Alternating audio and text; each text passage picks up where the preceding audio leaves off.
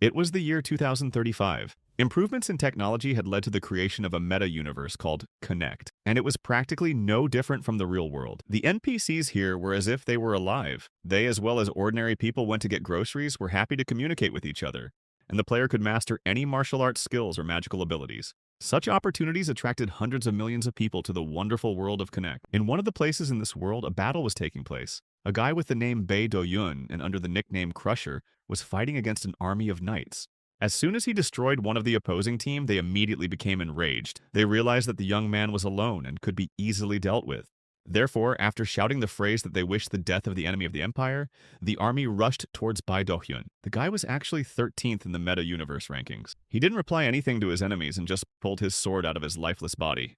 Crusher had a psychokinetic class. He watched as a group of men flew at him with an attack, and as soon as they got close enough to him, Bei Do-hyun was able to destroy the knights in front with a single flick of his fingers. Seeing this, the army commander ordered the others to get ready and shoot at the guy. Therefore, after a few seconds, many arrows appeared above the Crusher's head. However, they were unable to do him any harm. Using his abilities, Bei Do-hyun created a field that blocked the enemy's attack. His enemies were puzzled as they watched. They couldn't believe that the arrows were just hanging in the air. And after that, the men were shocked. Their arrows that they were aiming at the young man flew back. Before they could react, the soldiers fell to the ground lifeless. Bei Do-hyun didn't stop there. He grabbed his dagger and flew towards the enemies who were still alive. The guy attacked everyone who was in his path. In this place, only screams of pain could be heard. But the army was huge, so after sending a few soldiers to the other world, the destroyer stopped. Around the young man at this moment, some kind of energy was swirling. It was telekinesis. Looking at Bei Do-hyun, the other opponents were terrified by the overwhelming power the guy possessed. Suddenly, the face of one of the soldiers turned white. He noticed various swords, spears, and other weapons circling in the sky. It was the destroyer who was controlling their movements. Demonstrating his skills, he directed them all towards the enemies. Sharp swords flew into the enemy army. At first, screams were heard again, but after a while it all subsided. All this was happening in a building, and through the small window above, sunlight was streaming in. It fell on the lifeless bodies, and the guy kept walking forward. At that moment, the destroyer removed the hood and mask from his face and looked around for something. Suddenly, Bei Do-hyun's gaze was drawn to something at his side. Turning his head, he saw the man in charge. The old man was lying there without strength and asking if this was the end. However, the young man was not interested in the man himself, but in the pendant that was around his neck. It was exactly what he was looking for. And the emperor continued to speak in a trembling voice. He said that the prophecy said that the saviors would show their face. But the boy didn't react to the old man's words. He just silently reached for the pendant around his neck. However, things did not go smoothly. The emperor intercepted Bei Do-hyun's hand and asked him where were the men who would stop these endless battles. With indignation, the man asked the young man to answer why he had brought chaos to the world. He wondered why the boy was burning cities, destroying innocents and enslaving their people. After removing the pendant from the old man's neck, Bei Do-hyun asked him to blame the guilds that work for the government. After that, Destroyer saw a light at the end of the corridor behind him. It was the reinforcements. Meanwhile, the emperor was already lying in a very bad state and shouted at the guy leaving to remember that everything would be as God intended. The old man was sure that all people would pay for their deeds. At that moment, Bei Do-hyun had already come to a large structure that looked like a box, and there was a small hole in it that was just the right size for the pendant. Without wasting any time, Bei Do-hyun put the jewelry in place. Then the stone in the pendant shone and the box moved. Thus, an underground passage opened up. As soon as Bei Do-hyun went down and lifted his head, his face changed. After all, according to the data, the first mythical artifacts of the Connect were stored here. That was how it was. 5 years ago, the major guilds had made a pact with the Empire and destroyed this world. And Destroyer thought that the old man's lamentations were mere blossoms compared to what he'd been through in the last 6 months. The guilds had seized control of Connect and he was left as one lone solo player from the top 100. Therefore, Bei Do-hyun opened his inventory and took out an artifact. The young man thought about how the guilds would be bombed if they found out that he had taken them first. Just as the Destroyer decided to leave, something caught his eye. Looking down, he noticed a game cartridge. Picking it up, Bei Do-hyun didn't understand what he was doing here. Suddenly, everything around him started to change. He dropped the cartridge and grabbed his head. Apparently, it was a connection error, but the boy didn't understand why it happened. After a while, Bei Do-hyun found himself in the real world. He was sitting on his gaming chair and his right side was bleeding. Our hero realized that his business was going too smoothly and now it was time to pay the price. As he looked up, he saw several men in formal suits standing in front of him. One of them was holding a knife and with a smile on his face, they wished the young man dead. Bei Do-hyun couldn't even imagine that these men could go that far. At that moment, one of the strangers contacted the president and said that they had the boy. Then, putting down the phone and lighting a cigarette, he said that their chief had ordered them to destroy the young man and bring his head. Then the men grabbed our hero by the arms and said that he was wrong to go to another level. They assumed that he just thought he was cool and had lost his fear after getting a piece of glory. But Bae Do-hyun wasn't so brave now. He begged the men not to touch him. To avoid any unnecessary talk, one of the men in the suit ordered the other to put a sack over the guy's head. He then pointed the knife at Bae Do-hyun.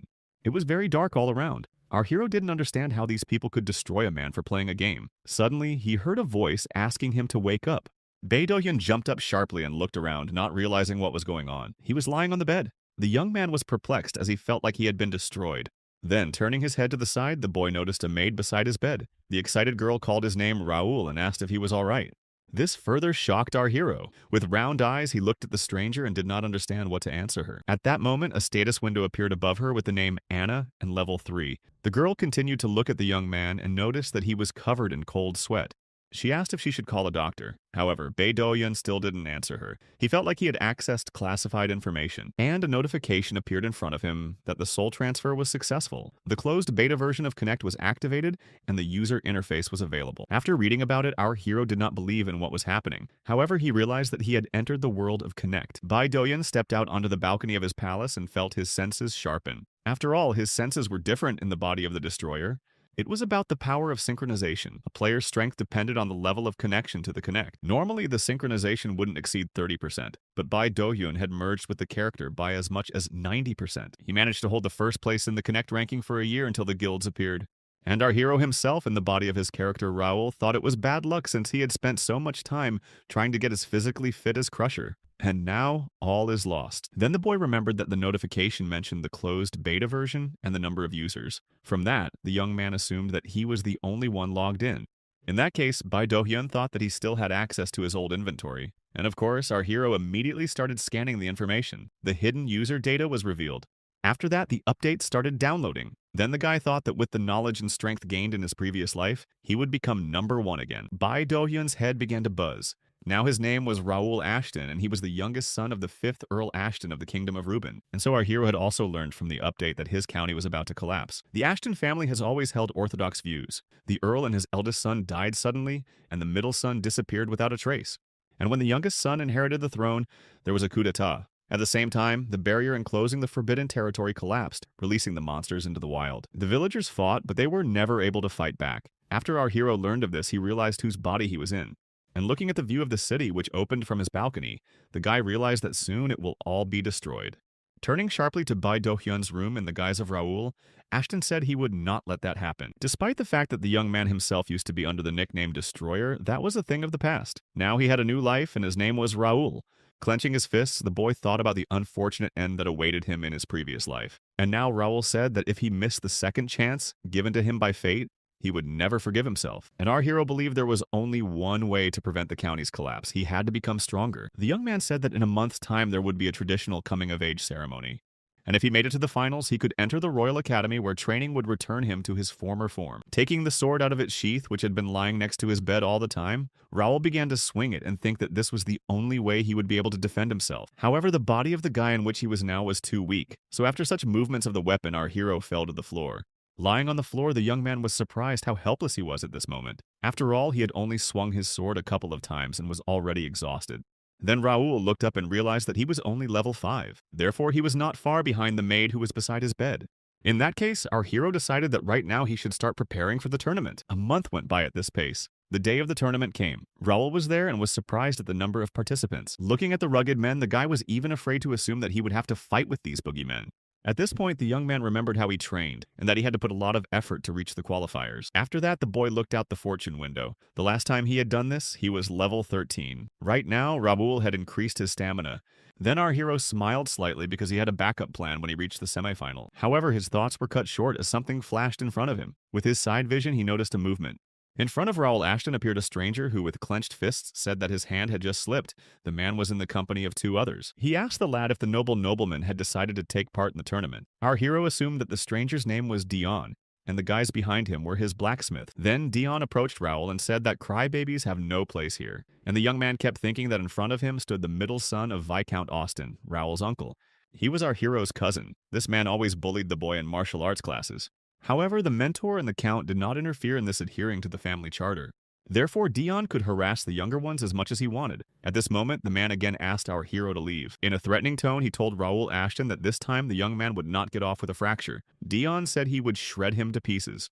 Then he turned to his friends and asked them to let our hero pass because he needed to cry into his pillow. Looking at Dion, Raul realized that many people were thinking that he would win the tournament. However, from these thoughts, a smile appeared on his face. After all, he was sure that in the finals will not leave a living place from his cousin. Sometime later, in one of the castles, a man in a suit addressed his master and said that the report from the first day of the competition had arrived. The chief immediately grabbed the notebook with the data as he wanted to know who had distinguished himself. When he saw the report, the man was surprised. He immediately asked his subordinate where Raul was. He replied with a smile that the boy had eaten and was now resting in his chambers. He also added that the young man probably needed to regain his strength after such a busy qualifying round. The man in charge was called Melvin Ashton. He was an earl and Raul's father. After hearing this, he let his subordinate go. And as soon as the door to his office slammed shut, he laughed loudly. The man was proud of his son. After all, our hero was on the roster, which meant he'd made it to the group stage. Melvin Ashton said that the boy was always the weakest of his sons, so he did not insist that he mastered the sword. But suddenly, according to the Earl, Raul started practicing a month before the tournament. Watching, the young man saw that the first training was a complete failure, but that didn't break our hero. Melvin Ashton also knew that his son was bullied and mocked, calling him a weakling, but he should not have interfered. The Count was afraid of making the situation worse and embarrassing Raul, and he waited for the moment when the boy could stand up for himself. In the end, our hero exceeded all the man's expectations, and while the young man slept, Melvin Ashton thought that when the tournament would come to an end, he would come to talk to him. And so the day of the final contest came. The people in the stands were emotional. They resented the battle they were watching. There was a huge man standing on the battlefield. Everyone was shouting at him to finish off his opponent. The huge man looked at the boy in front of him and didn't understand why he was still standing. His opponent was Raul Ashton. Then the man decided to attack the young man. He swung his sword. However, our hero was able to block the blow. The thug was very surprised and attacked the guy with a new force. The man asked him if it was not time for him to surrender. However, even after such an attack, Raul bounced back and remained unharmed. All the spectators watched the fight with bated breath. They were very surprised that the young man took another blow. From the stands began to come words of encouragement towards the young man. They were shouting at him not to give up. And this made the man Raul was fighting with very angry. Swinging his sword at him, the bulky man shouted that the boy could not run away all the time. Attacking our hero time after time, the man asked if this is how the scions of noble families behave. Despite such pressure from the enemy, Raul Ashton did not give up, and fighting off the attacks, asked the man to watch his tongue. The bully's name was Edmund. Once again, when the guy managed to dodge his blow from the stands, there were shouts of support from his friends. They shouted for the man to finally take the young man down. Some even shouted that they had bet all their money on him. Eventually, Edmund became furious. He said the jokes were over and it was time to call it a day. A kind of energy began to form around him. When the audience saw it, they were shocked. The man was holding a sword of mana. Covering their mouths, they advised our hero to save himself. After that, with eyes burning with anger, Edmund directed the mana energy towards Raul. However, after a couple of seconds, his face expressed surprise. The thug didn't understand why the guy didn't dodge the blow. Thus, a huge explosion occurred on the battlefield. Watching what was happening, all the people in the stands jumped up from their seats. As soon as all the dust settled, it was clear that everyone was alive. A judge ran up to the contestants and announced the end of the challenge. The winner was Raul. There were shouts of joy all around. Everyone was delighted with the excellent fight and the Earl of Ashton's youngest son. But Edmund, throwing his sword to the ground, was outraged. He didn't understand why the young man had been chosen as the winner, and not him. In a raised tone, he wanted to say what would have happened if he hadn't been stopped. However, the judge quickly silenced the man by calling him a fool. He also asked Edmunds to look at his neck. The referee said he had to stop the fight or he would have died. And the thing is, there was a cut on the man's neck. And then Edmund realized that when he attacked Raul, he was not moving because he was aiming at his neck waiting for the right moment. With that realization, the man fell to the ground. He looked at the boy with eyes full of fear. At that moment, Raul himself approached his adversary and said that he would be punished for insulting Ashton County. While the thug from horror expired then, the young man added that after the tournament, they are waiting for a serious conversation. After a while, our hero was already in his chambers. At his room stood Anna and wished him a good rest. As soon as the maid left, Raul Ashton clenched his fists and joyfully shouted hurrah. After all, he was able to win. After that, the young man in high spirits decided to look in the status window. When he opened it, he saw that he had improved his sword skill to the 9th level of the beginner rank. This made Raul's face even more smiling as his plan worked. And the fact was that our hero used the game's features and gained experience and skill points by fighting stronger opponents. And the longer the battle lasted, the more points the guy earned. It was all thanks to one thing. The young man was talking about the experience multiplier that he used in exchange for the ability to revive, because Raul Ashton plays in hardcore mode. At first, the boy wasn't very happy about it. However, if not for this mode, he would not have been able to achieve such results in a short time. And most of all, the young man was pleased with the presence of 5 unique characteristics. Telekinesis was the ability Bai Do Hyun possessed. Noble blood was Raul's skill. The remaining 3 would be unlocked as the young man leveled up. Looking at the status window, our hero with a slight smile decided to use one of the characteristics in the next competition. At this rate, Raoul Ashton would emerge victorious every time. It did not matter to him what kind of opponent stood before him. Eventually, the guy made it to the finals. The audience cheered or were amazed at what was happening. Some thought the young man was just lucky or cheating. People in the stands had different emotions. And our hero realized that the people of Connect had no idea about the abilities of the players. Returning to his room again, the guy decided that telekinesis is better not to use it without an urgent need. Also remembering moments from battles where he was exhausted, Raoul laughed. After all, his acting talent was not wasted. At that moment, a sudden knock on the door pulled him out of his thoughts. It was Ivan. He was the very subordinate of Count Ashton. The man asked the young man if he had been wounded. Raoul answered that he was fine and added that if he was injured, he would call a priest or healer. Ivan approached our hero and put his hand on his shoulder and asked him to be vigilant. He reminded him that not every wound could be healed by a healer. Raoul smiled and said that he understood and would take his words into consideration. After that, our hero thought that Ivan sincerely cared about him. It was very unusual for the guy, as in his previous life, he was on his own. Then, with an awkward smile, Raoul asked the man if he managed to fulfill his request. Ivan answered yes and handed the young man a piece of paper. The matter concerned Mr. Dion, and so the man excitedly asked our hero if he was sure of his actions. Raoul, with a smile on his face, asked his subordinate not to worry and said that he would definitely win. In response, Ivan told our hero that he believed in him and that he should go.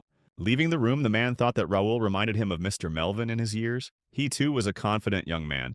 This time, however, Sir Dion would be his opponent. This man does not spare anyone who gets in his way. Meanwhile, Raoul Ashton looked at the piece of paper that Yvonne brought him and watched with interest what would be written there. And the fact was that there was a betting system in the county. It was created to promote the tournament, and part of the money collected is received by the participants of the tournament. So after putting the sheet on the table, the guy realized that the amount that was written there was enough to become a worthy member of the county family. After some time again going out on the battlefield, Raoul Ashton thought that now he only needed to crush Dion. Looking at his opponent and grabbing his sword, the guy said that it was time for the final fight. At that moment, the spectators split into two groups. Some shouted words of encouragement towards our hero, and someone shouted to Dion to beat all the bad things out of the young man. Then Dion turned to our hero. He did not understand how he managed to get to the finals, but said that he would make him believe that signing up for the tournament was his worst decision. The man also added that soon the young man's fans would realize how pathetic he really was. Dion couldn't wait for Raoul Ashton to crawl on the ground. It seemed like such threats should strike fear in the young man. But our hero yawned in response and asked if the man had finished talking already. Such behavior made Dion angry. Clenching his fists, the man insulted the guy, and the spectators noticed how he was burning with mana and said that Raoul was not his equal. But the young man stood perfectly calm at that moment. He noticed that his opponent was just being cool. Looking at Dion's window status, Raoul saw that the man had zero potential. Sure, he looked impressive, but it was just a show-off. Then the referee announced the start of the competition. Gritting his teeth, Dion said that our hero was dead. However, suddenly our hero jumped up from his seat and flew with an attack on the man. This really surprised Dion. He barely had time to block the young man's punch. The referee announced that Raoul Ashton had thrown the first punch. Bouncing back and sighing heavily, Dion spoke unflatteringly of the boy and asked him why he had decided to show off. But Raoul again did not answer his adversary's provocative questions. He thought the man was not as quick as he thought. Continuing to swing his sword, our hero decided that Dion's strength was not at all noteworthy.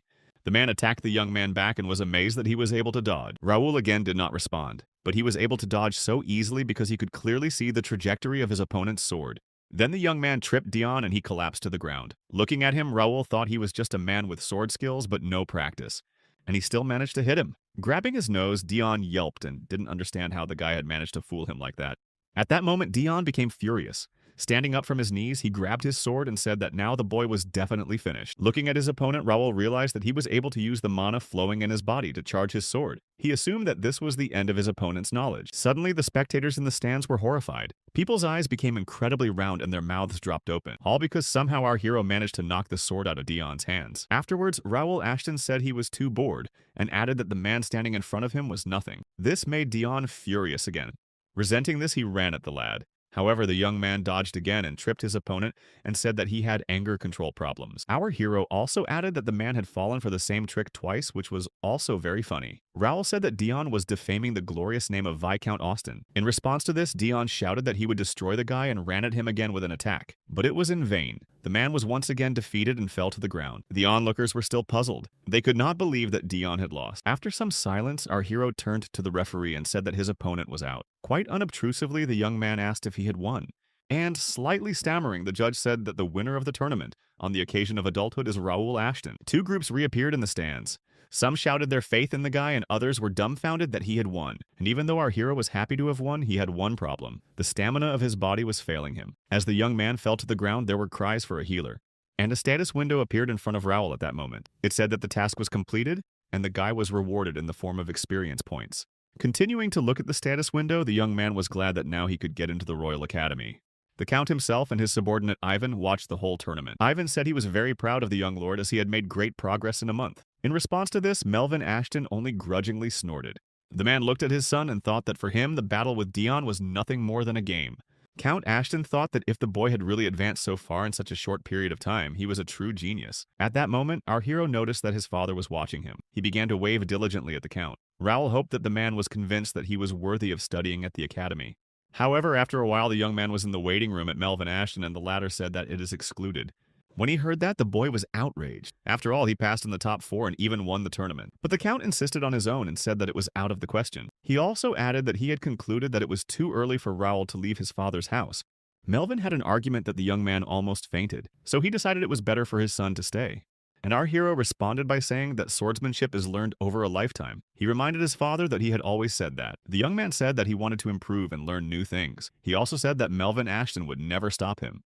These words surprised the man very much. At first, he didn't know how to react, and then the thought that the boy had grown up flashed through his mind. Then the Count got up from the table and agreed to his son's terms. However, he had a condition. Melvin Ashton said he would only let the boy go if he could defeat him. And pointing his sword towards our hero, he added that he would not be careful with him.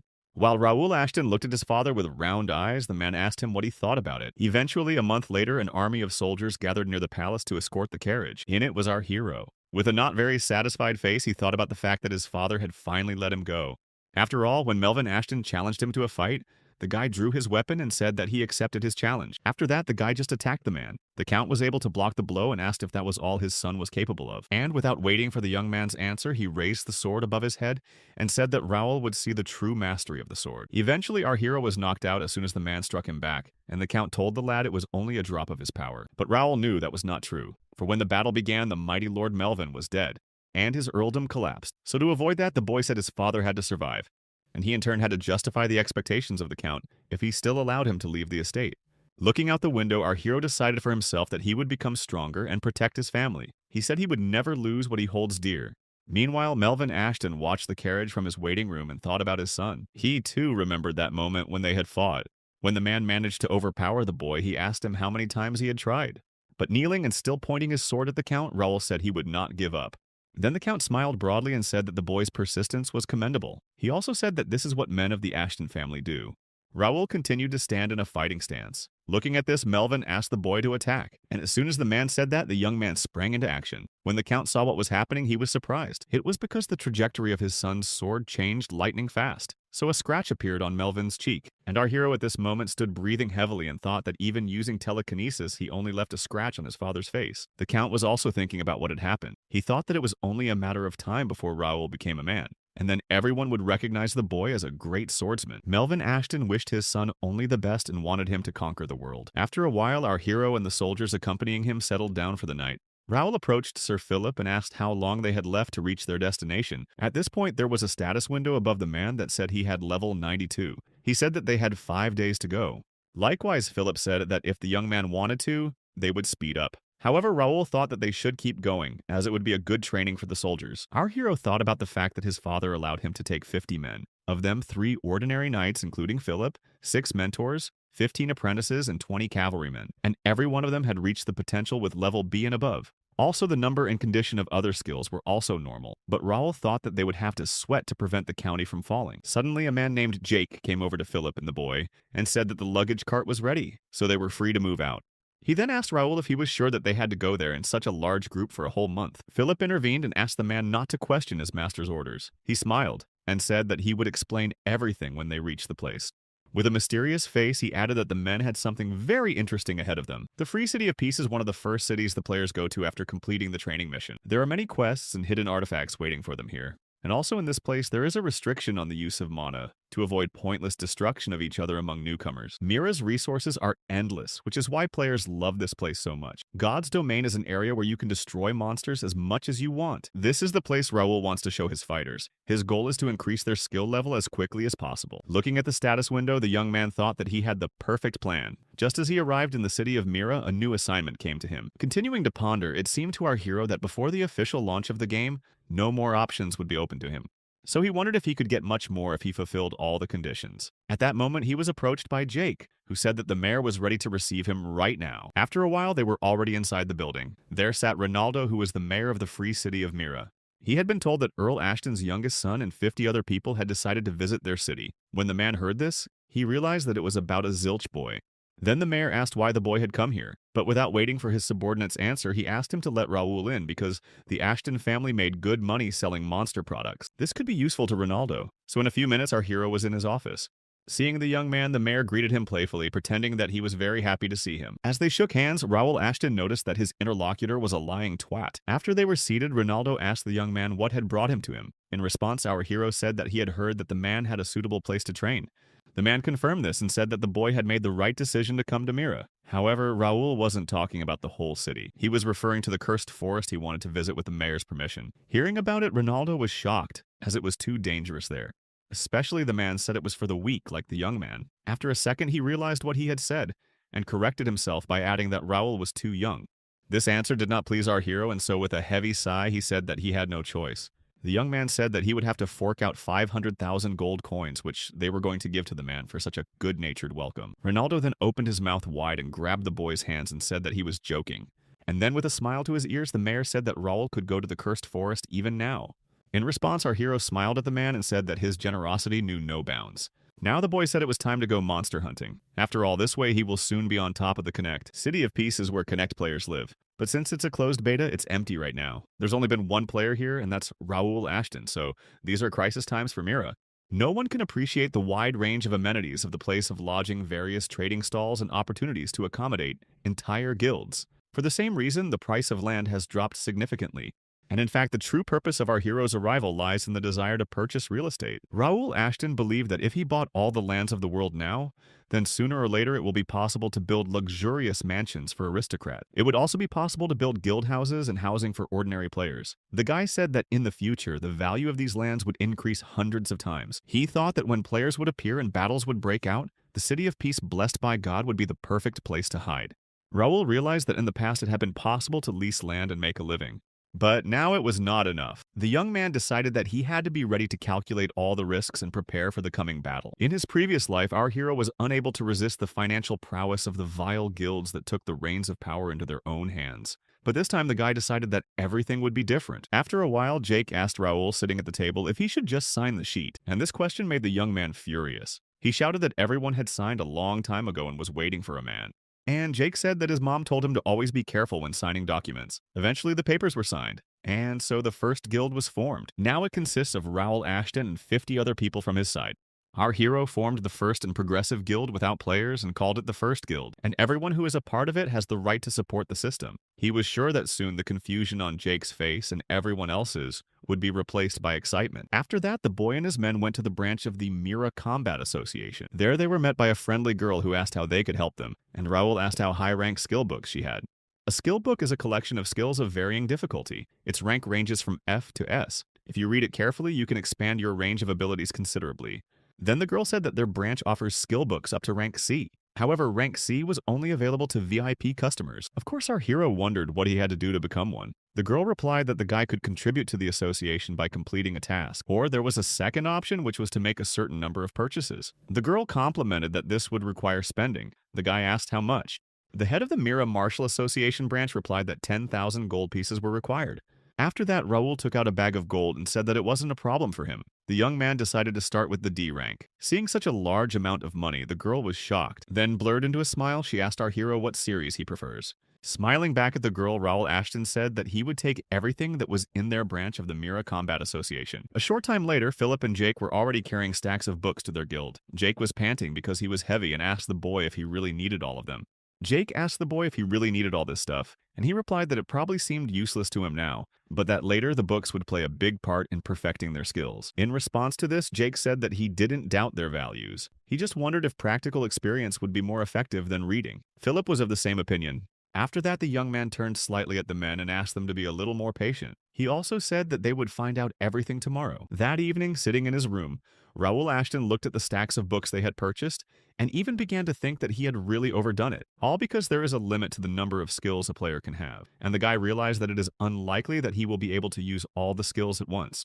Then our hero remembered about the task window. After all, when he woke up in the body of Raoul in the inventory was 2 unknown items. The guy wondered what it could be. Looking at the skills, Raoul realized that to click on them and use them is not possible. However, yesterday when he received the task, those were open. After that, the young man immediately remembered about the inventory. There was a book called Skill Decks, and he wondered if it would be possible to activate this skill by completing the current task. And the task was that the guy had to collect 10 books of skills and put them in skill decks. Without wasting time, our hero took the first book of skills in one hand, and in the other took skill decks. And then the magic began to happen. Information from the book itself flew straight into the skill decks. After it was over, Raoul dropped the skill book, and looking at the skill decks, he couldn't believe he had done it. The mana energy that was stored in the book was gone. However, he had a problem. There were still a lot of books, and it would take a long time to dig through them. So our hero wondered if there was a way to bring in all the skill books at once. As soon as the young man said so, the stacks of books began to fly up and emit energy. After a while, the mana energy from all the books evaporated. Raoul was very surprised that the system understood him so quickly. Then he checked the skill decks and made sure that he had succeeded. The assignment was complete, and as a bonus reward, in addition to the skill decks, the young man received 2 skills. The first was the ability to get more useful skills from skill books, and the second is the ability to steal the skills of the opponent and put them into skill decks. And judging by Raoul's reaction, the second skill impressed him more.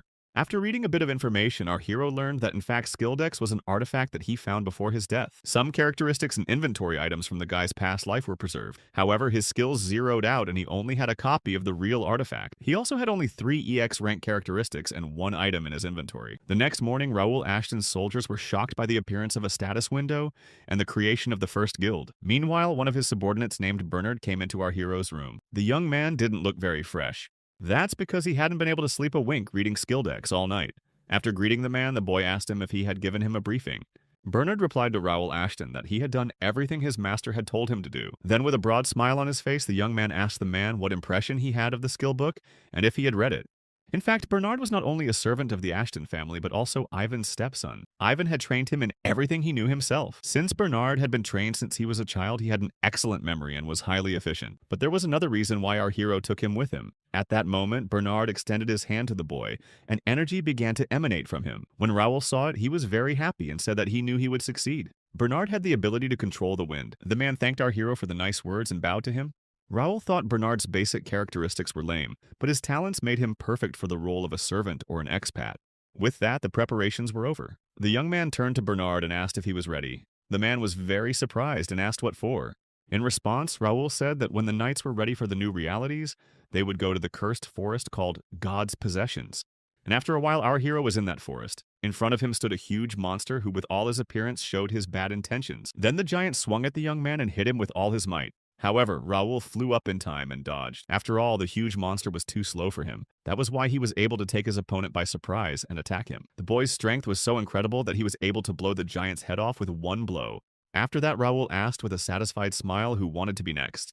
And at that moment, the guy was surrounded by a crowd of monsters like the one he had just destroyed. They all roared that the young man was strong and should be sent to the other world. Among them was a giant who was different from the rest. Apparently, he was in charge. And looking at our hero, he ordered the monsters to attack. Dozens of giants rushed at Raoul. However, the guy himself was not scared at all and was ready to attack. The God's Domain is not only a territory for hunting monsters, but also a symbol of the world. And if the players are injured, they will heal them, and if they die, they will be reborn in the city. Therefore, it is believed that better than Mira shelter cannot find. As for the monsters, even if some of them are destroyed, the total number of monsters will remain unchanged because Mira has its blessing on them. Humans cannot revive in the cursed forest or use items obtained as rewards for hunting monsters outside of it. But if they do try to take them out, the items will immediately turn to dust and disappear. And all because of the fact that people are forbidden to touch the property of the gods. However, there is a peculiarity here. This rule applies only to the inhabitants of Mira. Players like our hero are allowed to take the spoils of battle out of the forest. Looking at the boy, Jake gritted his teeth and prayed that the system would help them. The phrase angered Philip as Raoul took the brunt of the blow. While the young man was deftly fighting the giants, the most important of them stood aside and didn't realize how much power the boy had. So he asked him directly about it. Raoul Ashton smiled in response and circled in the air and asked if the monster was referring to this power. Seeing several swords coming towards him, the giant was terrified. He could do nothing and the weapons slammed into him. Meanwhile, Jake and Raoul stretched their arms forward and shouted telekinesis with one voice. Eventually, all the enemies were hit. Jake said it was a very useful ability, and Philip looked at the man and asked if he could refresh the ogre silently. Jake sighed heavily and asked if that was why he had come all the way to Mira. But of course, he didn't rule out the fact that they had gained experience. Then the man looked at his lord and noticed that he was looking up and that there was some kind of energy circling around him. Raoul smiled and thanked his subordinates for their help. After all, it was only through their joint efforts that they were able to achieve such a result. Then he said that the guys could become stronger by studying the skill books. At this moment, Philip stood with a pensive face and thought that the guy was right. He also remembered the moment when they were practicing, and he attacked one of the monsters with a sickle strike. As soon as the man managed to win, our hero came up to him and asked if he now understood why he preferred skill books to battle armor. And since Philip was under a huge impression of what had happened, he said that it was amazing. The man now thought he had quickly mastered the skill and wondered how the young lord had such knowledge. Philip was distracted from thinking about this by the sound of a sudden notification. On seeing it, the man was startled. In a worried voice, he immediately turned to our hero and asked him to look at the guild chat. Meanwhile, Raoul Ashton himself had already seen what was happening. He told the guys that they were going back to Mira right away. Things were really bad in the city. A red-haired stranger held his sword over the head of one of the soldiers and said that it was hard for him to hold back and watch the Ashton children do as they pleased. Attacking one by one, another red-haired man said that if Raoul had listened to him, they would have put them all in their place long ago. The wounded soldier on our hero's side asked the third man what he wanted, and the man attacked him and asked him if great-grandfather hadn't taught them to be careful and not to make a mess. They were 3 siblings. They were the sons of Viscount Randall. The eldest was called Ramon, the middle Jerry, and the youngest Cale. One of the soldiers said in a weak voice to Ramon that they would all regret what they had done when the young master came, but he didn't let the poor man speak and finished him off with his sword. With a mad smile, he shouted and waited for Raoul Ashton to come. After all, they were eager to talk to him. But suddenly Ramon noticed that something was wrong. Looking at the soldier he had just attacked, the man realized that they were not dead. Jerry, standing not far from his older brother, continued to laugh and was excited to see Raoul. Meanwhile, Cale shared his thoughts about how he thought it was forbidden for noble families to point guns at each other in the free city. Ramon replied that he didn't care. He said that if they were questioned, they had nothing to do with it. The man thought it was a great idea to put an end to the Ashton family. He said that maybe the truth would even commend them. And as soon as Ramon said it, his head exploded. At the sight of it, his brothers were horrified. They immediately turned around and saw a male figure behind them. It was a furious Raoul Ashton. The fellow declared that the boys had committed a crime against his county, and now more than their worthless lives were at stake. Jerry was furious after that. He asked the guy how dare he destroy a member of the Rendell family. Cale was also outraged. He didn't understand where the guards had gone and who had let Raoul in here. And the thing was, the guards were being held back by our hero's boys. Philip held a sword right at the throat of one of the soldiers. He told the young man that Viscount Rendell's knights were surrounded. He also added that he would make sure none of the townspeople were around. Bernard and Jake stood by his side the whole time. Raoul Ashton praised his men for a job well done. Then he looked around and saw many soldiers who were badly wounded but still alive. He asked Bernard to carry them all to the temple. After that, the young man opened his inventory and took out a sword. He said that he would deal with Viscount Rendell's sons himself. Viscount Rendell, like Ashton County, is one of the 5 military families of the Kingdom of Reuben. However, the history of the Rendell family is not as eventful. It joined the 4 military families when the head of the family, Viscount Hudson de Rendell, became a master swordsman. And since they had no particular merit, they had to find ways to enhance their status.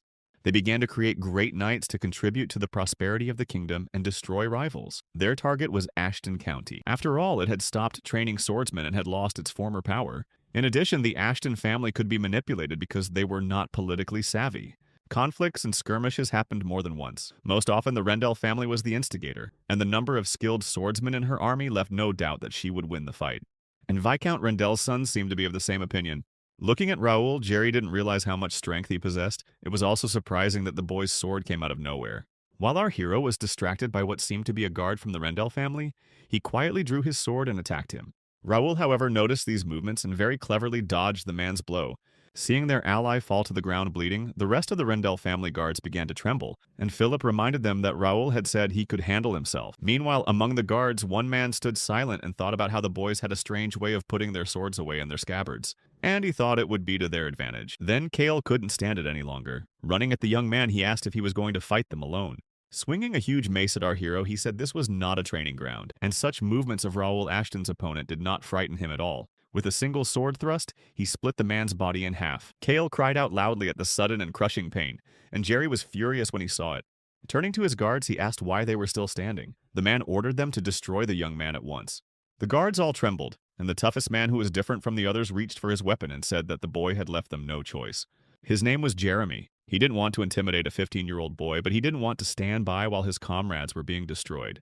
He didn't think it would be right in the least. The rest of the guards followed Jeremy's example. Raoul knew from watching what was happening that Viscount Rendell's main weapon was a rapier. Therefore, he assumed that he was dealing with representatives of the elite knights. He also noticed that Captain Jeremy had level 65 and the others were around level 60. Meanwhile, Raoul was level 45. The guy couldn't win in a fair fight. Then the soldiers said he had time to change his mind and surrender. After all, they do not care who Raoul was, and they did not promise him mercy. But our hero wasn't going to back down. Without wasting time, he jumped up and attacked the knight closest to him. He didn't even have time to do anything. Blood splattered everywhere. Raoul then put his sword behind his back again and decided to attack using Bear Strike. The other knight from the Viscount family's side was covering his face from the sudden wind and didn't realize what was happening. At that moment, Raoul jumped up and attacked him. Again, drops of blood flew in all directions. The young man seemed to have everything under control, but suddenly Captain Jeremy got off his seat and pointing his sword towards our hero, flew at him. Seeing this, the guy was very surprised and blocking the blow bounced aside. Jeremy stood next to a knight from his squad. Turning to him, he asked if Raoul was unharmed. The man answered yes. Then the man remembered that 2 of his knights were dead. He had heard that the boy was weak and had no idea how to wield a sword.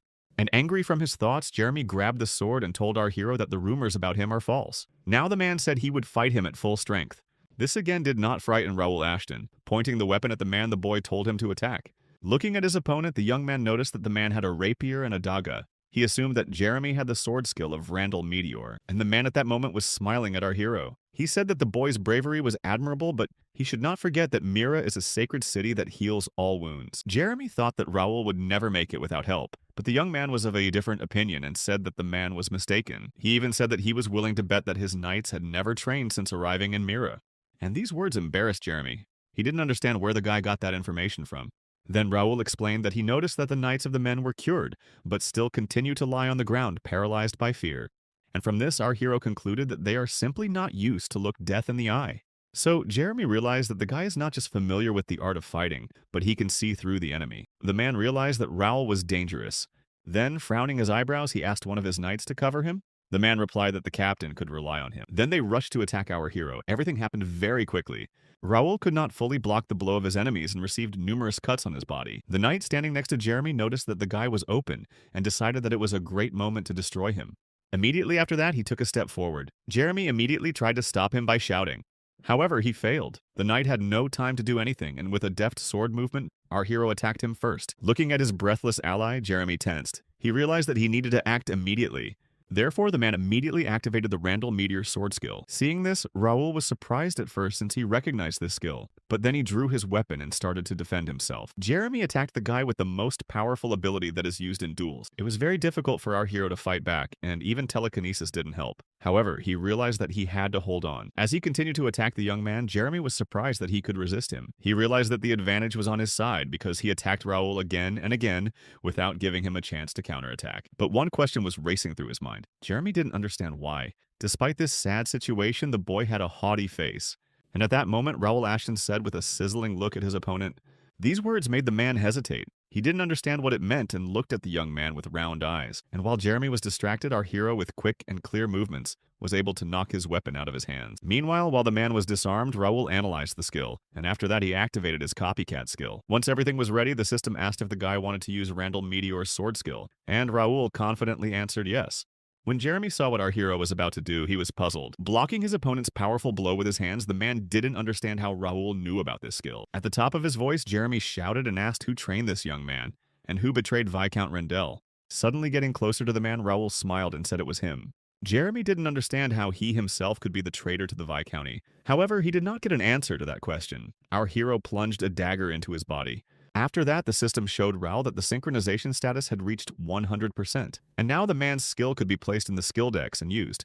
The young man was surprised that it worked. He had spent a lot of energy using the S-rank Copycat to suppress the enemy. Copycat was a skill learned by the boy using skill decks, and he could copy one skill at a time while keeping his eyes on the target at the moment of activation. Otherwise, the percentage of analysis would go to 0, so Raoul did not blink while he attacked him. Also, the skill could only be stolen in one-on-one combat. Then our hero opened the skill screen and saw that thanks to skill decks was available to him 3 more skills, and the slots allowed him to apply any 2 skills from the book.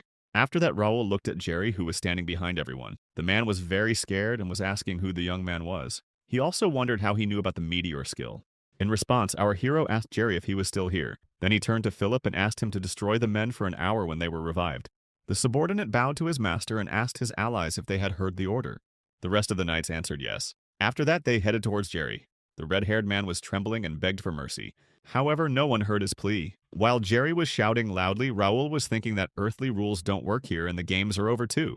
After a while, our hero said it was time for them to leave. Now it was his new reality and he was not going to waste the chance he had been given. The guy said that even if he had to swim across the river of blood, he would never give up. Watching everything through the binoculars, Ronaldo was terrified. He didn't understand what was happening. After all, according to the plan, the Knights of the Rendell Wine should have beaten the young man, and he should have gotten his share by sending guards to help. But instead, Raoul Ashton spoiled the man's life by taking out a dozen men in one fell swoop. And at that moment, our hero turned his head sharply toward Ronaldo, who was watching him. Startled, the man immediately threw the binoculars out of his hands. He realized that the guy had spotted him. Grabbing his head, Ronaldo remembered the rumors that said that Raoul could only boast of status and a pretty face. Meanwhile, our hero left the mangled bodies of the Knights of the Viscounty behind him and said that now it was time for them to go. Ronaldo was beginning to think that all this was just a mask on Raoul's face, under which the great swordsman was actually hiding. Continuing to keep his hands on his head, the man assumed that in that case the young man had long ago become aware of his machinations. Calming himself, Ronaldo decided that now he needed to build trust with Ashton County. After a while, our hero sat in his room and thought that he had overdone it a bit. But even so, he said it was worth the gamble. What's more, the guy made a score of 5,000 gold coins. And thanks to the magic bag with the magic of space, he didn't have to worry about overweight luggage. The young man also got a rapier and a daga. They were the main weapons of the people of Viscount Rendell. But what pleased Raoul Ashton the most was the ticket in his hands for a random book of skills. The guy really hoped that he would be lucky because he was already tired of unlucky tickets. So folding his hands, our hero began to pray that the ticket was not empty and that he would get anything. As he continued to pray, the guy tore the ticket in half and a bright light flashed across the room. The system notified Raoul that he had received a skill book called Riviere Level B Spear Mastery. The young man was overjoyed as this was what he needed to leave for the capital. Smiling, our hero said that fortune had smiled on him today. Now he had only one unfinished business. The guy said that a month of preparation should not go in vain, and he is finally ready to do something. A week later, Raoul Ashton was back in the Cursed Forest fighting a huge monster. After defeating it, he managed to raise his level to 51st, and now a class upgrade was available. Having fulfilled all the conditions, the guy received the Swordsman Expert class and Psychokinetic Expert class. Philip and Jake, who had been by his master's side the whole time, congratulated him. After all, being a sword expert at the age of 15 was rare. In response, our hero didn't say anything but simply raised his hand up. This movement provoked the stones underneath him to fly up in the direction of his hand. Then Raoul stretched his hand forward and the stones flew into the tree in front of him. After that, the guy drew his sword and jumped up and used the bear strike skill. Everything around him shone. A huge crack appeared in the ground from such a strike. Raoul didn't even expect such a powerful kick. Philip marveled at his master's strength, and Jake laughed and said that the boy didn't need them anymore. He also asked him if they could rest, and at that moment he got a light blow on the head from Philip. He said that the man would think about resting when he reached the young master's skill level. In response, Jake told the commander that he was joking, and meant that they were behind the master like a stone wall. But Philip was not amused and asked him to leave the idle talk. After that, our hero said that it was too early for them to relax. The men asked the young man what he planned to do next, and if he wanted to send a message to Ashton County, to which Raoul said he would contact his father later, and for now, they should keep their progress a secret. While Philip and Jake were arguing, the young man thought about the fact that he had crushed a lot of monsters by raising their skill level. In addition, the boy had thrown a bait for someone to take the bait. And the guy was talking about imperial dogs. With a smile on his face, Raoul told his subordinates that it was time for them to go back. Meanwhile, there was a girl named Nakia working in a house in the city. She was an alchemist. Her workday was over and she couldn't help but marvel at the fact that potions were in high demand lately. Looking at the various magical ingredients, Nakia thought it was all thanks to Ashton County. After all, monster body parts were needed to make potions. However, they are not often found in the cursed forest, so the ingredients are not easy to obtain. But the Knights of Ashton County suddenly kindly offered Nakia their help, and now she could brew potions every day. Plus, Raoul is a regular at her shop. The guy always asks if the girl needs anything and asks how her work is going in general. Nakia smiled, thinking that she was not used to this kind of attention, but she was grateful. With a slight blush on her face, the girl also said that our hero was very handsome. Then Nakia sharply began to slap her cheeks and force herself to pull herself together. And the thing was that the difference between her and Raoul was 8 years. The girl said the guy was too young for her. And on top of that, he was also an aristocrat. Nakia thought about all this on the way home. Finally reaching the right place, she went inside and warned Nikki about her coming. However, no one answered her in return. Then the girl noticed a note with a knife on the bed. From this, she was horrified. The leaf said that her sister had been stolen, and if Nakia wanted to save her, then she should keep her mouth shut and wait for further instruction. Those words made the girl tear up. It seemed like she was willing to do anything to keep her Nikki out of harm's way. Running out of the house, Nakia ran out of the house and ran wherever her eyes took her. She thought about the fact that her sister was not allowed to leave town. There were rumors that there were many missing persons reports, and the city department promised to investigate. And by all accounts, those rumors weren't lying. Nakia wondered what she should do. She couldn't go to the city government since the kidnappers were probably following her, and the mercenaries and guild members would need time to prepare. And at that moment, she remembered our hero who had told her that she could turn to him for help if she got into trouble. As she continued to run, Nakia realized that she had no other choice, so she decided that she needed to find Raoul Ashton immediately. Meanwhile, the system notified our hero that the girl was heading towards him, but the guy wasn't surprised. He knew this would happen. Then Raoul asked all his men to take positions. Also, he said to focus on the target and report to him about any changes in the plan. After that, the young man decided to log into the Connect community, and then he clicked on a block called Connect Cafe. This was the information cafe that the boy had managed in his previous life, and it was only available to the premium class. Being a star player, he got all the information he needed from fans and informants.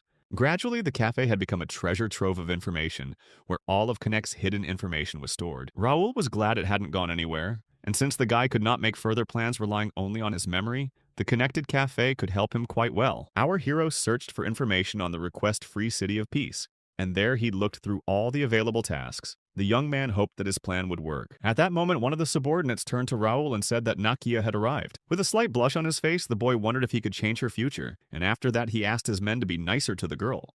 In fact, Nakia had been called many things. She was both a crazy alchemist and a bloodthirsty witch. She got those nicknames because people were afraid of her. Many civilians were harmed in the process of creating chemical weapons because of her. Nakia experimented on people in an effort to get revenge on the Empire. But now our hero was facing a desperate girl who needed help. Rushing to Raoul, she tearfully asked him to help her find Nikki. In response, the guy smiled at her and asked her to calm down. He also asked Nakia to explain everything in order. Continuing to cry, the girl told that her sister was kidnapped. 2 hours ago, the lady who lives in the neighborhood and looks after Nikki was supposed to take her home, but something went wrong. Nakia blamed herself and begged Raoul to find her sister. Grabbing the girl's hand, the young man promised her to find her sister. He had a hunch where she might be. Then he told Nakia that he would let her know as soon as he found Nikki. In the meantime, the boy advised the girl to stay here where Bernard would keep an eye on her. After bowing to the guest, Bernard told her that she had made the right choice in turning to the young master, as he always keeps his promises. After a while, Raoul and his subordinates headed out. Philip said that Pierce was tracking down enemies, and also the man said that he had received permission for the operation from Mr. Mayor. At that moment, the system showed that there was a gang of criminals in the woods, and the boys needed to crush the villains. Raoul then asked Philippe if he had given the mayor the list of rats, to which the man answered yes and added that Ronaldo would reward them later. Our hero thought about the fact that on that list he had written the names and locations of all the criminals in the city. He used all available channels of communication and got all the information he could. So the guy wanted to eliminate all the flaws in the plan. After that, he told his men that they could move out. Meanwhile, some strangers were hiding in the bushes next to the knights. They looked at each other and said something. In another place, Pierce's group was lurking. With a serious expression on his face, the man said that he had found what he was looking for. In front of him was the enemy's lair, judging by the footprints on the ground. So without wasting time, he ordered the others to begin the operation. At the same moment, Pierce jumped up on a tree branch and decided to use the recently learned skill. And this skill was called Detection. After activating it, the man's eyes lit up red. As a result, through the walls he could see in the den 2 men who held a bow in their hands and were ready to attack. So Pierce realized that the young master was right. Their enemies had indeed set up magic circles and barriers. He decided that he must report this to Raoul. Then our hero himself informed the man that they would be there in 5 minutes. Looking at this message, Pierce thought that 6 months ago, his life was completely different. Earl Ashton's youngest son, Raoul, unlike his brothers, grew up as a weak and untalented child. Most servants and knights tried to avoid him, and when the boy was looking for volunteers to go with him on a journey, few expressed a sincere desire. Then Raoul visited the training ground and talked to the knights, among whom was Pierce. Addressing him, the young man said that he knew that the man wanted to go beyond his limits, and he offered Pierce his help. As a result, our hero took the sword in his hands and began to guide Pierce, paying attention to the points that need to be finalized. And even though Pierce wanted to do better, he doubted that Raoul could teach him anything. However, the man decided to trust him and see what would happen. As soon as Pierce did what our hero told him to do, he was amazed. The man's movements became much clearer. Then he remembered the words of the young man who said that it would be difficult for him to master the bear kick, and his advantage is not in strength, but in agility. Pierce also remembered Raoul telling him that he should hone his archery skills. After all, the boy had heard he had a talent for it. Pierce was surprised, because not many people knew he could shoot a bow, and the young man noticed it. It was at this point that the man decided to follow our hero. Now Pierce thought it was the best decision of his life. He thought that those who refused Raoul's offer were now biting their elbows. The man didn't even understand why the guy was hiding his power. Thanks to the skill books that our hero bought, Pierce not only reached the expert level in bow skill, but also improved other skills. He said that without Raoul's help, he wouldn't have succeeded. Pierce also thought that today the guy could show his true strength, and at that moment he looked down and his face stretched. Pierce came down from the tree and said hello to Raoul, who had arrived with his subordinates. After that, the guy looked at the den of the criminal gang. The system said that the guys need to destroy the magic circle and get inside to get information. Continuing to look at the lair, Raoul thought about the fact that they are all similar in whatever city they are in. However, this was where the spies of the Kranan Empire were hiding. Usually, Connect players get quests from starting points like Mira, and then get rewards for destroying monsters or bad guys. But now our hero was dealing with some tricky people. Slave traders that kidnap people, mercenaries who want to make more money, is no comparison to the spies Kranan. They're also known as Imperial Trackers. They hunt down players to blackmail them into not cooperating with others. Raoul thought that the trackers were causing a lot of problems, so he couldn't let them continue to run amok. After that, the boy waved his hand to Pierce. It was a sign for the man to attack the enemies with his bow. With the first time, Pierce hit the right place and destroyed those enemies who stood behind the wall. Thus, the way for our hero and the rest of his men was open. Raoul thought about destroying the magic circle with the help of a scroll he had recently acquired. But suddenly, the young man decided to take his time. Looking ahead, he noticed a flow of mana. So, reaching into an inner pocket, he took out a dagger and decided to try to absorb the energy. Making a leap forward, our hero realized that he could do it. Then Raoul Ashton plunged the weapon into the magic circle and destroyed it. Now he could save money instead of spending it on scrolls. That was exactly what Pierce had expected from the master. Then turning to Jackson and Neil, the man said they were moving on to the baiting phase. He said he would notify them when they could enter. Meanwhile, Raoul Ashton thought about how lucky he was to have his elite knights by his side. Then the young man told his men about the plan and asked them not to take prisoners. He also asked him to remember to use his rapier to strike the final blow. Jake replied that he didn't understand why they needed to poke them with that wand, but he would do what the boy ordered. Raoul then turned to Pierce and asked him to cover and search for the prisoners. He said that the man's main task is to rescue Nikki, who was Nakia's sister. At the very end, our hero turned to Philip. Pointing his hand in front of him, the young man called all his men to action. They went to the den of criminal. Moving along the dark corridor, the guys reached a hole in the wall. Raoul assumed that it was the hideout itself. At that moment, Pierce reported to our hero that he had successfully penetrated the enemy base. That was a good sign. The boy thought about the fact that the hunt was starting. Looking around, he noticed that the shelter had high ceilings and wooden fence. He also saw his opponents, who were probably about 30 or 31st level, which is the level thieves usually have. After a few minutes, Raoul Ashton turned to Philip and Jake and said that the analysis was over. Now they were free to move out. But before they did, the guy signaled to the men what they had to do. Then, with one motion of the gentleman's hand, Philip and Jake rushed forward. Raoul rushed after them. With incredible speed, he approached their opponents. Flying above them, the young man attacked them. Then he landed and grabbed his bow and arrow and started to attack the others. Philip and Jake also dealt with the enemies with ease. One by one, they sent one of them to the other world. One of the criminals was watching from above. With terror in his eyes, the man sounded the alarm and ordered his men to guard the entrance. He then told them to destroy the intruders, and the army of enemies began to grow. Raoul noticed this. And also he saw that those began to block the arrows with shields. At this moment, our hero was noticed, and all the arrows of the enemy were directed towards him. Seeing this, the guy was very surprised and did not even move from his seat. He did not take his eyes off the arrows flying at him. However, none of them could wound Raoul, all because he created a barrier with his skill that did not let anything through. When the criminals noticed this, they were shocked. As the arrows bounced off the guy, they started calling for reinforcements, and they were already here. The men ran behind our hero and decided to attack him in hand-to-hand combat. Raoul was again not intimidated by such difficulties. He put the bow back on his back and thought that he should use something else. Then the young man took out several small daggers and placed them between his fingers like Wolverine. One of the enemies approached him, and with the words that he was finished, he rushed to attack. But he didn't realize how wrong he was. Raul easily blocked the man's blow, and after that he flew away from the young man unconscious. As the other criminals watched, they were horrified. Also, all the arrows that were lying on the ground began to rise into the air and approach our hero. Seeing this, one of the criminals even lost the power of speech. He could not believe his eyes that magic was happening now. Then Raul Ashton swung his arms and the arrows turned towards his enemies. With one move, he was able to disarm all the criminals that were in this hideout. With arrows in their bodies, the men groaned and could not get to their feet. At that moment, the young man thought that the rapier was a light weapon, but not powerful enough. He thought that it would take more effort to pierce through the armor. After that, our hero jumped off the pole he was on and landed next to the wounded enemies. He wondered where everyone else had gone. Then his gaze was suddenly drawn to Jake, who was nearby, dealing with one of the criminals. While he was screaming and begging for mercy, the man did not hesitate and sent him to the other side. When Raul saw this, he gasped. Grasping his forehead, he realized that Jake was rebelling against the use of the rapier. The young man thought it was better to save his mana, since he had reminded him several times not to leave marks that indicated swordsmanship. But later he thought it was not worth the trouble. After all, the lowlifes were finished. Our hero's group had neutralized them all. After a while, they stood together and discussed what had happened. Pierce was apologizing because Miss Nikki had not been found. Raul told the man that it was nothing and asked if he had brought the prisoners up to speed. Pierce said yes and added that they had given them clothes and food and asked them to wait quietly until the end of the fight. Jake then asked if they had dealt with all the criminals and if they were the bad kidnappers. Then Raul thought that something was definitely wrong. Pierce didn't understand what the guys were talking about, so he explained that first of all, Nikki wasn't here. Secondly, the criminals were all of the same level, and it was unclear where the leader was. And in the third place, there was a magic circle waiting for them at the entrance, but there was no mage. The conclusion was that the big shots and other prisoners could be elsewhere. Then Jake looked at Pierce and said it would all go to hell if they didn't find them. Pierce said that he had checked all the suspicious areas but found nothing. He added that maybe his powers weren't enough and there was a skilled magician working here. In response to this, Raul said that the man has been working in the guild for only a month, and he did well. After that, our hero asked the guys to follow him as he seemed to know where the enemies were hiding. After a while, they were near some cabin with a light on. The guy asked his allies to inspect the huts and report if they found anything suspicious. Philip said that everything was clear. In the end, they only had one hut to check, which was in front of them. Once inside, Raul Ashton drew his rapier and asked the boys to get ready. He said that now the most interesting thing would begin. Then the young man moved the table in front of him with his foot and swung the weapon. Afterwards, the boards under them collapsed and it became clear that there was a metal lid under the floor. And under the lid was a secret staircase that led to the basement. At that moment, Raul felt something approaching them. In just a few seconds, a huge, inhuman hand appeared from the depths of the cellar. Jake fought it off and asked what it was.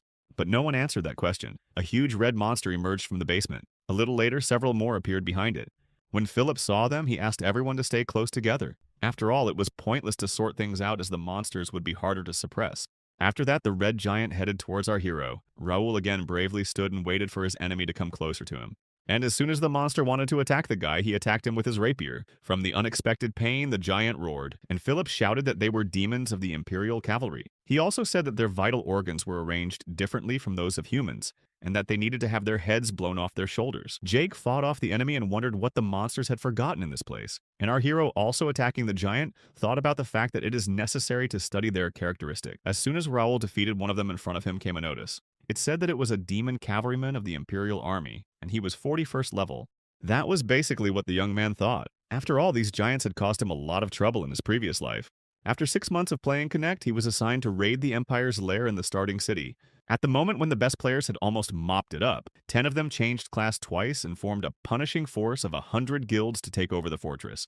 However, once the secret Imperial Cavalry showed up, most of the players didn't last even a minute. That day, our hero miraculously escaped from there, and for the next 6 months, none of the rankers dared to approach the lair of the Empire. Then the demonic cavalry numbered about 50 individuals, and it was no wonder that players who had barely reached the 50th level could not defeat them. One could only wonder what the outcome of the battle would be this time.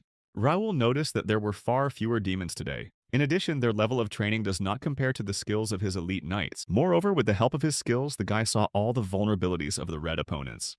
Therefore, he and his team only had to strike the right blows. Adhering to such tactics after a while, Raul and the others became the winners. All the monsters had been neutralized. Pierce didn't understand what the demons had forgotten here. He assumed that they had mistaken the entrance to the front yard of the Imperial Palace, and Philip said it was probably dangerous to go down there, but Raul saw no other choice.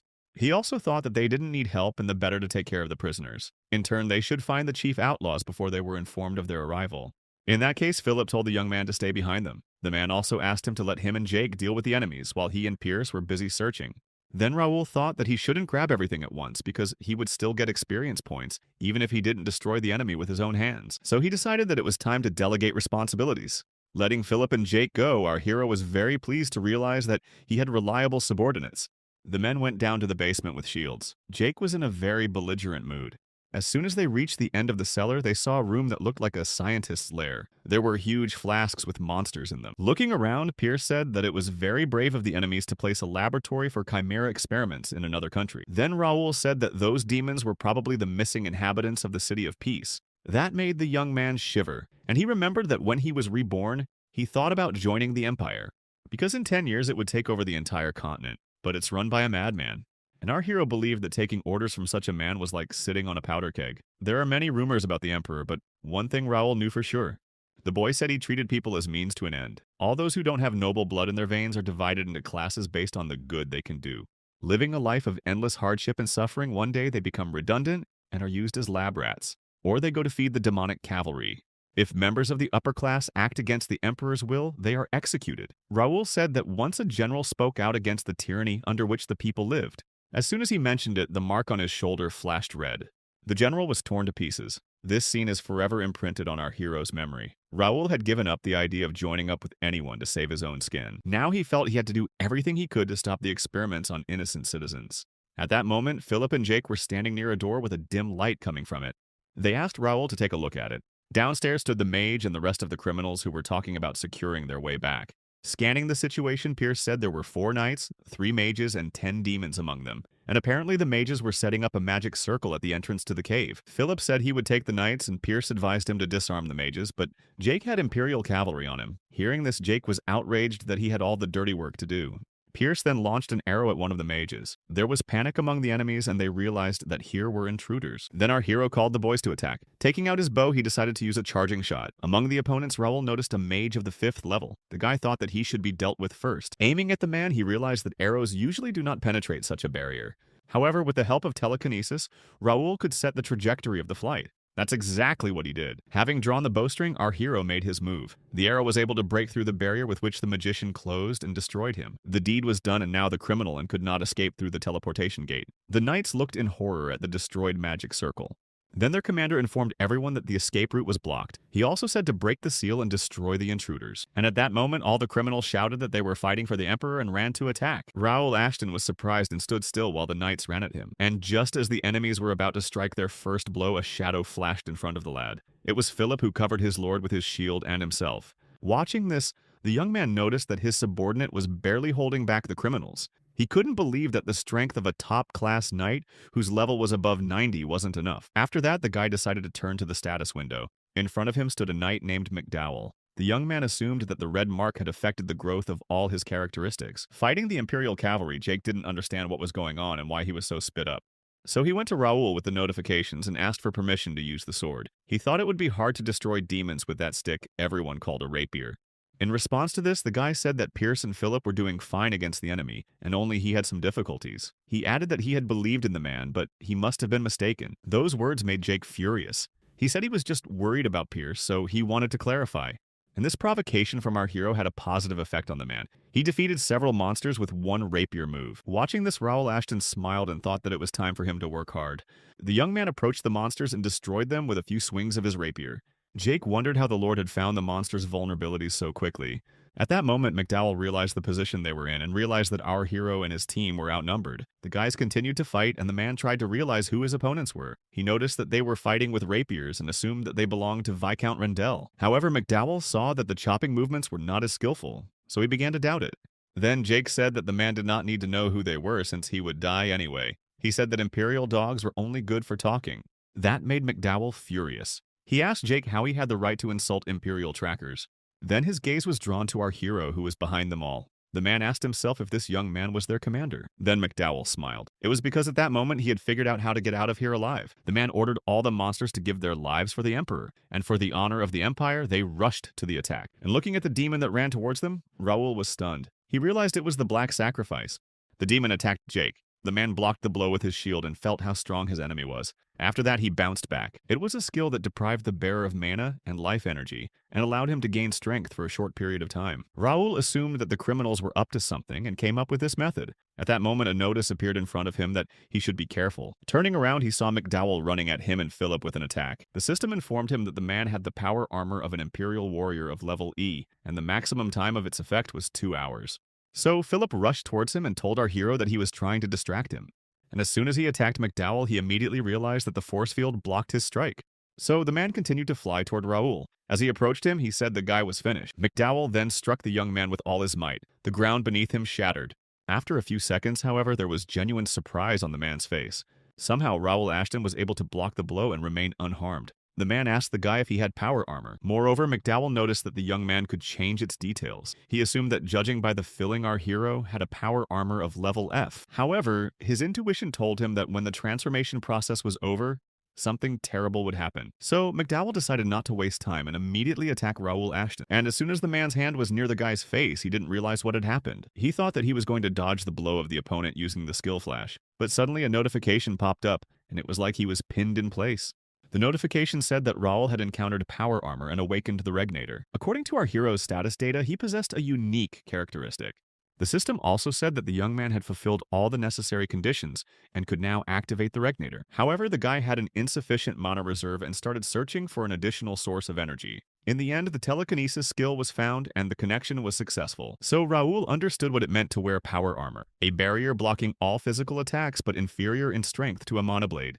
A defense skill that neutralizes spells of at least the third circle of magic, and inside it is a mysterious core that increases the mana and physical abilities of the wearer. And the wearer of power armor cannot be defeated even if the opponent has a higher level and more experience points. Its power is unfathomable. However, it was created for the people of Connect, therefore players cannot use it, and power armor remains their pipe dream. For non-player characters, it was the only way to fight back against the players. However, with a happy smile on his face, Raoul declared that the power armor was now his. Continuing to swing at our hero, McDowell did not understand why his attacks did not work on the young man. In the end, after a blow from the man, the boy bounced back and looked at his enemy with anger in his eyes. Then he pulled the rapier lying nearby with a stream of energy. Without wasting time, Raoul attacked McDowell. He watched in horror as the young man broke through the barrier. The man thought his end had come, receiving a blow from our hero. With burning eyes in that case, he said he would take everyone with him. Radiating powerful energy from himself, McDowell shouted that it was all in the name of the Empire. Watching the man scream in pain, the boy noticed that he would soon fuse with the power armor. Then a notification from the system appeared in front of Raoul, stating that the Regnator had detected a forbidden fragment of power. The young man was surprised because he didn't understand what it meant, and the system explained that according to the oath, a part of the seal was released. After that, our hero began to emit light from his body. Continuing to shine, the system added that the Regnator was ready to show his true power. A couple of seconds later, a beautiful and powerful armor appeared on our hero's body. Now the young man's size matched his opponent. Meanwhile, McDowell continued to lurch from the discomfort in his body. Then he gathered his strength and flew towards Raoul Ashton to attack him. Looking at his enemy, our hero thought the sight was disgusting. McDowell looked terrifying. As he swung at the lad, it was all accompanied by an unpleasant growl. Fighting with the Imperial cavalry, Jake and Philip watched their master and were shocked by what was happening. A couple of seconds later, there was an explosion so powerful that the men had to cover themselves with their shields. As soon as everything dissipated, it became visible that our hero blocked McDowell's blow. Raoul then decided to attack him. When he saw the guy's hand clenched into a fist coming towards him, McDowell shouted loudly. His whole body began to glow from within, and the young man continued to point his fist at the man and said goodbye to him. After that, McDowell's voice flew off his shoulders, and our hero exhaled heavily after such a fight. The armor on his body began to evaporate. The guy couldn't believe what he had done and wondered if he had managed to meet the time limit. As soon as he thought about it, he started coughing up blood. Philip and Jake began to worry about their master and asked if he was all right. He waved his hand to his subordinates to let them know he was okay, thinking that it was the first time he had felt something like that. Looking at his wrist with the golden bracelet on it, he felt as if he had opened the veil of eternal power. And covering his eyes, Raoul Ashton thought that this time he had borrowed energy from other sources. And then with burning eyes, our hero clenched his fist and said that someday he would handle it himself. A little coming to his senses, the guy pulled out the stone that was in McDowell's chest. To be exact, it was a pocket teleporter and a mana stone. Raoul realized that they would find a use for it later. Pierce then approached him and told him that they had found Ms. Nikki and the rest of the prisoners. However, not all of them had survived. In response to this, the young man said that they had done all they could. He asked the man to tell the hostages to get ready as they would be returning to their families soon. Pierce also complimented that Ms. Nikki was not feeling well. In that case, Raul said that they should hurry up and leave. But before they did, Jake asked, "What about the treasure?" Raul was surprised and asked the man if he wanted to take it. He said yes and added that he would give it a second life. He also asked the guy if he could leave such valuable things in an unknown place. Then our hero thought about it and thought that Jake was right. He realized that he couldn't wear McDowell's power armor, but it could serve as proof that they had caught the Imperial trackers, and it would also be an excellent object of research. Raul said the trackers were not easy to defeat. He remembered how easily they took the lives of ordinary people. Many users had left the game because of them, but now there was no need to provoke them into new battles. He decided it would be better to focus on strengthening their combat power and raising his profile. Raul then turned to Jake and asked him to forget about the treasure as he needed it for the plan. Just like that, the boy said it was a trophy for her. The man was outraged as the Lord himself did not give them the opportunity to get it. In response, our hero said that his subordinates still get a reward and now need to rest. From this, Jake was over the moon. He was happy about the future bonus and vacation. Looking at Jake's running away, he couldn't understand whether he was a fool or a genius. Then he turned to Pierce. The man said that the bait had worked and that they would do their best. Raul was very curious how his enemies would act. However, there was nothing to think about. Still, he wanted to see their bewildered faces when they found out that they had fallen into a trap. Meanwhile, the Rendell family was walking to someplace. Ramon asked the guide indignantly if they were going in the right direction. At that moment, the man thought that they had followed our hero into the forest, but had lost the trail. Ramon was furious that because of the guy they got into the temple and lost all their money and weapons. They also lost mana and lost. On top of that, there were only 12 knights left in the guard. Ramon said that even Captain Jeremy was wearing power armor. The man thought that they couldn't miss the chance to take revenge while their enemy was outside of Mira. And in that second, their guide said they had arrived. In front of the brothers of the Rendell family was a dark corridor. Kale then asked if this was the right place for them. He thought the place looked a little creepy, but they should search it anyway. Ramon thought so too, because they had come all this way for a reason. Eventually, after searching the area, the Rendell family found a chest with gold coins in it. This pleased Ramon. Even though they didn't find Raul, they managed to get some gold. Jerry thought they had found a real treasure cave. After all, there were various artifacts and magical objects. However, this was not the biggest find. Next to them was a power armor that the Rendell brothers looked at with even more joy. Meanwhile, our hero and his group returned to the city. There he was greeted with all respect by the townspeople. They thanked him for taking the brunt of the attack and said that they had cleared out the hideout in the eastern forest and rescued the prisoners. Raul praised them in return. They were actually novice knights and members of the first guild. 6 of them had reached the expert level and the others were preparing for it. The northern hideout had been cleared and the supplies had been delivered. The western hideout was the same story. Each of the knights had been trained in the sword skills of Ashton County and knew how to use mana. Raul thought about the fact that their ranks had swelled to 100 fighters. Now they were not afraid of any outlaws. Then he shouted to his men that it was time for them to return to the base. After a while, they returned where they were met by surprised knights. They did not understand why the men of Ashton County were so numerous. Then the young man turned to one of the men and asked if he was the commander. And he was indeed. The man said they had been ordered to round up all the civilians. Among the crowd stood Nakia. While everyone was rejoicing that their children might have returned, she thought of her little sister. And then she noticed in the arms of our hero Nikki, who was unconscious. Raul then turned to Nakia and asked if she was really waiting for them. The girl's body was trembling and stammering. She thanked the guy. The young man said that Nikki was not well at the moment, but the palace would take care of her and she would surely recover. Then Raul turned to Bernard and he said that the Reverend had already arrived. At that moment, our hero thought about the fact that they had saved the lives of many people who could have died. In addition, they changed the future of one of the girls who would have almost made revenge her life's goal. Maybe Nakia would never become a great alchemist and create potions that would turn the world upside down. But Raul hoped that the girl would play a role in the prosperity of the empire. The guy said that when he returned to the past, much had changed, and he was not afraid to influence the course of history. The young man no longer followed the principles of humanity and was not afraid to take away someone's future. Today he could save many more people if he acted faster, but our hero turned his back on them, driven by the desire to please Nakia and earn points. However, he managed to achieve his goal and rescued many prisoners. Raul believed the city was no longer in danger, and at sunrise he will be waiting for a reward from the mayor. But even so, our hero felt uneasy for some reason. And turning to the people Raul Ashton noticed in the crowd, an old woman who was looking for her son with sadness in her eyes. Looking at her, the young man thought about the fact that there were people who did not need to pass the tasks. However, they had more serious tests to pass. Now Raul realized how selfish his intentions were. He shunned ordinary people, not wanting to waste time on them. He promised himself to forget about the past, but continued to live as if there was nothing more important in this world than a game.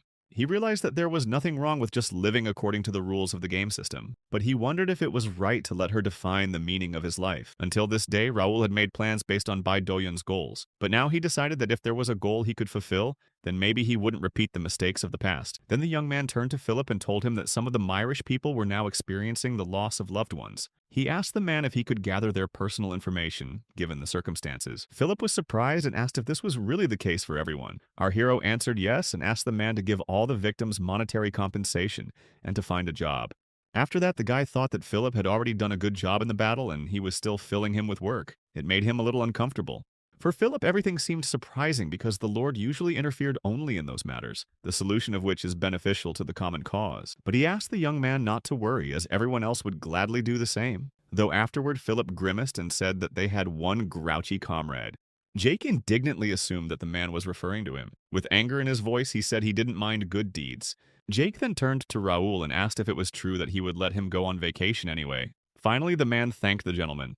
Everyone around him cheered and shouted glory to Ashton County. Looking at this, the guy realized that the support of the Mercian people would be a great help in the fight against other guilds. And even though it was all part of the plan, Raoul liked to see them happy. He even thought he might stick around for some hands-on experience. While our hero was chatting with the people of Mira, there was a stranger in the crowd who was watching him with a smile on his face. After a while, the young man was sitting in Ronaldo's office. The man apologized to him for the trouble they had caused him. He said that thanks to the boy, Mira could breathe a sigh of relief, but Raoul didn't think he'd done anything remarkable, and the mayor insisted. Then the young man said that he was surprised to learn that the dark forces of the Empire would reach the territory of the Kingdom of Reuben. He said that they had already been working on research for a long time, judging by the asylum, and Ronaldo said it wasn't the first wave of abductions, but the treaty tied their hands. It forbade them from creating their own army, and they could only afford guards. However, outside the city, the man said that she was losing some of her powers. Then he added that Raoul had been correct in his assumptions and that representatives of Viscount Rendell had visited them. The mayor said that they claimed to have destroyed the kidnapper's lair and demanded compensation. The man thought they should be thrown out, but the boy asked them not to. Our hero confirmed these words and added that it was a necessary measure. Ronaldo realized that the young man wanted to make those people look like heroes, but for what purpose it was not clear to him. The mayor said that it was Raoul who deserved all the glory and could be honored with a royal award. In response, the boy laughed and thanked the man for his concern. However, he hoped that the mayor would honor his request. Ronaldo sighed and said that at Raoul's age it was not usual for him to be so judicious, and he added that the boy should not worry. At that moment, our hero thought of letting the Rendell family take all the laurels for themselves. That way he could get the attention of the Kraken Empire. Then the mayor said he didn't know what to give Raoul. He thought that money would not be enough and asked the boy to tell him what he wanted. In that case, the young man decided to ask him for a favor. Our hero said that he had heard that Ronaldo owned a large collection of valuable books. He asked if the man would mind if he looked into it. Ronaldo was surprised and later said that the young man could stay there as long as he wanted and choose any book he liked, but the man thought that even that would not be enough.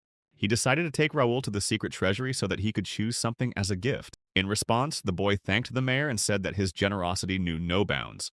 A broad smile appeared on the man's face. He said that he always shows generosity to those who deserve it. Listening to the mayor, Raoul noticed that he was clearly not stingy in his praise. After a while, our hero was in the library. Looking around, he couldn't believe that this place was so amazing. Coming to the shelves with books, he thought that at first glance you cannot even realize that this is a real treasure. Now, that's because there were countless skills stored here. And while he was standing with a book in his hands, the system asked him if he would like to purchase the skill book Piercing Thunder Rank B. The young man continued to marvel at the scale of the library. Just by looking at these books, he was filled with profound wisdom. Continuing to wander through the rows of the library, Raoul thought that he might never come back here again, so he could not miss the opportunity to find the book he wanted. Then the young man looked at one of the upper shelves and noticed a book that emitted a dim light. He decided to check it out. It was a book called Exploring Ancient Spell Rituals and Mental Cultivation Methods. Even though it had a long title, Raoul decided to open it, and after that the guy was flooded with a barrage of information. This book was restricted to users with psychic abilities. Our hero realized that the skills of this special book could only be mastered by an S-rank psychonetist. The young man was very happy to have found it. In his previous life, meditation skills of rank B did not prevent Raoul from reaching the top of the Connect rankings, but he lacked spiritual power and was quickly thrown off his pedestal.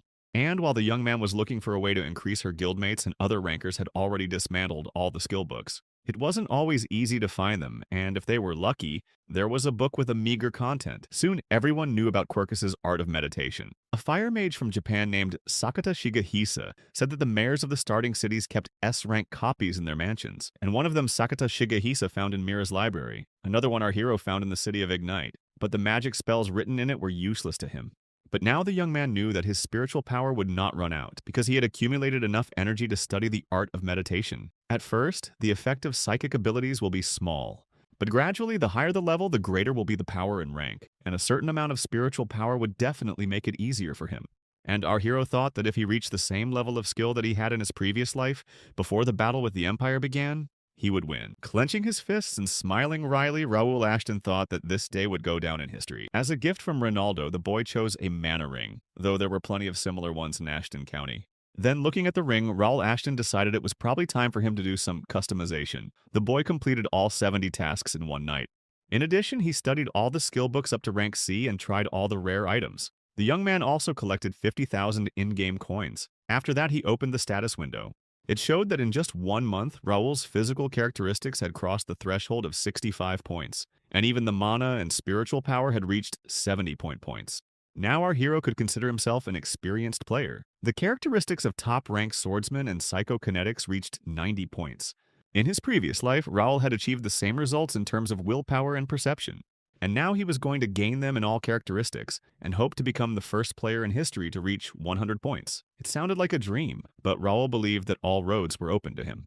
The guy was reborn with the same inventory. He also managed to unlock the skill decks and activate the Regnator. With the skill decks, Raoul was tasked with breaking the seal.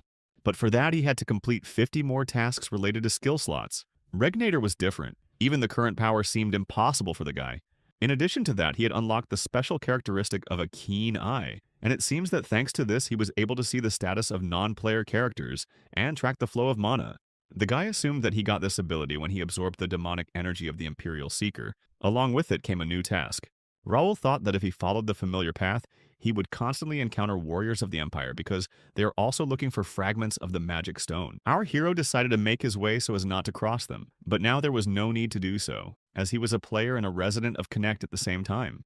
The young man himself decided how to build a scenario and what task to perform next, and if his goals did not coincide with the plot, he would follow his wishes no matter what. The next day, Raoul Ashton was sitting in his office and Bernard came in. He told him that Miss Nikki had regained consciousness. He also informed the gentleman that Miss Nakia had asked to see him. The man asked if the lad wanted to visit them. Then our hero immediately got up from the table and said that he would love to meet the girls. After a while, he was already at their place, and from the doorstep he asked Nakia and Nikki how they were feeling. And Nakia threw herself at the feet of our hero and began to thank him. The girl didn't know how to repay Raoul for his kindness, but he asked her not to worry about it. He advised Nakia to take care of her sister. Then, shifting his gaze to Nikki, the young man wondered if he should check her status. Meanwhile, Nikki said hello to Raoul and thanked him in a weak voice for saving her. Nakia then turned to our hero and said that her sister was a little shy. The boy responded by saying that he understood. Raoul also realized that the girl was not feeling well and thought that he should get closer to her. As soon as he did that, he noticed the raging blue waves in Nikki's eyes. Continuing to look into the eyes of the girl, our hero did not understand what was happening. He was very surprised and asked himself if no one sees anything like this. And to be sure, Raoul decided to use his new characteristic called Sighted Eye. As soon as he did, he couldn't believe his eyes. It seemed to him that Nikki was just a normal kid. The status window said the girl was level 5, but the potential was SS rank. Raoul assumed that the disease was suppressing her characteristics, and he wondered what would happen if he cured Nikki and returned her skills to their previous state. The guy said that it was scary to imagine how powerful the girl would be in the future. At that moment, Nakia turned to him and asked if something was wrong. Then in response, our hero started waving his hands and said that everything was fine. And after that, he looked at Nikki and thought that he needed more information. After a few days, Raoul Ashton gathered all the information he needed. Looking at the pictures of the people and going through them, the guy said that they would be leaving Mira soon and everything was going according to plan. The guy and his team captured more slave traders and other criminals. They also rescued about 50 people. Mira is now the safest place on the continent. Construction was completed and the guild house opened its doors to its first guests. Many Mirans decided to thank them for saving their lives and offered to help. Among them were talented workers, so Raoul was confident in the success of the work done. Our hero only had to solve the issue with Nakia, and just at that moment the girl entered his office. Sitting down on the couches, the young man asked her how Nikki was feeling. In response, Nakia thanked the guy and said that her sister was much better. She also thanked the Lord for inviting the priests. In response, Raoul Ashton smiled and said he was always happy to help. Looking at Nakia, he thought that in reality it was quite different, as Nikki was still not well, and divine power alone was definitely not enough here. Nakia then said that she had heard that the boy was leaving today and added that she had not been able to thank him properly. She then asked the boy again what she could do for him. Nakia thought that Mr. Raoul had helped her and Nikki out for a reason. She really wanted to help him.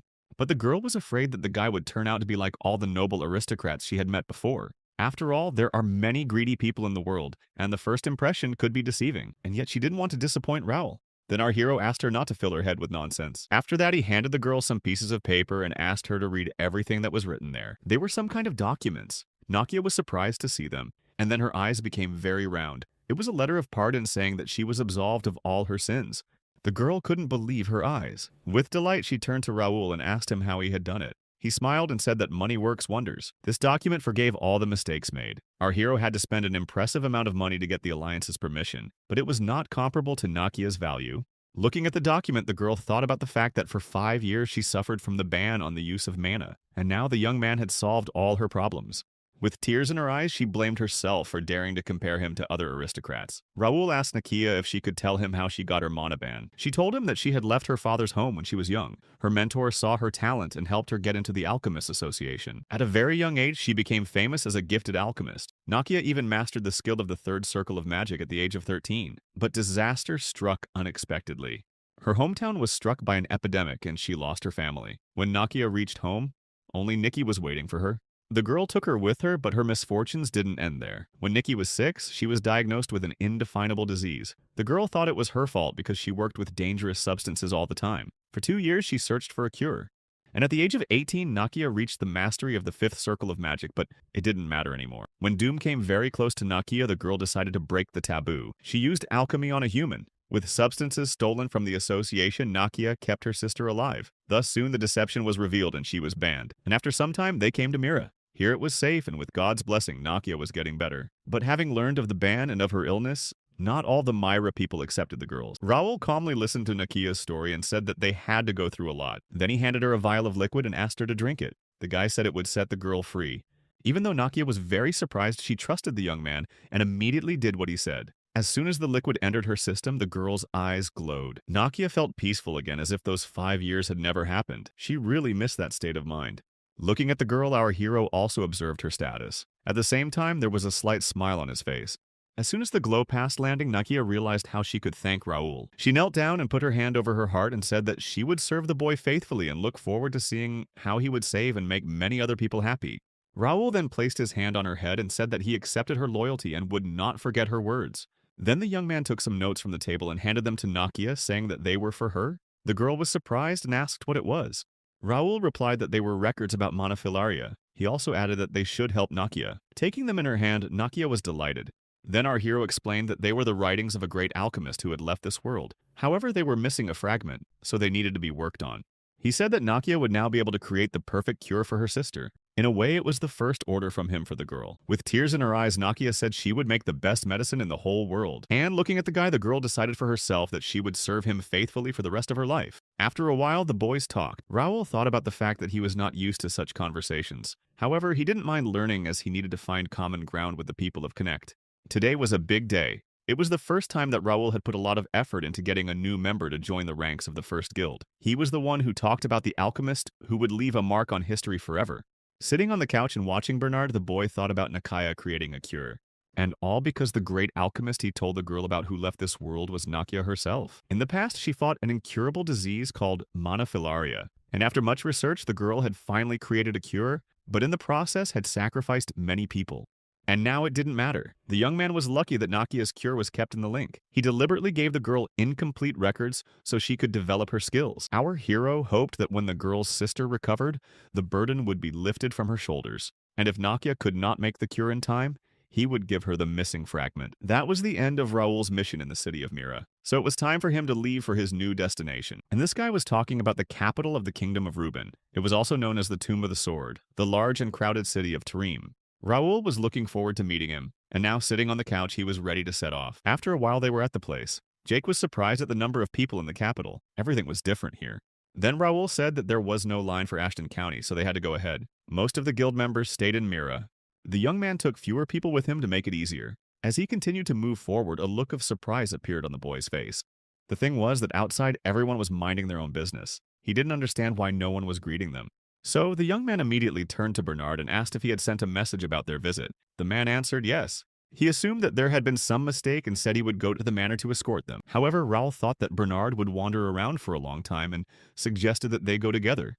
Bernard then approached one of the passers-by and asked if she knew where Ashton County Manor was. But the girl was very surprised and said she had no idea what he was talking about. Bernard continued to ask the others about the county, but they made a thoughtful face and said to look for this estate in a noble neighborhood. After a while, Raoul was at the checkpoint of the noble district. The knights met him there and told him that they couldn't let him through because there was no Ashton County estate, and the guy knew his family wasn't popular, but not that popular. And Jake started to get indignant and said that Ashton County fights and risks their lives and they don't know him. The man said they were the ones keeping the peace. Raoul marveled that the townspeople don't know the influence their family has, since the capital was far away and his father rarely came here, but he didn't understand why no one knew about the estate. Then he asked Bernard if he could visit the information office and find out the address of the Ashton estate. After a while, they gave the knight a sheet with the address of the estate, and he was very surprised. After all, there was written the address of Baron Gender. Hearing about it, our hero and his team were wary, and the knight explained that Mr. Gender lives there for about 10 and said that he would take the guys there. Then Raoul turned to Bernard and asked him about this Baron, and the man said that Baron Gender was 50 years old and was a distant relative of the boy. The Baron was also responsible for the administration of foreign affairs. In that case, our hero asked to bring him here, as he had to see the estate with his own eyes. After a while, they all stood near the big manor, and the guard standing there asked the groups to repeat who they were. Philip said that they were the Earl of Ashton's youngest son, Raoul, and they wanted to see the foreign minister. The guards then asked if they could extend an invitation, but Philip did not understand what they were talking about. In that case, they were told that there was a celebration in progress at the estate. Then the guard pointed to the tents nearby and asked them to wait there until he returned. Raoul Ashton was angry when he heard about the celebration. Jake was equally perplexed, so he ran up to one of the guards and asked in a gruff voice what was going on. The man was outraged that they wouldn't let his master in, so he ordered the guards to let them in immediately. Hearing this, the people from the Baron's side started shouting that the intruders had arrived. Apparently, the guards were very frightened of our hero and his team, for they threw away their spears and ran away. Jake was even more surprised by this. Then he turned to Raoul and asked what it was and why the guards had fled. Without answering that question, however, the young man decided it was okay for them to go in. As soon as they moved forward, they heard shouts in their direction that they should not move. In front of them stood a man with a sword, and he was accompanied by 2 other guards. He pointed his weapon towards Raoul and asked who they were and why they were making a mess. The first to introduce himself was Philip, who was the High Knight of the Order of the Golden Bear of Ashton County. He asked where Baron Gender was. Then the man asked why they needed a gentleman. But after that, his eyes rounded. He only now realized what Philip had said. Upon hearing that the boys were from Ashton County, the man immediately fell to his knees and began to apologize. He said he had been told of their visit too late and would tell the Lord at once. The man ordered the other guards to take the guests to the reception hall immediately. At that moment, Jake and Raoul did not understand what was going on around them. As they looked around, they realized that the rumors were true and that the manor was really huge. There was plenty of time to get around. Then he looked at the main building of Ashton County, where only direct relatives were allowed to enter. The young man didn't understand why there was music coming from there. He was even more surprised that the front yard was crowded with strangers. Jake asked the guard standing next to him what the occasion was. He explained that today was Aaron's birthday, the youngest son of Baron Gender, the owner of the manor. He also said that celebrations were not uncommon here. Jake was more outraged, however, that the guard had told him whose manor it was. At that moment, Gender came out and said he was waiting for them. Turning to the boy, he asked if he was Raoul. The man also noticed that the young man had grown up. Our hero answered him nothing as he examined him with the power of his keen eye. Raoul realized that Gender looked strong, but he was not even an expert. He also realized why people didn't take Ashton County seriously. The boy could understand his father's decision to entrust him with foreign affairs, but he wasn't going to accept it. Raoul noticed that the Baron even looked down on him. Then Gender told the young man that they had not seen each other for a long time, but that he was in fact his uncle. Hearing this, our hero was surprised, as his father had never mentioned the man in such a way.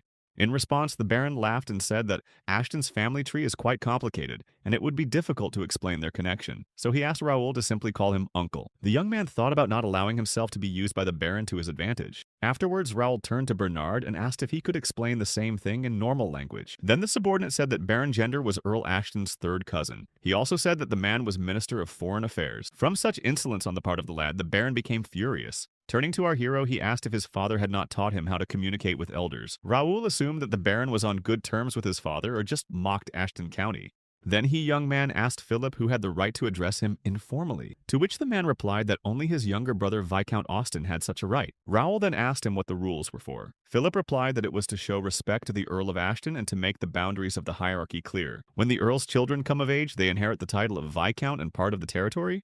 Now our hero also owned a land of 10,000 people, and the boy asked the man why his great-uncle, whom he had seen for the first time, dared to put himself above him. Xander smiled and asked the boy to forgive his mistake, and said that he had forgotten that Raul was an adult. He also said that he would now address him with respect. In response, our hero decided that they had more important matters to attend to. He asked the Baron to explain what was going on here. However, the man said that he did not understand what was being talked about. Then Philip joined the conversation and asked why they had not sent an escort for them. After all, they had notified them several times about their visit. Xander replied that he had ordered a wagon to be sent for them, and that there had probably been some mistake. The Baron added that the place was in turmoil today, and it was impossible to keep track of everything. Philip then asked why the man was having his birthday party at the main building in Ashton County. This question did not please Xander, and he said that Philip was out of touch with the capital. The Baron said that in order to show everyone what they were worth, a great feast should be organized. In the context of international relations, it was simply necessary. However, Xander thought it was something an ordinary guardsman couldn't know about. That hurt Philip a little, but he decided to ignore the Baron's remark, as he did not want to disturb his lord. Then Pierce came to them and, holding out a sheet of paper to Raoul, said he had found it in the courtyard. It was an invitation. And judging by it, our hero said that the feast had nothing to do with Ashton County. After all, he had only seen the Xander family name and crest on the invitation.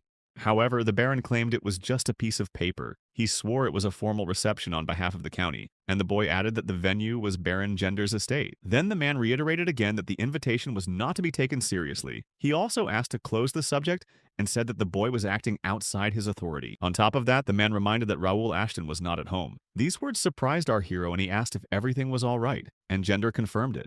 He said that, according to ancient tradition, they always held a celebration in the main building when it was empty. Raoul thought that the Baron's words made sense. Then the young man said that as a trusted person temporarily executing the will of his lordship, he ordered to finish the celebration within an hour. He also asked for details of the funds allocated for the event. When Xander heard this, he was furious. He didn't understand how he could send all the guests home now. Watching his great-uncle Raoul thought that his father had probably envisioned this outcome. So he asked the man if he refused to follow orders. Then, without waiting for the Baron's answer, the young man pointed his sword at him and asked if he should worry about family members instead of guests. Raoul also said that he had already shown generosity. Xander agreed but said that our hero would regret it. But the young man thought that the worst thing that could happen to him was that his father would reprimand him. Raoul wondered how the Baron had so much confidence and fearlessness. Looking at the man, the hero thought that no concrete evidence of the fall of Ashton County had been found, and the guy decided that maybe he could find them here and hit the jackpot. Eventually, after a while, something happened that shocked the guys again. Instead of putting them in the main building, the Baron's men gave them an outhouse. A man appeared behind Raoul and said that since the main building was too crowded, Mr. Xander ordered to give them a separate place. To our hero, all this seemed delusional, and so he said that he intends to live only in the mansion of Ashton County. The boy ordered everyone to gallop after him. In a little while, they were already there. Bursting through the doors, Raoul asked the Baron indignantly if he was in his right mind. Looking at Xander, he clenched his fists and thought that he had managed to put the whole family in a 3-story mansion where only the Count and his relatives had the right to stay. The boy asked how the man could explain it. He also asked if the Baron would assure that he used the office and the main building of the Earl of Ashton also, according to tradition. Xander replied that it was only a temporary hardship. He said that the Ashton family came so seldom that it would be a waste to keep the house empty. Then Raoul couldn't stand it any longer and ordered the man to leave the building. The boy added that if they didn't leave the mansion today, he wouldn't look at the fact that they were relatives and would blow everyone's head off their shoulders. The young man said that from now on he was relieving Baron Xander of his duties as Minister of Foreign Affairs. These words were like a current for the man. Raoul also said that if the Baron wanted to object, he would have to bring documents tomorrow confirming that he was doing his job to the fullest extent. After these words, Xander furrowed his brow and gritted his teeth, but he did not answer the guy and silently turned around. As a result, the man left the mansion with his belongings. With this, our hero had sorted out, and now he needed to find some information. The young man was afraid that given the conditions in which the estate is located, they have long since been disposed of. But it turned out that it was not. All the documents related to management and finances were in the office where our hero was. Raoul assumed that the Baron was sure he wouldn't find a way to get rid of him. But in a previous life, the guy studied business administration and worked for a trading company, and Bernard was a connoisseur of all things estate. After a while, Philip and Pierce came into the office. They informed Raoul that the Baron and his family had left the building. The boy was surprised that they didn't even make a scandal. In response, Philip said that they quietly gathered the essentials and left. But our hero saw nothing surprising in this and asked the men if they knew what they were thinking. He said that the Xander family thought they would soon come back and live here again. In that case, Philip asked the gentleman if he was sure of his decision. And Raoul said that it was necessary to get rid of the rotten men immediately, and not to miss the moment. Moreover, our hero thought that a branch of the first guild would fit perfectly here, and since in his house the young man himself sets the rules, he won't let any fools cross him. Then Pierce assumed the Baron was under someone's protection. The man feared something bad was coming. But Rowell didn't care how many trump cards Gender had up his sleeve. He just asked him to trust in the power of Ashton County. Jake then jumped up and hugged the boys and suggested that they stop talking seriously and look around the estate. He also asked his allies not to worry and to listen to the Lord. Rowell smiled in response and said that the man was right. He added that everyone except Bernard was free to go. Jake continued to hug Philip and was in a good mood, unlike his ally. As soon as everyone had left, the boy turned to Bernard and asked if he knew what they were looking for. The man answered yes and asked the gentleman to trust him. The next day, our hero was in the courtyard of the mansion and waved his hands and wielded his swords. He was not alone. On the other side with the same weapon was Bernard, who was breathing heavily. Turning to the man, Rowell asked if he had noticed the progress. He thought Bernard had learned to wield 2 swords very quickly, but sweating the man said he still had room to grow. It had been a month and a half since Bernard had discovered his psychic abilities through the skill book. Rowell said that given the man's progress, he was a talent. After all, it is quite difficult for wind mages to master weapons to perfection. After that, the young man suggested Bernard switch to martial arts. The easiest and most effective way to raise the skill level at the beginning of the journey is to use several skills at once. The boy asked the man if he was ready and he said yes. However, something interrupted their training. Bernard noticed someone behind his back and said that they had guests. In response to this, our hero smiled, as wind mages are able to pick up information from a great distance. He then suggested that Bernard greet the guests properly. In that case, the man asked his master if he should bring what they had prepared yesterday. With the same easy smile on his face, Rowell told him to carry everything. Rowell said he intended to be rewarded for his hard work. Meanwhile, Bernard was putting on his jacket and realized that the look on the young master's face did not bode well. He knew that if the Baron got in his way, he would not be happy. He knew that if the Baron got in his way, he would be in trouble. Jake looked around incredulously and asked the young man if there was any treasure buried here. He answered his own question by saying that he could not explain why so many people were gathered in this place. Looking around, Rowell Ashton noticed that some of the knights were radiating great energy, and that the outer courtyard was filled with warriors. Looking at the boy from the side, Jake doubted very much that his lord would be able to handle everything alone. He hoped the young man knew what he was doing. In front of them stood Baron Gender. He smiled wryly, thinking that everything was going according to plan, and the boy had taken the bait. The Baron thought that he had to solve all the issues in his absence, and only then he could take over. The Ashton family's blood relatives in the capital had heard about what had happened and couldn't stay away. Gendar said that by kicking him out of the estate and depriving him of the post of foreign minister, the guy had created problems not only for him, but also for others. After all, they too were having banquets on the county's budget. They even received payment for managing the estate through the Baron's pocket. It would be foolish for them to be silent if they were deprived of such a thing. Jandar admitted his mistake when he organized the banquet in his own name and used the Count's office. However, no one was aware of it. The man thought the young man didn't even realize what he had gotten himself into. He also did not understand why his brother made Raoul his representative and did not want to miss the opportunity. Our hero was determined and walked straight to the center. There was talk in the crowd that the guy was very handsome. People said that blood does not deceive, and in his 15th, the young man was already 1.80 meters tall, and some did not understand how this boy could annoy the Baron. Some even remembered that Raoul had participated in a tournament on the occasion of his coming of age and had won. As he walked up the stairs, our hero stopped and told everyone that he had not expected to see so many guests. He asked if everyone here cared about the rights to the estate, and a furious Gender confirmed it. He said they were all here to express outrage at his unreasonable behavior. The Baron asked the guy if it was time to stop the mess and apologize. Raoul realized that the man was speaking for everyone and said that they would sort out who was right and who was wrong. This made Gender even angrier. He said that for decades the blood relatives had been running the estate in succession, and it wasn't for a guy to come in and make a mess. There was outrage in the crowd about it too. They were annoyed that the powers had been given to the kid and the funding had been cut. While the people were rioting, Baron Gendar stood in front of the crowd and smiled lightly, folding his arms. Our hero watched the buffoonery. He realized that he was not given a chance to explain, and that was the Baron's fault. However, that was not the most important thing. The young man thought about the fact that the consequences could be much more serious than he thought. 5 powerful families had gathered here, the first blood relatives of Ashton County. Raoul thought that they must have attended the meeting without a second thought. The second were scouts of the Cranon Empire Pathfinder Guild. Their appearance is natural, as the Empire is behind any conflicts occurring on the territory of the continent. But the third, our hero did not expect to see here. A group of people stood behind everyone. They were the Knights of Delamian, which was one of the 5 most powerful families of the Republic of Brennan. The man standing in the middle was named Graham, and next to him were several other sword experts. But the guy had no idea what the representatives of a much more powerful family were doing here. And of course, it was not without the knights of Viscount Rendell. Among them stood a guy named Raphael, and he had a threatening look. Raoul did not understand what the fourth young master of the Viscountcy of Rendell, whose appearance in itself is a reason to start a battle, needed at the meeting. The young man assumed that he wanted to avenge the incident in the world, but he would not act openly. And last of all were the Ashton traitors and the perpetrators of this chaos, always ready to take the reins when things went wrong. At the end of the hall stood a man named Titus. He was from the Jaden family and was the Viscount's eldest son. Our hero's father, Earl Melvin Ashton, had two brothers, the older brother Jaden and the younger one Austin. Melvin was the most talented, but according to the birthright, the post of Earl should have gone to Jaden. He was an arrogant and cruel man.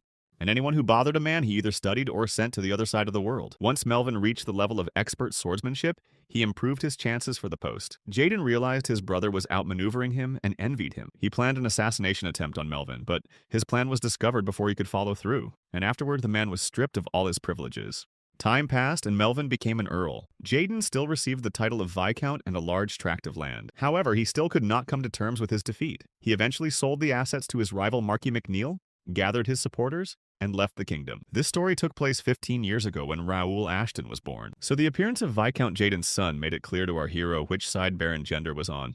The incident that led to the breakdown of relations with Viscount Jaden did not affect the others present. The boy assumed that they hoped to get rid of them by getting the estate for themselves. In his past life, the county had split into many factions and then collapsed. Raoul thought they had probably made a wise choice, but now he was here. The boy was determined to make all these people realize that they had made a big mistake. The young man reached his hand out to Philip because he knew the whole picture and could make the first move. Then the man hammered into the iron plate that was in his hands. The loud and sharp sound sent the whole crowd into shock. Raoul then said that he had heard enough complaints and it was his turn to speak. He turned to Bernard and Pierce and asked them to distribute the books. The man immediately went to carry out his master's orders. The people were puzzled by what was happening. They didn't understand what these books were. They were called the Report on the Management of Financial Transactions concerning the Earl of Ashton's estate. There was evidence and investigation materials about Baron Gender suspected of embezzlement and misappropriation of funds. The Baron himself was outraged when he read about it, and people who thought about it also began to look at the man with surprise. And then Baron Gender could not stand it and threw the book and said that it was not true. The crowd thought that it was official data, which was hard not to believe. And the Baron did not understand how the guy arrived only yesterday could collect all the data. Noticing such a reaction, our hero suggested that now the man was ready to talk. Raoul said that according to the documents now on the territory of the estate, 200 people are free training to be knights. And the young man asked where they were now. With a disgruntled face, Gender answered that they took the equipment and ran away. With disbelief, Raoul asked if the man meant to say that all the knights came from other cities. It seemed strange to the boy that the Baron was recruiting people from outside Turim. After all, the purpose of the free classes was to spread his influence within the capital's territory. Then the Baron shouted again that those who had escaped, and he was deciding who to recruit as apprentices. Raoul responded by saying that they would continue their investigations and check the addresses of each of the apprentices. It was also said that Gender had given out 100 golden swords to the other barons as gifts. However, according to the report, 10 of them turned out to be fakes. The young man also said that the Baron had recruited 100 C-rank warriors and asked where they were. After all, he had only seen F-rank knights. Moreover, Raoul added that in the main building of the estate, banquets are constantly held in honor of the birthday of the Baron's son or his wife. The boy didn't understand what that had to do with the estate. The whole list amazed our hero. It took them all night to get this information. When the guys found out that some of the documents were forged, they had to sneak into Gender's house. There, thanks to Raoul's ability to analyze information and Pierce's research skills, they found a genuine account book. After that, Bernard got busy organizing the account book. Finally, our hero used the copying skill and made dozens of similar ones, all to open the eyes of the audience to Baron Gender's machinations. Then the young man turned to the people and said that he had given them proof that more than half of the funds had been embezzled by the Baron, and he asked if the people had any objections to the dismissal of the minister. At that moment, there was clapping in the hall. It was an indignant Baron Gender. Continuing the clapping, he asked the guy if he had been preparing everything for a long time. The man couldn't even guess that his nephew was such a horrible person. With a thoughtful face, Raoul Ashton tried to guess what the Baron was getting at. He took the book of reports in his hands and asked the people at the meeting if they thought it was suspicious. Gender said he had never seen such a carefully prepared report in his life. He said that a formal investigation usually takes 2 or at most 3 pages, and the boy had managed to put together as many as 30. The Baron was outraged and could not believe that the boy had gathered so much information in one night. He thought that Raoul had planned everything in advance before he arrived, and now he was trying to put a stick in everyone's wheels. After Gender's words, the hall erupted in shouts of support for him. People shouted that this smelled of a political conspiracy. They also thought that the young man was trying to save budgetary resources, and they wondered if the Count would stop supporting other families. At that moment, Baron Gender declared that this was not going to happen and turned to Jackson. The man then approached our hero with a list of their demands. He said that if Raoul signed it and left the capital, they would forgive his offensive behavior. In that case, the guy asked Jake to read out the list. First on the list was to transfer ownership of the estate to Baron Gender and his family. The second was that the right to farm the estate, including the management of the estate, would be determined by members of the Ashton family living in the capital. The third is to lift the ban on swordsmanship for sideline family members. When Jake heard this, he was furious. He thought Baron Gender was being insolent. This accusation hurt the Baron, and he asked Jake how dare he treat them like that. From this, he understood how the main family did business. Then Jake squeezed out a list of demands and said that they would never get the estate. He also said he'd never heard such dog nonsense in his life. Then the Baron's patience ran out. The man reached into his inner jacket pocket. Gendar took out a knife and pointing it at the boy said that he had crossed the line. Noticing this, our hero's men and all the families who had come to the meeting drew their weapons. At that moment, Raoul turned to Jake and said that it was time to call it a day. And the Baron thought about the fact that he pointed his gun at the young man, but he didn't even raise an eyebrow. Gender also wanted to intimidate the boy, but he was surrounded by 3 of the best of the Order of the Golden Bear. He felt he didn't stand a chance against them. Then the Baron told Raoul that his knight had insulted them. He added that if the boy didn't apologize to them right away and execute him, they would consider it an insult as well. Gender said that to avoid bloodshed, they should do it immediately. Our hero only smiled and said that Jake had stated all the facts. He then threw away the sheets of the man's demands and said enough of the pretense.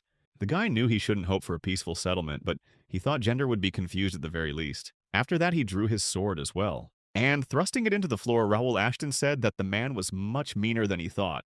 Our hero turned to the Baron and said that he knew that he would never sign his terrible demand. As he continued to look at Gender, he asked what he really wanted.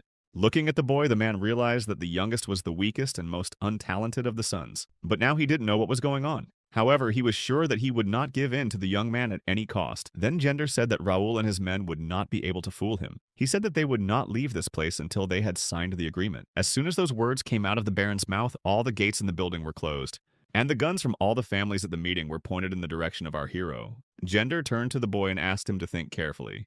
Raoul's eyes shone bright blue at that moment. He laughed in response and said that the man had dug his own grave. The young man asked the Baron if he realized that his actions could be seen as a declaration of battle to the county. After this, outrage was heard in the hall. Families shouted to Gender that this had not been agreed upon. No one wanted to go against the county. However, the man called everyone fools and said it was too late to back down since they were all in the same boat now. And he asked the crowd if they really thought they had a chance of being forgiven by the county. At this point, our hero turned to everyone and asked if they were done talking. He also asked the Baron what he would do next, for he would not sign the papers.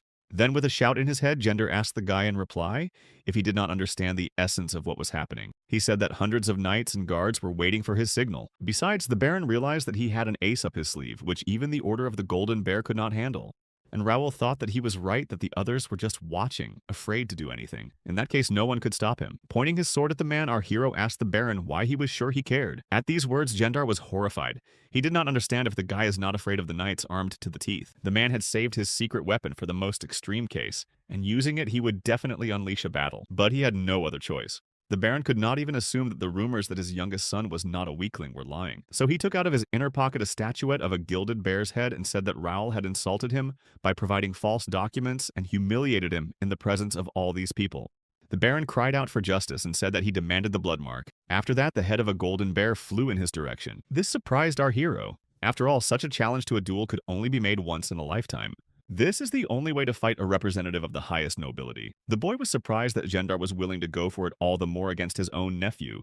So the young man asked the man why he would accept his challenge. Then the Baron said it was a last act of mercy. He thought it was better that way than to take away the young man's seal by force.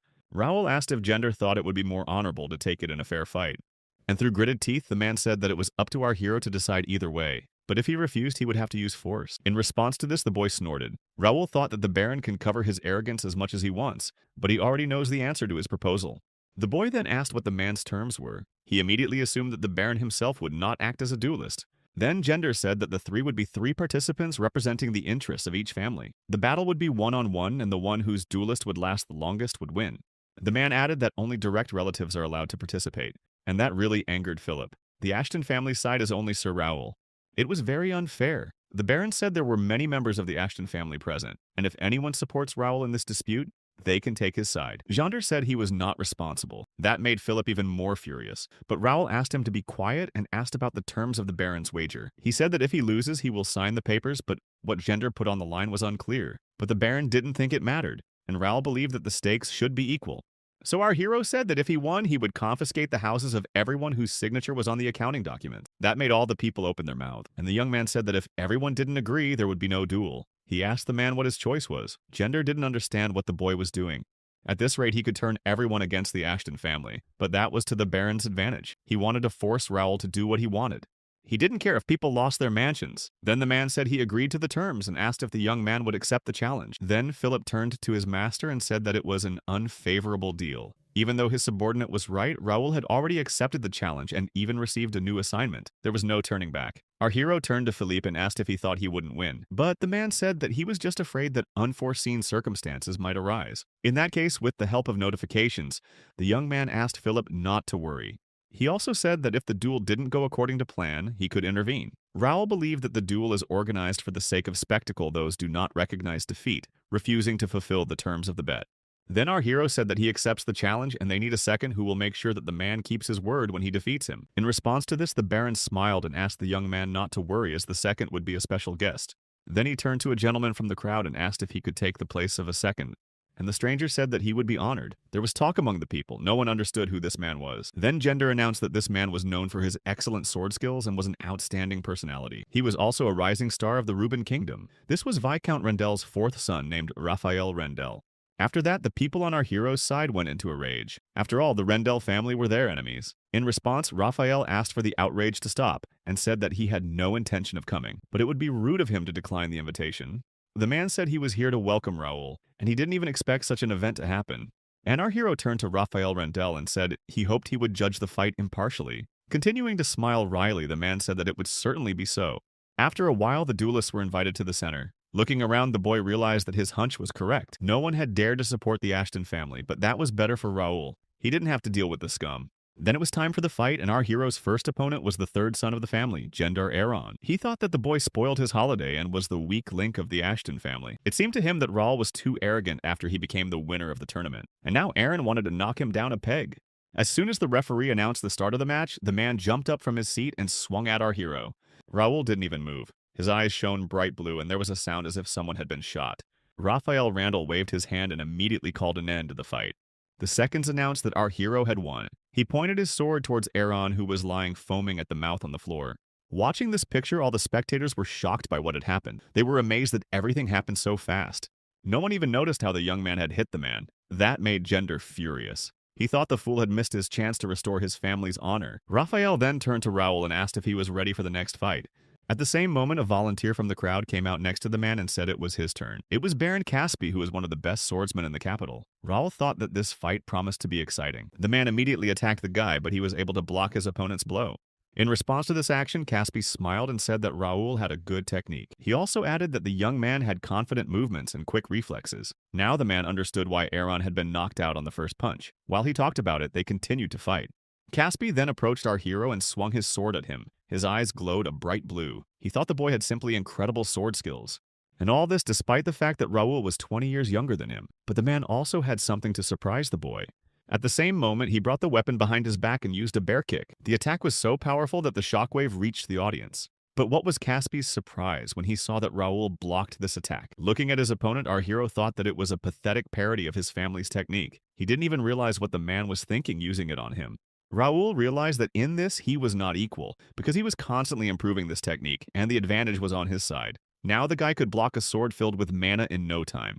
Meanwhile, Caspi was puzzled that our hero was familiar with this sword technique. Then, swinging his sword at Raoul again, the man asked the young man how he would like his next trick. Caspi attacked the lad, but this time our hero managed to block the blow. Watching him, Raoul assumed that he had learned techniques in the capital, and now tried to use them in the fight. Then the crowd shouted words of encouragement to Caspi. They thought the boy lacked combat experience and would not last long. And it all seemed ridiculous to Raoul. After all, such words were said by losers with an inferiority complex who had abandoned their hometowns for a life in the capital. The young man thought he was just jealous. In his family, of course, there were strong personalities with many virtues that went to Tarim for a big dream. But these honorable aristocrats had chosen a different path. Unlike the fools in the hall, they had refused the count's support and built their own families. At that moment, Raoul reached for his sword. As soon as he drew it, a shockwave rippled through the hall. Caspi gasped as he felt it. Then our hero turned to him and said that what was happening was very unfortunate. He thought that if the man had gone deeper into the study of the Ashton family techniques, instead of spreading himself to others, he would have achieved much more. Those words made Caspi angry. He asked the boy who he thought he was to be there to socialize with him, so without wasting time, he swung his sword at our hero again. At the same time, he asked the young man if he was too arrogant to think that he could defeat a man with 15 years of experience in the skill of striking a bear. Caspi used the Stormwolf technique. A strong wind picked up and the silhouette of an animal loomed over Raoul.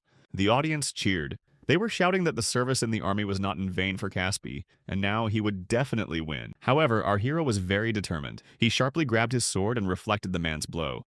Approaching his opponent, the guy said that he had never realized that it is not what skills you are trained in, but how skillfully you master them that matters.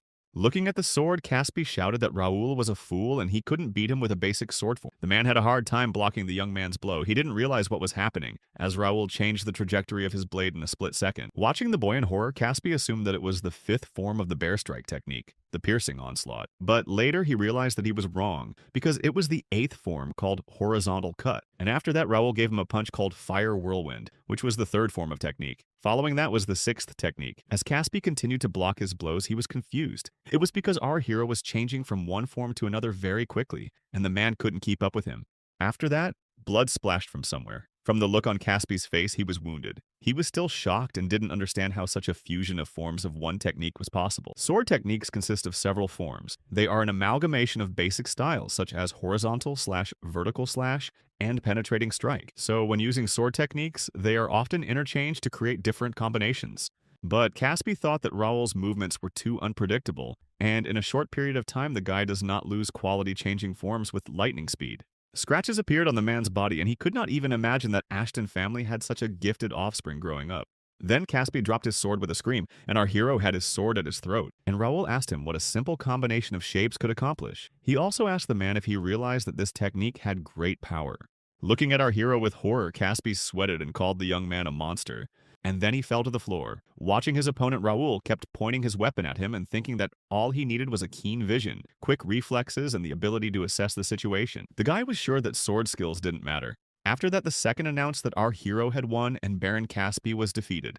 Jendar was horrified, and people began to talk that they had heard that the Earl's youngest son was slacking off in martial arts. Later, Jendar calmed down and decided there was nothing to worry about. After all, his opponent was a boy who had recently picked up a sword. And he wondered if the others would guess who the next duelist would be. The man thought that if it was the one he was thinking of, Raoul didn't stand a chance. Then Raphael Randell said it was time to welcome the last duelist. The man himself wanted to see the tangling men of Ashton County swallow dust as soon as possible. Raphael would have heartily enjoyed the young man's loss. However, to be honest, he didn't care about the outcome of the duel. At that moment, a willing fighter emerged from the crowd. Looking at him, Raphael assumed it was Dave. This man was not particularly memorable to him. The man was a little older than him and was the son of Baron Jendar. Dave was also not a timid man. Smiling broadly, Raphael, before the start of the fight, wished our hero a painful defeat. After that, he announced the beginning of the third fight. At that, the man shouted to Dave to trample Raoul. Looking at his man, the young man could not even suppose that they would put forward such a serious opponent. Dave then turned to Raoul himself and asked him to listen, as he would not repeat himself twice. He told the boy to surrender nicely. Otherwise, the man pointed his sword at him and said that he would split him into different pieces. He also said that if the boy was going to be drawn by his worthless technique, it was better to forget about it. At that moment, our hero's blade began to glow with pure mana. This was noticed by all the spectators, and they were very surprised. However, some still thought that Raoul was no match for Dave. Continuing to emit light from himself, Raoul told the man to stop talking and finally attack. Dave immediately decided to act and pointed his sword at the young man. And jumping up from his seat, the man asked the boy after his attack not to cry. With these words, he swept his weapon in front of him. However, Raoul Ashton very cleverly blocked the opponent's blow and ran towards Dave, attacked him back. The man was able to block this attack and asked the young man if that was all he was capable of. He asked Raoul to keep attacking and asked again what happened to his great attacks. As he watched the man approach him, the hero noticed that his sword had a mana-boosting effect on it. Continuing to fend off the attacks, the guy was very curious how long this effect would last. He didn't have to wait long for an answer. After a while, Raoul saw that the mana was gradually dissipating. Dave didn't calm down and attacked the guy. Once again swinging at him, the man asked how long the young man would block his blows. And before he could answer, a new attack flew into our hero. Holding him back, Raoul panted a little. This blow slightly damaged the sword but did not break it. And this surprised the young man because when the blade of a swordsman with an average level of mana collides with the blade of an expert, the sword of the former is destroyed. So he assumed that Dave had a fake mana blade, and then the guy decided that it was time for them to call it a day. After that, our hero quickly rushed towards his opponent, taking him by surprise. Then Raoul told the man that he lost and with a smile on his face called him a cheater and also an imperial dog. These words really hurt Dave, and he asked indignantly how dare the guy say such a thing. The man swung his weapon at Raoul again. The young man wanted to block his opponent's blow, but suddenly his sword broke. From this, a bright light spread through the hall, which at the same time blinded Dave. It was at this moment that our hero decided to act and directed his fist in his direction. The blow went straight to the man's face, and he lost his balance. But that wasn't the end of Raoul. Directing his other fist at Dave, the guy wished him pleasant dreams. After that, the man had already flown into the nearest wall of the hall. Discharging his gloves, our hero turned to the second as he did not announce anything. Then Raphael Rendell, with a displeased face, said that the winner of the duel was Raoul. There was silence in the hall and the guy headed towards his subordinates. Showing Philip and Pierce his broken sword, the boy said that he liked it very much. The men bowed to their master and said he had done a good job. Raoul, however, said that it was a simple matter. He then turned to Philip and said that when it was over, the man needed to hold off his last rival. The boy said he thought he saw an imperial stigmata on the man's body. In fact, Dave's behavior seemed strange to Philip as well. At that moment, Pierce brought the young man a new sword. Taking the sword out of its sheath, our hero with shining eyes asked the Baron what they would do next. Meanwhile, Gendar himself was in shock. He realized that Dave had broken the rules of the duel, but that didn't change the fact that the man was an expert swordsman. The Baron felt that Raoul should have been unconscious right now. So Gendar suddenly pointed his finger at our hero and said that he was a rogue. He shouted that the guy had probably pulled some kind of trick, and the results of the duel were annulled. But looking around, the man didn't see any reaction from the crowd. He realized he was doomed. That's when Gendar remembered the documents. His last chance was to enlist the support of the Jaden family or Rendell. The Baron shouted sharply to his men and asked why they were frozen. The man ordered them to take the boy's papers immediately. Gendar said they had no other way and had to go on the attack. After that, the men started to draw their swords. Watching these, Raoul smiled. After all, this was all very predictable to him. Then he turned to his subordinates and asked if they were ready to have fun, and they, of course, said yes. But suddenly a shout came from the crowd, a man asking them not to come any closer. This surprised Raoul very much. A wall of men lined up in front of them, addressing Gendar and saying that they would have to deal with them. They were servants of the Ashton estate who had decided to support them. The fighting began. The men shouted that they should hold their defenses and that no one would touch Mr. Raoul. At this point, the young man decided he had to figure out what was going on, and suddenly he realized that he had stumbled upon an unexpected treasure, and Gendar resented Ashton's men for stabbing him in the back. In response, the men said that the Baron himself had taken all the money that was rightfully theirs. One of the men said they hated the county because they didn't know the true traitor, and if our hero hadn't intervened, they would have been enslaved forever. These men were personally recommended by Earl Ashton for admission to the Royal Academy. They had performed well in the coming-of-age tournament and received a grant. And since the dormitory closes during the vacations, they had to move here. The living expenses were supposed to be covered by the estate funds, but the Baron embezzled them for himself. He even made the students do chores to save on the servants' wages. It made Jake furious. He wondered how much money Gendar had pocketed for himself. Removing the status window, Raoul said he doubted that the man had always been like this. Still, he thought the Count had given the wrong man the power. Jake then turned to the boy and asked what he would order them to do. The man thought that if the people of the Ashton family went on like this, they would be seriously hurt. And then our hero asked his subordinate not to worry because soon someone would come to them. Jake was very surprised by this. As soon as the young man said that, someone came into the hall where the meeting was being held. The stranger immediately attracted the attention of all the people in the room. A man's voice came from the end of the hall, complaining about how he could only be blocked. Everyone else began to scatter in terror at the sight of the stranger. Baron Gendar did not understand what was happening and watched with round eyes. And people continued to run screaming that they're all dead and someone scary has been sent to them. After that, one of the people from the Baron's side shouted very loudly. In front of them stood a pumped-up man who was asking who dared to swing a sword within the walls of Earl Ashton's estate. It was Mr. Dillon. One of his hands was the size of a normal person. No one understood why the Earl's heir was here. And besides the pumped-up man, a whole army entered the hall, and they all looked intimidating. Some kid from the Baron's side was trying to stand up to Dillon, but one glance from the man made him stutter and he flew out the window. Gritting his teeth, Dillon thus removed the obstacle in the form of a boy from his path. There was talk in the hall that the man had unprecedented strength and was the strongest warrior of the kingdom of Reuben. Dillon himself was looking around and searching for someone. Finally, his gaze stopped on our hero. Seeing Raoul, the man said that he found him and thrust his sword into the floor. After that, Dillon ran up to him and lifted him up happily. He asked the young man how his brother was doing and if he had been abused. As the boy did not answer anything, the man asked if he had taken water in his mouth. Raoul said that he was already dizzy from the shaking and asked him to let go. Dylan smiled and did so. Then he said that our hero had grown in the last 2 months, but his biceps were still growing. He thought a man should have big muscles. Raoul rolled his eyes a little and asked if he had been walking all the way like that. Dylan answered yes and said that the extra clothes made it hard to move. Moreover, he wanted everyone in the capital to appreciate his muscle. When Raoul heard that, he tapped his forehead and thought about the fact that the Count's successor was walking around the capital shirtless. It made him very ashamed. Then Dylan put his huge palm on the young man's head and said that one way or another he should take care of his health. And looking at the crowd behind them, the man added that if Raoul had muscles like his, all these people would not even think of pointing a sword at him. After that, Dylan himself pointed his weapon at his brother's offenders and asked if they were ready to answer for their actions. Observing the situation, our hero realized that soon they would resolve the situation. However, he did not understand just why his brother had brought the vice captain and all the high-ranking knights with him. He thought that 25 sword experts would easily defeat the Baron. Meanwhile, Gender stood there with round eyes thinking that he had only wanted to teach Raoul a lesson, and now it was all over for him. Then the man noticed that Raphael Rendell was hiding behind a wall and trying to save his own skin. The Knights of the Republic of Brennan that were the Baron's secret weapon turned away. Gender was angered by his aides. At that moment, Dylan just decided to look around and see who was in the hall, and suddenly his gaze was drawn to Raphael Rendell, who so technically wanted to escape from here. When he saw Dylan, Raphael froze in place. But the man came up to him and grabbed him by the ear and said that he hadn't even changed. Then Dylan asked him what number Raphael was. He stammered and said he was the 4th. Dylan smiled and remembered it himself. Then he asked again and wondered if the man was still bullying the 3rd and 6th. And indignantly, Raphael said no and added that it was 100 years ago. This reaction did not please Dylan at all. Wiping the smile off his face, he asked if the man had raised his voice at him. Then Raphael quieted down a little and answered no. Then Dylan patted him on the shoulder and said that from now on his family's problems did not concern the red-haired man. He asked him to stay away from Raphael. Dylan asked the man how he felt about the offer. Raphael smiled broadly and said that he would not interfere with them, and added that he had business to attend to at home. Looking at the man, Dylan asked him to tell his first brother that he was ready to fight at any time. He also asked all those not involved in the Ashton family to leave. No one argued with these words, and people began to disperse. And then looking sideways at Gender, Dylan asked those who were waving weapons to stay. He said that he had something to say to such people. And again, reaching for his sword, the man looked at the Baron and asked where the document they were so eager to sign was. A great shadow fell over Gender, and he didn't even know what to say to the huge man.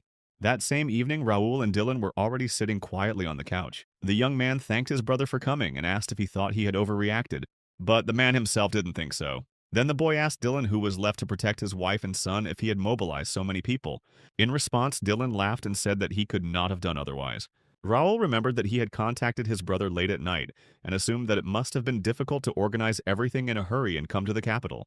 Sipping tea, the man said that the boy knew why he had done so. He also thought that his father had entrusted him with the seal for a reason, and Dylan said that he simplified the process a little. Then our hero thought that the man was right, and without his help, it would be much more difficult to resolve this conflict, and he used the portal and got to the place faster.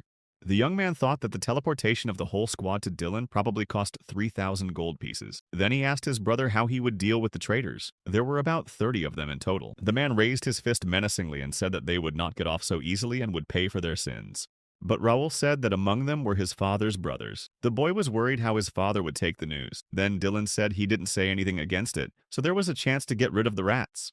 That's because they got away with a lot of things, and our hero thought Dylan was behind it. Because according to connections, the man is politically active and calculating. He has both brawn and brains, so he's a very strong opponent. At that moment, Dylan noticed that the young man turned pale and asked if he was afraid that he would kill everyone. Also, the man stroking the boy's head said he did a good job. But Raoul said he hadn't done anything. It was just that those people were getting a lot of attitude and he decided to intervene. After these words, Dylan hugged his brother. He was proud of the boy for filing the report and beating 2 opponents in a duel. Such tenderness embarrassed Raoul, and he said to save it for Livia.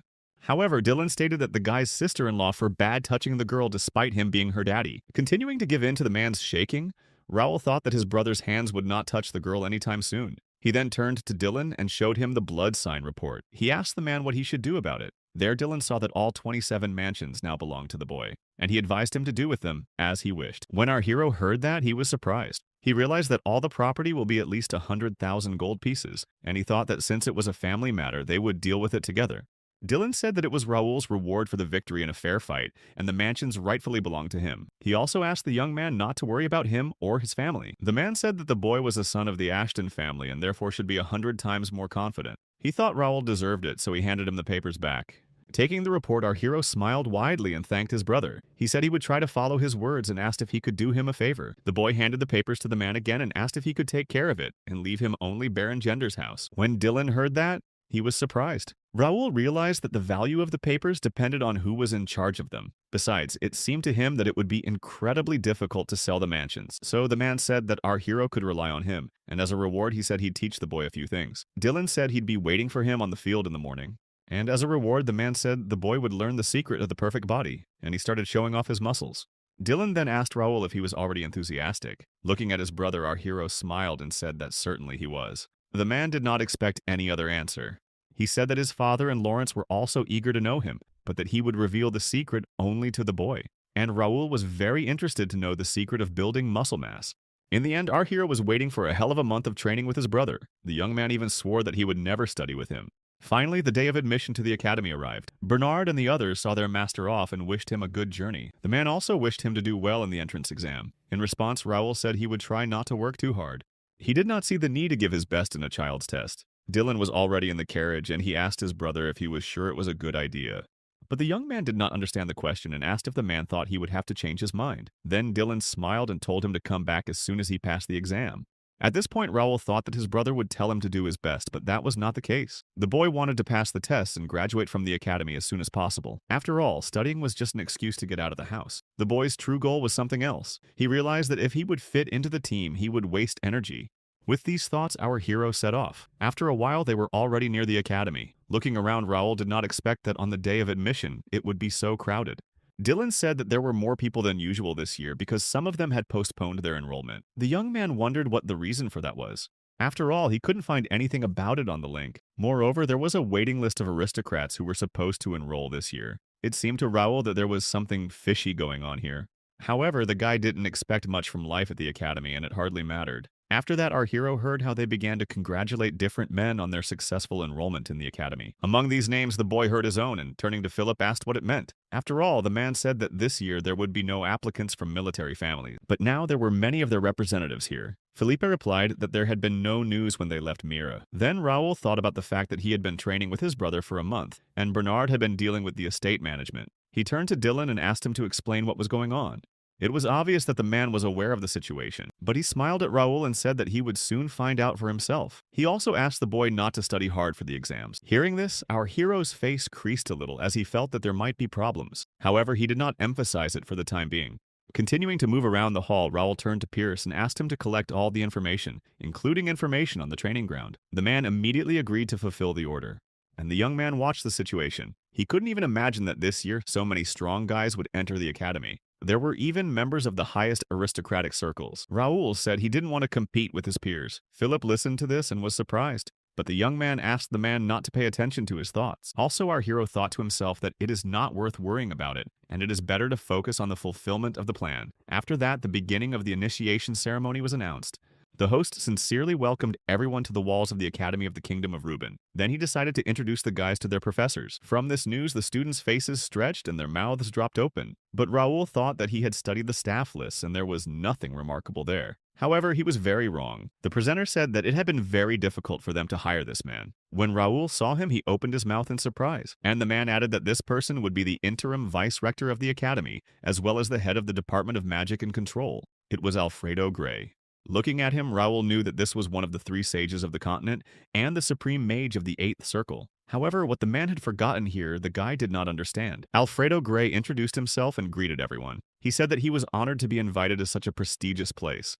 While the man was talking about this, our hero continued to think. He knew that the man possessed unrivaled magic of illusion and vision. On top of that, Alfredo practiced alchemy.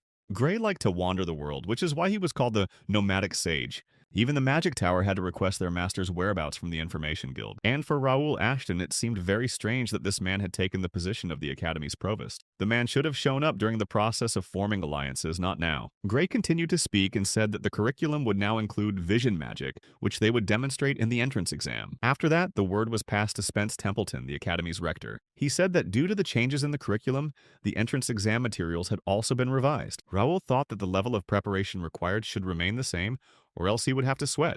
Then Spence Templeton said that the applicant with the highest score would receive an award. Hearing this, the young man was surprised because he had never heard of an award. Then still the system gave a task that was in principle feasible for Raul. The fencing faculty is divided into 5 groups, S, A, B, C, and D rank. 60 students out of 600 can get into the S group, so it seemed easy to the guy. However, he wondered if he should have done better. After all, our hero didn't even realize what the best student would get. That's why he didn't see the point of it. Then Jake turned to his master and, holding a piece of paper in his hands, suggested that there was nothing remarkable about the special award. After reading the benefits for the winners, Raul stated that he should take first place. After all, if he won, the student would be given a personal training room and an entire library. Listening to lectures only served to improve his skill level, and our hero left his home and came here to meet an important person. He would even, instead of listening to lectures, he would have spent his time better hunting for monsters. But having the equipment to train vision magic changed everything. Even though the summoned monsters were not real, the guy could still get experience points. The library was full of hidden items and skill books with the necessary information. Thinking about it, Raul thought that it would take him 3 years to use all the features of the academy, but now he could save a lot of time. That is, if he passed the exam better than anyone else. After that, they announced that the test would begin soon. All the freshmen were asked to go to the square. At that moment, our hero thought to himself that he could do it. Suddenly, someone called out to him. Raul turned around and saw a red-haired boy behind him, who asked if he was really from the Ashton family. Looking at the stranger, he realized it was someone from the Rendell family. Even so, he decided to ask the man who he was. As the stranger called Raul a boy, he said that he was not old enough to be addressed that way. This really angered the man from the Rendell family, and he said that the boy was arrogant. But our hero didn't argue. He just turned around and said he didn't even want to find out who the man was because he didn't have time. Of course, the stranger didn't want to say goodbye to the young man like that and decided to stop him. But that was quickly cut short by Jake. He said that it didn't matter what family the stranger belonged to because there was a limit to everything. The red-haired man was very angry at this and asked who the men were who had blocked his path. Jake asked him not to make a scene. The stranger's subordinate leaned toward him and reminded him that there were a lot of people around. In that case, the man shouted that the Ashton brat was always pissing him off. Then the man of the Rendell family threateningly told the lad to wait a little while and declared that he would show him his place. But Raul Ashton didn't care about those words either. He silently turned and walked forward, just as he had done the first time. People had already gathered in the square. Among the students who had come to support their families, the young man saw even famous personalities. Among them was Duke Marcus Templeton. He was the best knight in the kingdom. Also, there was Macus Clifford, who was a mid-level axe master from the family of Marquis McNeil. And of course, one could not do without Viscount Rendell, who was gaining popularity. As he looked around, Raul thought about the fact that many of these families were already training here and had a lot of influence. Jake was delighted with everything that was going on. With a contented face, he spoke of this place as if it were a festival. There were so many beautiful ladies around. And he also thought that the young master was going to beat them all. The man said that everyone would be speechless when the boy took first place. That's when Jake noticed something strange in the crowd. There was a guy standing there with a sign with words of encouragement written on it for Raul. It was very surprising. The man couldn't believe that all these people were standing in the back of the crowd. Then, wishing Raul good luck, he said he would take care of it. After that, our hero looked at the rules and freshman lists. Reading them, the young man didn't understand what all these people were doing here. After all, in their previous lives, they were famous all over the continent, especially Dalton Templeton and James McNeil. Raul said that these men would reach a level of mastery in 10 years and it would not be easy to defeat them. Meanwhile, one of the men announced that the first test was about to begin and everyone needed to go to a small auditorium. Raul realized that his opponents were just children and the first place should belong to him. It was time for the entrance exam, and the first test was a written test. The young man did not prepare for the written test, as the communication and community system had all the necessary information. After the written test, it was time for the physical strength test. One of the presenters invited the students to the training room and divided them into groups. He also asked the students to follow the instructions of the observers. As soon as everyone entered the gym, Raul felt something. He felt a field restricting the flow of mana. The others also felt something wrong, but didn't understand what was going on. Then the examiner said that the guys could not even try to use mana because the test is held without its participation. He also said that if anyone hears his name, they should go to him. Looking ahead, Raul noticed a pair Silomer. He remembered that there was a force meter listed in the database, but there was no mention of a pair. Eventually, that's how the examiner started inviting students over. They would all come up and hit the force meter with all their might. Thus, the scoreboard showed certain results and the man called the next person. Watching this, our hero realized that their 2 attempts people from the academy recorded the highest result. He calculated that the average impact strength reaches 1,000 or 1,500 units. And in principle, it didn't seem like much to him. The stamina of the man who was now next had 43 units and strength 50. He was in the top 5 of Raul Ashton's group, and the young man decided to watch how this man would cope. As soon as the blow happened, our hero was very surprised. The scoreboard showed the numbers 2,250. Raul was very surprised, and among the crowd there were shouts that this was expected from McNeil. With a serious expression on his face, the boy realized that this man was the first to cross the 2,000 unit mark, and the boy thought that if McNeil could break that mark, he should do no less. Meanwhile, in some room there were many people around a table, and they were all staring at the screen. There was a broadcast of the second test. Watching it, the professors thought McNeil had really done well. They said that for a kingdom that is famous for the best knights, their students in general set a high bar. Besides, it had been a long time since they'd had such gifted applicants in 1 year. And once the boys heard about Mr. Gray, they all started applying. And Gray himself said that the physical strength of boys under 20 years of age reaches more than 1,000 units. In response, one of the men said that their academy emphasized magic, and another said that he was still curious as to what made Alfredo Gray join them. After all, the magic tower had made it clear to them that no one was to be expected. Then the wise man replied that he just wanted to evaluate the effect of the new magic circle. Gray laughed after that, because it sounded like he wanted to use the students as test subjects, to which one of the men said it was a great honor for them to participate in his projects. Another professor supported these words because Gray had allocated funds to create a training facility. All these words brought a smile to Alfredo's face. He said he was happy to be here and see these young talents. The man had heard that many of them came from military families. The other professor confirmed this and added that many had come to cheer for them. He continued to look at the screen and said that there was one of those students. It was the stranger our hero and the 13th son of the Rendell family had encountered earlier. His name was Caleb, and it was said by a man who sat among the professors, and his name was Viscount McKenny Rendell. He said that when his lordship saw the boy's extraordinary ability, he volunteered to train him. Caleb then asked for permission to join the academy. All the wise men waited for the boy's performance, and just at that moment, Caleb walked up to the cylinder and made his shot. Then the scoreboard showed the result. The young man struck out 3,005 units. Seeing this, the men on the side of the screen were pleasantly surprised. They thought that it was not for nothing that Count Rendell favored him. At this moment, one of the professors thought that the Rendells were several steps ahead of them, and it would take a lot of work to equalize their strength. James of the Marcus McNeil family was next up for the challenge. He was also Lord Clifford's grandson. The men watching him were discussing James's talent beyond the academy.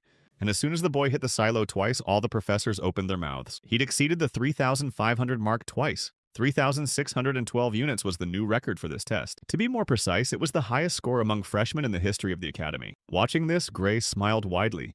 He said that even the knights could barely manage to break 3,000 when the strength meter first appeared. At this moment, behind his back sat a not-so-satisfied McKenny Rendell. Dalton, who was the grandson of the swordmaster, was invited to the trial next. This was the boy's first time out. As soon as the young man hit the solometer, the mark showed 2,900 units. From this, the men on the side of the screen were shocked. However, one of them did not understand why everyone was so surprised by such a blow. After all, the result was lower than the previous one, but it was because Dalton had hit with one hand from behind his back. As a result, the professors continued to watch the young man further. The second punch showed a score of 3,008 on the scoreboard. One of the men laughed and said that he had forced the boy into the academy, but he didn't seem happy about it. And Dalton was hitting without even trying. But that's what you'd expect from the Templeton family. Viscount McKenny Rendell continued to resent him and suggested they all go out to lunch. It seemed to him that the rankings were clear enough and there was no point in looking further. But Gray responded by saying that there was still one young man among the members of the prominent families. It was about Raoul Ashton. Rumor had it that the boy had gotten into the academy thanks to his father's letter of recommendation, and he was only 15 years old. Since most of the entrants were about 19, the men doubted that the young man could compete with them. Then McKenny replied that some students didn't care about graduating from the academy and only came to gain experience. And at that moment, Dylan's voice was heard. He apologized to the professors for interfering in their conversation. Gray smiled at the man, unlike Viscount McKenny. After all, he and the provost had spoken a little earlier. In response, Dylan said he was honored that the gentleman remembered him. However, Gray grinned and said that he could not have forgotten such a stout man with an intimidating stare. Then one of the men turned to Dylan and asked him if he would tell what had made him laugh. And Dylan said that he was amused by the old man's reasoning of the professors. After all, it was rather self-centered to believe rumors without having an opinion of one's own. That made McKenny furious. And Dylan said that Raoul probably had other reasons for coming here. He suggested that the boy had come to the academy to unwind, since the academy had nothing to teach him. Those words again stirred up a storm of emotion in McKenny. He thought that everything the man said was absurd, since no one graduated from the academy before the age of 20. However, Dylan said that just because it didn't happen, didn't mean it wouldn't happen. Then McKenny asked if his brother could make a mark on the history of the academy, but the man shrugged and said he wasn't a prophet. And to be honest, Dylan wondered why Raoul had entered the academy. As Randall continued to be outraged, one of the men asked everyone to calm down and not embarrass themselves in front of the guests. Then they all turned to the screen and tried to find the freshman they had just been talking about. And once they found our hero, it seemed to them that the guy seemed to be radiating light. Some even wondered if Raoul and Dylan were really brothers. In response, the man laughed and said that it was really his little brother, who was the jewel of their family. Some of the men said that with his looks, the lack of swordsmanship was forgivable, and another of the men began to wonder if there were any unmarried women left in his family. McKenny Rennell continued to boil at these words, and Dylan realized there was a reason for it. After all, he knew about our hero's skills after the incident with Baron Gender. Dylan thought that Caleb had probably already reported everything, and now the Viscount was trying to draw public attention to his 13th son. And at the moment when the situation heated up, the man hoped that Raoul would do his best and show everyone where the crayfish were. Dylan was beginning to worry that he had said too much. Meanwhile, the young man had already approached the Sillamare and began to make his first swing. As soon as the guy hit one of the men on the other side of the screen, the professor thought that if he could evaluate the students on the test, he would give Raoul the highest score. A score of 2,999 units appeared on the scoreboard. This result impressed many people, and they wondered what could have happened if the boy had come a year later. The examiner announced that our hero was preparing for the second strike. At this moment, the young man looked at his fist and thought that everything was going according to plan. Some of the observers started shouting encouragement towards Raoul and wished him to beat out more than 3,000. They also advised him to be courageous and said that age was not a handicap. Even though Raoul didn't hear them, he made his second strike. After that, all the professors jumped up from their seats, and Dylan smiled widely and thought that his brother was good. 3,615 appeared on the scoreboard. It meant that Raoul had exceeded the best result by 3 units. The man realized that the young man had really thought it through. At that moment, our hero mentally exhaled as he realized that everything had gone right. Then the examiner praised him and asked him to go to his seat. And while Raoul was walking back in the hall, everyone looked at him very closely. Also, none of the students dared to say a word. As soon as the guy sat down on the bench, he immediately turned to the system and began to record his results. The system itself advised Raoul at the end of the test to enter the names of students whose results exceeded 2,500 points. Then, closing the status window, our hero looked around, hoping that no one had noticed anything. He remembered that when he reached the expert level, his physical strength began to grow rapidly, and thanks to his brother's hellish training, its characteristic reached 68 points. Raoul thought that he could easily knock out 4,000 units on the strength meter, but he had to meet the freshman level. Therefore, he needed to gather information, and then he pretended to put in effort to hit. But in fact, our hero used telekinesis to soften the impact, and the blow had to come to the exact spot that the guy had calculated with the help of the system calculator. Of course, Raoul wasn't sure that these actions were all necessary, but until he found someone who would be a threat to him, he had to be careful. The boy believed that until other players appeared, he would hide his true strength, especially his superpowers. After all, the young man believed that society would have a hard time accepting them. In his past life as a ranker, our hero openly used force, and it led to the fact that the guild analyzed the skills of the guy, tracked him down, and the young man went on the run, hiding until he lost his life. Raoul was never going to make that stupid mistake again. He decided to quietly eliminate his enemies. He wanted others to play the role of victim now. Then the examiner said that the second test was coming to an end and the guys had to prepare for the next one. These words excited the guy and he thought that it's time to stop worrying. And while he had time, our hero decided that it would be better to check the status. Opening the status window, Raoul read his characteristics. Then the young man read about the obstacle course that awaited them. There will be an emphasis on strength and agility, and therefore he needs to control himself. He also hoped that James and Dalton would do their best this time. He wanted to test his abilities too. Being a descendant of the great swordmaster Duke Marquis was a blessing. However, such a status comes with a fair amount of responsibility. Duke Marquis never forced his children to learn swordsmanship, but they were determined to do their best to stay on top of it. Everyone was clamoring for the boy not to tarnish his grandfather's honor. They felt that Dalton, as the grandson of a swordsman, should win the tournament. And of course, that kind of pressure didn't sit well with the young man. Talent required him to be the best. Dalton outperformed many of his peers, but because he was a careless boy by nature, the constant pressure of his condition was driving him crazy. So Dalton decided to enroll in an academy to get rid of the boring training. And when the test was conducted, Dalton did not understand why it was necessary to conduct a test on the first day of enrollment. He wished even at that moment it was better to be at home. The boy was pulled out of his thoughts by the noise around him. He looked at the scoreboard and saw that Raoul Ashton was in first place and James McNeil was in second place. That seemed very surprising to Dalton, all because James was now in second place, despite the fact that he had won every one of their sparring matches. The guy thought James was the best he'd ever fought. Guy couldn't even guess who could outshine the man. The examiner then asked everyone to line up as they moved on to the next test, and at that moment Dalton noticed our hero in the crowd. The young man was not quite sure that his name was Raoul, but he thought he had seen him somewhere. Dalton finally decided to approach him. Unexpectedly, Raoul turned to him and asked who he was. Dalton introduced himself and he thought he saw a golden glint in his eyes. Even though the boy was handsome, Dalton thought that he was far from his level.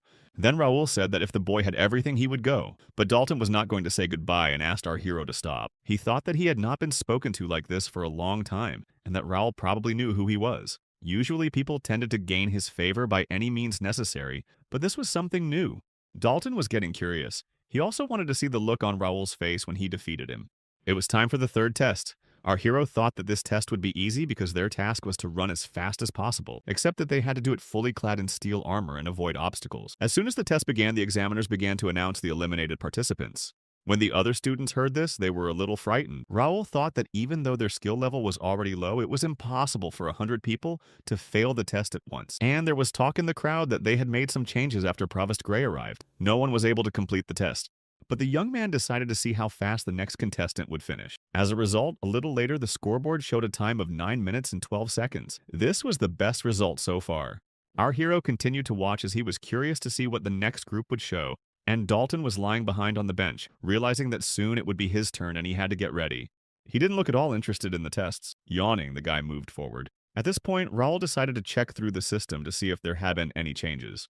But one of his subordinates said that so far the best result was 7 minutes and a bit. The guy asked to keep an eye on the changes and report back to him about his group's program. After that, the examiner turned to our hero and started explaining the rules. He said that all traps and obstacles were created with the help of illusion magic. However, this did not prevent them from doing real damage, which also affects the results. The young man did not interrupt the man and silently listened to the rules. Then the examiner said that if the armor is not able to withstand the accepted damage, the person is eliminated from the competition. Finally putting on his steel armor, Raoul Ashton began to run. He was number 285. Performing the test, our hero felt that the armor was heavy. It was very difficult to move, and now he understood why many people failed the test in the beginning. But with the level of expert, the young man thought that it would not be difficult for him to pass the test. And just after these thoughts, Raoul saw the first obstacle ahead of him. A raging torrent was coming at him. Trying to dodge the guy did not realize how many mana stones were needed to create such an illusion. And what surprised him even more was that it was all for an entrance test. Jumping over the turbulent stream, our hero thought it was a real waste. As Raoul continued to move forward, a second obstacle awaited him. It was a forest trap. As soon as Raoul stepped on a certain piece of land, arrows flew at him.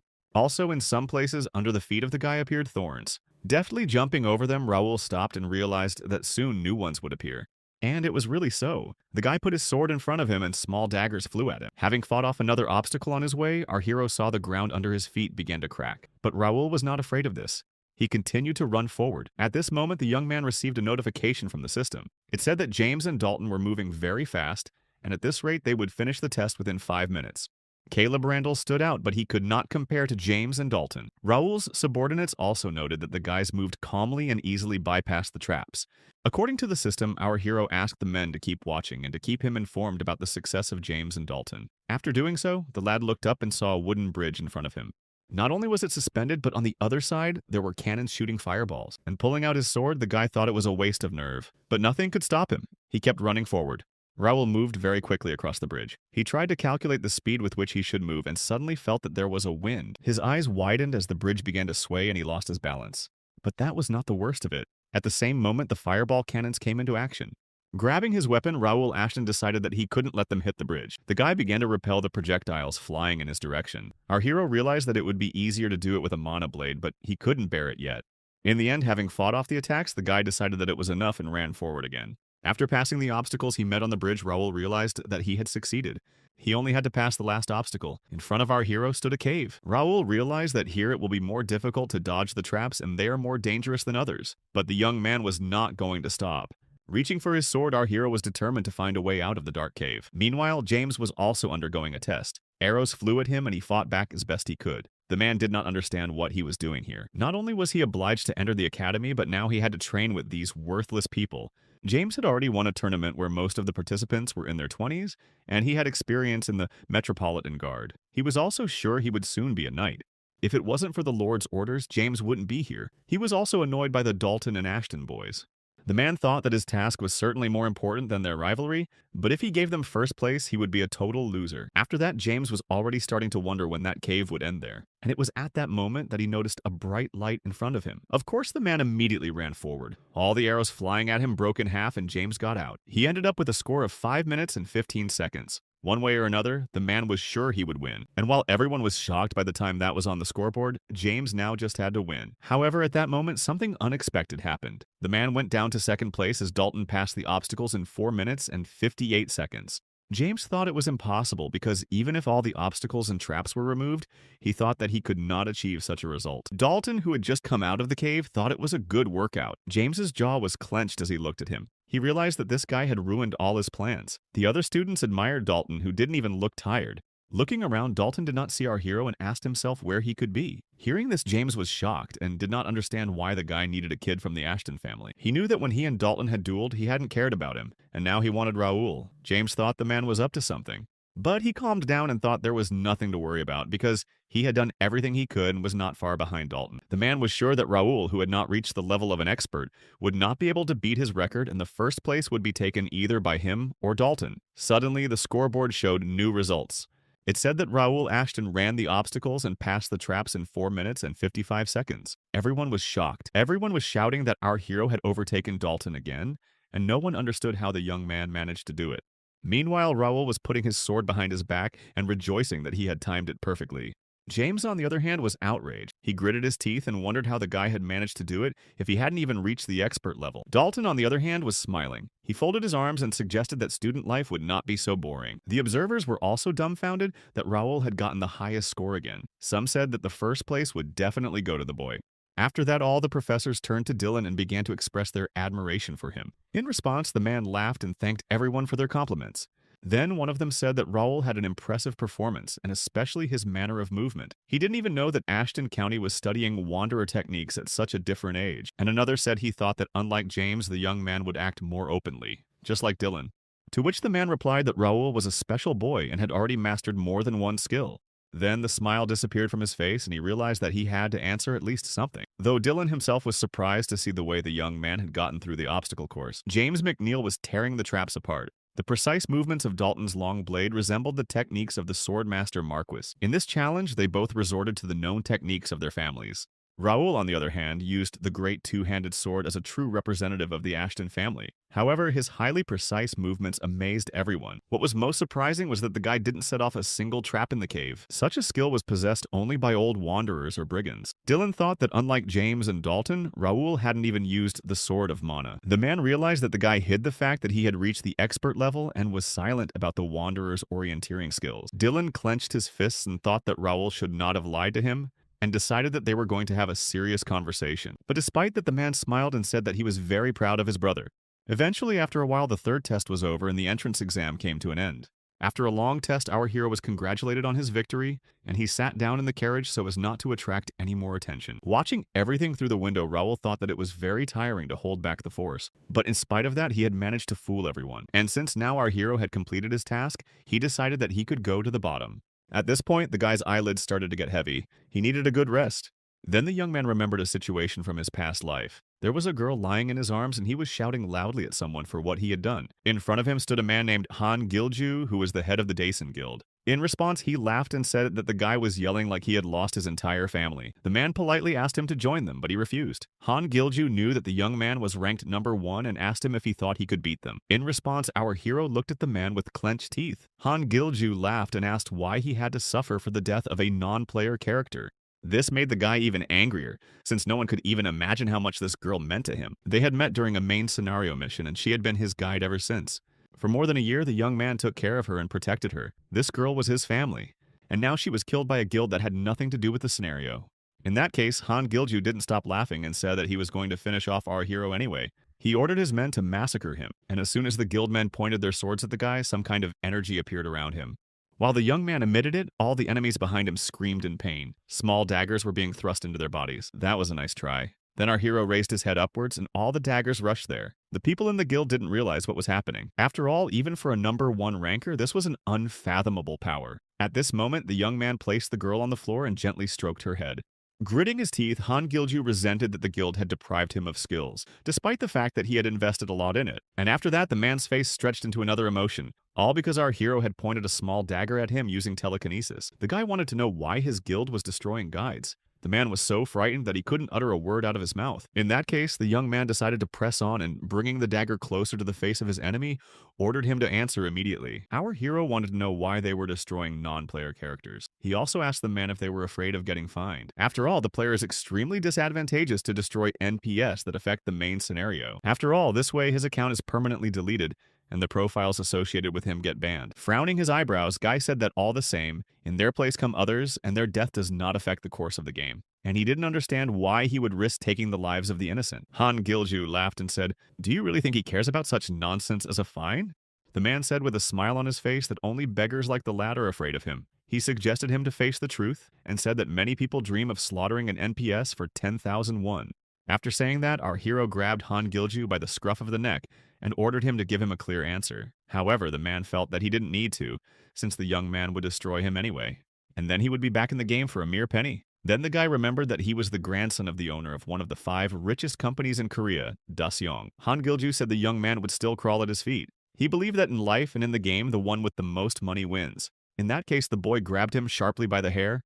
At this point, our hero thought that he would not change his mind. As a result, after a while, the man was sent to the other world. That day, kneeling in front of the girl he couldn't protect, the guy made a promise. Tearfully embracing his lifeless friend, he said he would do it. The boy decided that he would destroy them again and again until they were tired of being reborn. He wanted to get rid of the Daesun Guild for good. After a while, Raoul woke up. When he opened his eyes, he thought that he had dreamed about his past life for the first time. And he was sorry because he had never been able to keep his promise. He was distracted from these thoughts by a message from the system. Opening it, Raoul saw that there was an update and there was a schedule of some moments in Connect. This surprised our hero. Despite the fact that the young man knew that there would be an update, but he could not even guess that it would happen so soon. In that case, the guy realized that they would meet him soon, and this time he was determined not to let the girl die. However, the problem was that Raoul could not predict the exact time of the update, so at the moment his preparation leaves much to be desired.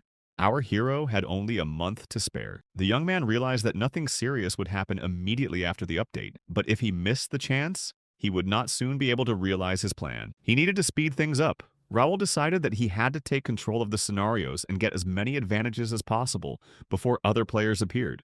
The guy knew that his future depended on the usefulness with which he would spend the time given to him. To begin with, our hero needed to improve the guild and expand its ranks. Then he had to visit the academic library and then travel to other cities. Raoul did not understand where to take time for these things, and he decided to immediately plan the schedule. So the guy spent the whole night sorting out the upcoming tasks, and he managed to make the most efficient and accurate plan of action. Meanwhile, in one of the buildings, the leader of the Imperial Hounds named Silver Zero was getting to something. In front of him was a structure that had balloons with some other people in it. He started with the royal family and discussed that the king was nowhere else to be seen, other than mandatory meetings. Mr. Sword didn't show up for his grandson's induction ceremony into the academy. Silver Zero praised the work of his colleagues. He then said that a message had come from the main base this morning, and that in exactly 1 month, they would begin the execution of their grand plan. The man's colleagues began to rejoice. But the leader of the Imperial Hounds slammed the table sharply and said that this was only the first stage, and he reminded the others that it was important to keep playing their roles. One of the men then turned to number 7 and asked if he had investigated Mira, to which the man said that the first stage had been completed, but he was not sure of the outcome. The man said that because of the kingdom's interference, it was not easy to get close to the battle site. He also said that he was sure that the Rendell family also had something to do with it. But another man was outraged by this statement.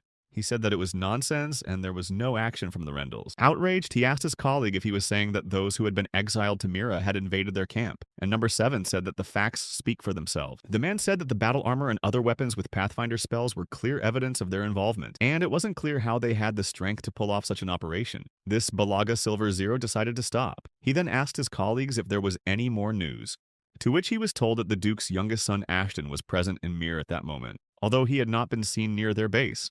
The leader then asked if Ashton County could be in cahoots with Viscount Rendell, but his colleagues doubted it. In that case, Silver Zero asked that the fellow be expelled. Then the man from the balloon added that the information was not confirmed, but one of their men saw a man similar to Gray. This news got Silver Zero thinking, and he asked the men to suspend the investigation as there was no point in spreading on secondary tasks before the execution of the plan. The leader asked that a warning be sent to the Rendells. He then turned to number 3 and asked what had happened at the academy. After all, Silver Zero knew that James was supposed to take first place. And the other masked man said that they had everything under control until Raoul Ashton showed up out of nowhere. Then the leader turned to number 6 because he was in charge of the kid's family, and he didn't understand. He said that last year the young man did not show a hint of talent, but this year everything became different. The man thought Raoul was hiding something, but number 6 thought the boy would not interfere with their plans. Silver Zero thought that Raoul had become too much of an eyesore. They didn't have time to deal with him now. The leader of the Hounds said that they needed to focus on Gray and find out what the reason for his sudden appearance was. Then he turned to number 8 and asked if he was done with the underworld. To which the man replied yes and said that they just needed to deal with one problematic guild, and he stated that he would deal with it before their plan was completed. Silver Zero then told his colleagues that they only had 1 month to make sure that no one would interfere with them. The man ordered everyone to keep their guard up. The leader of the Imperial Hound said that just one random variable could threaten them with a major failure. The next day, our hero was already walking down the street waving his hand at everyone.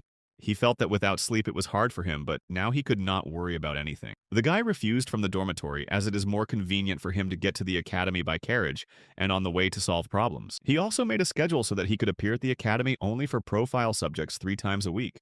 As the young man went to study, everyone around him discussed him and marveled that at 15 he had become the best freshman. Everyone said that he had brains, looks, and skills. Many also did not understand what Raul forgot in the academy, if he was from an influential family. The boy heard all these conversations and thought that there was no need to waste time on them. Moreover, the academy was only a small part of his journey. After that, the young man raised his head and saw the results of the entrance exam on the wall.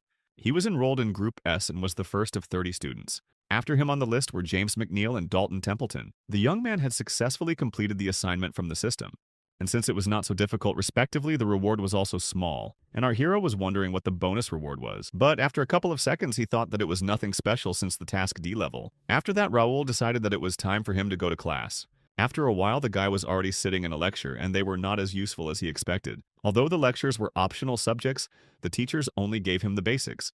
Raul also noticed that his classmates were avoiding him. He thought that Caleb, James, and Dalton would harass him, but they behaved calmly, and that's the way the young man likes it.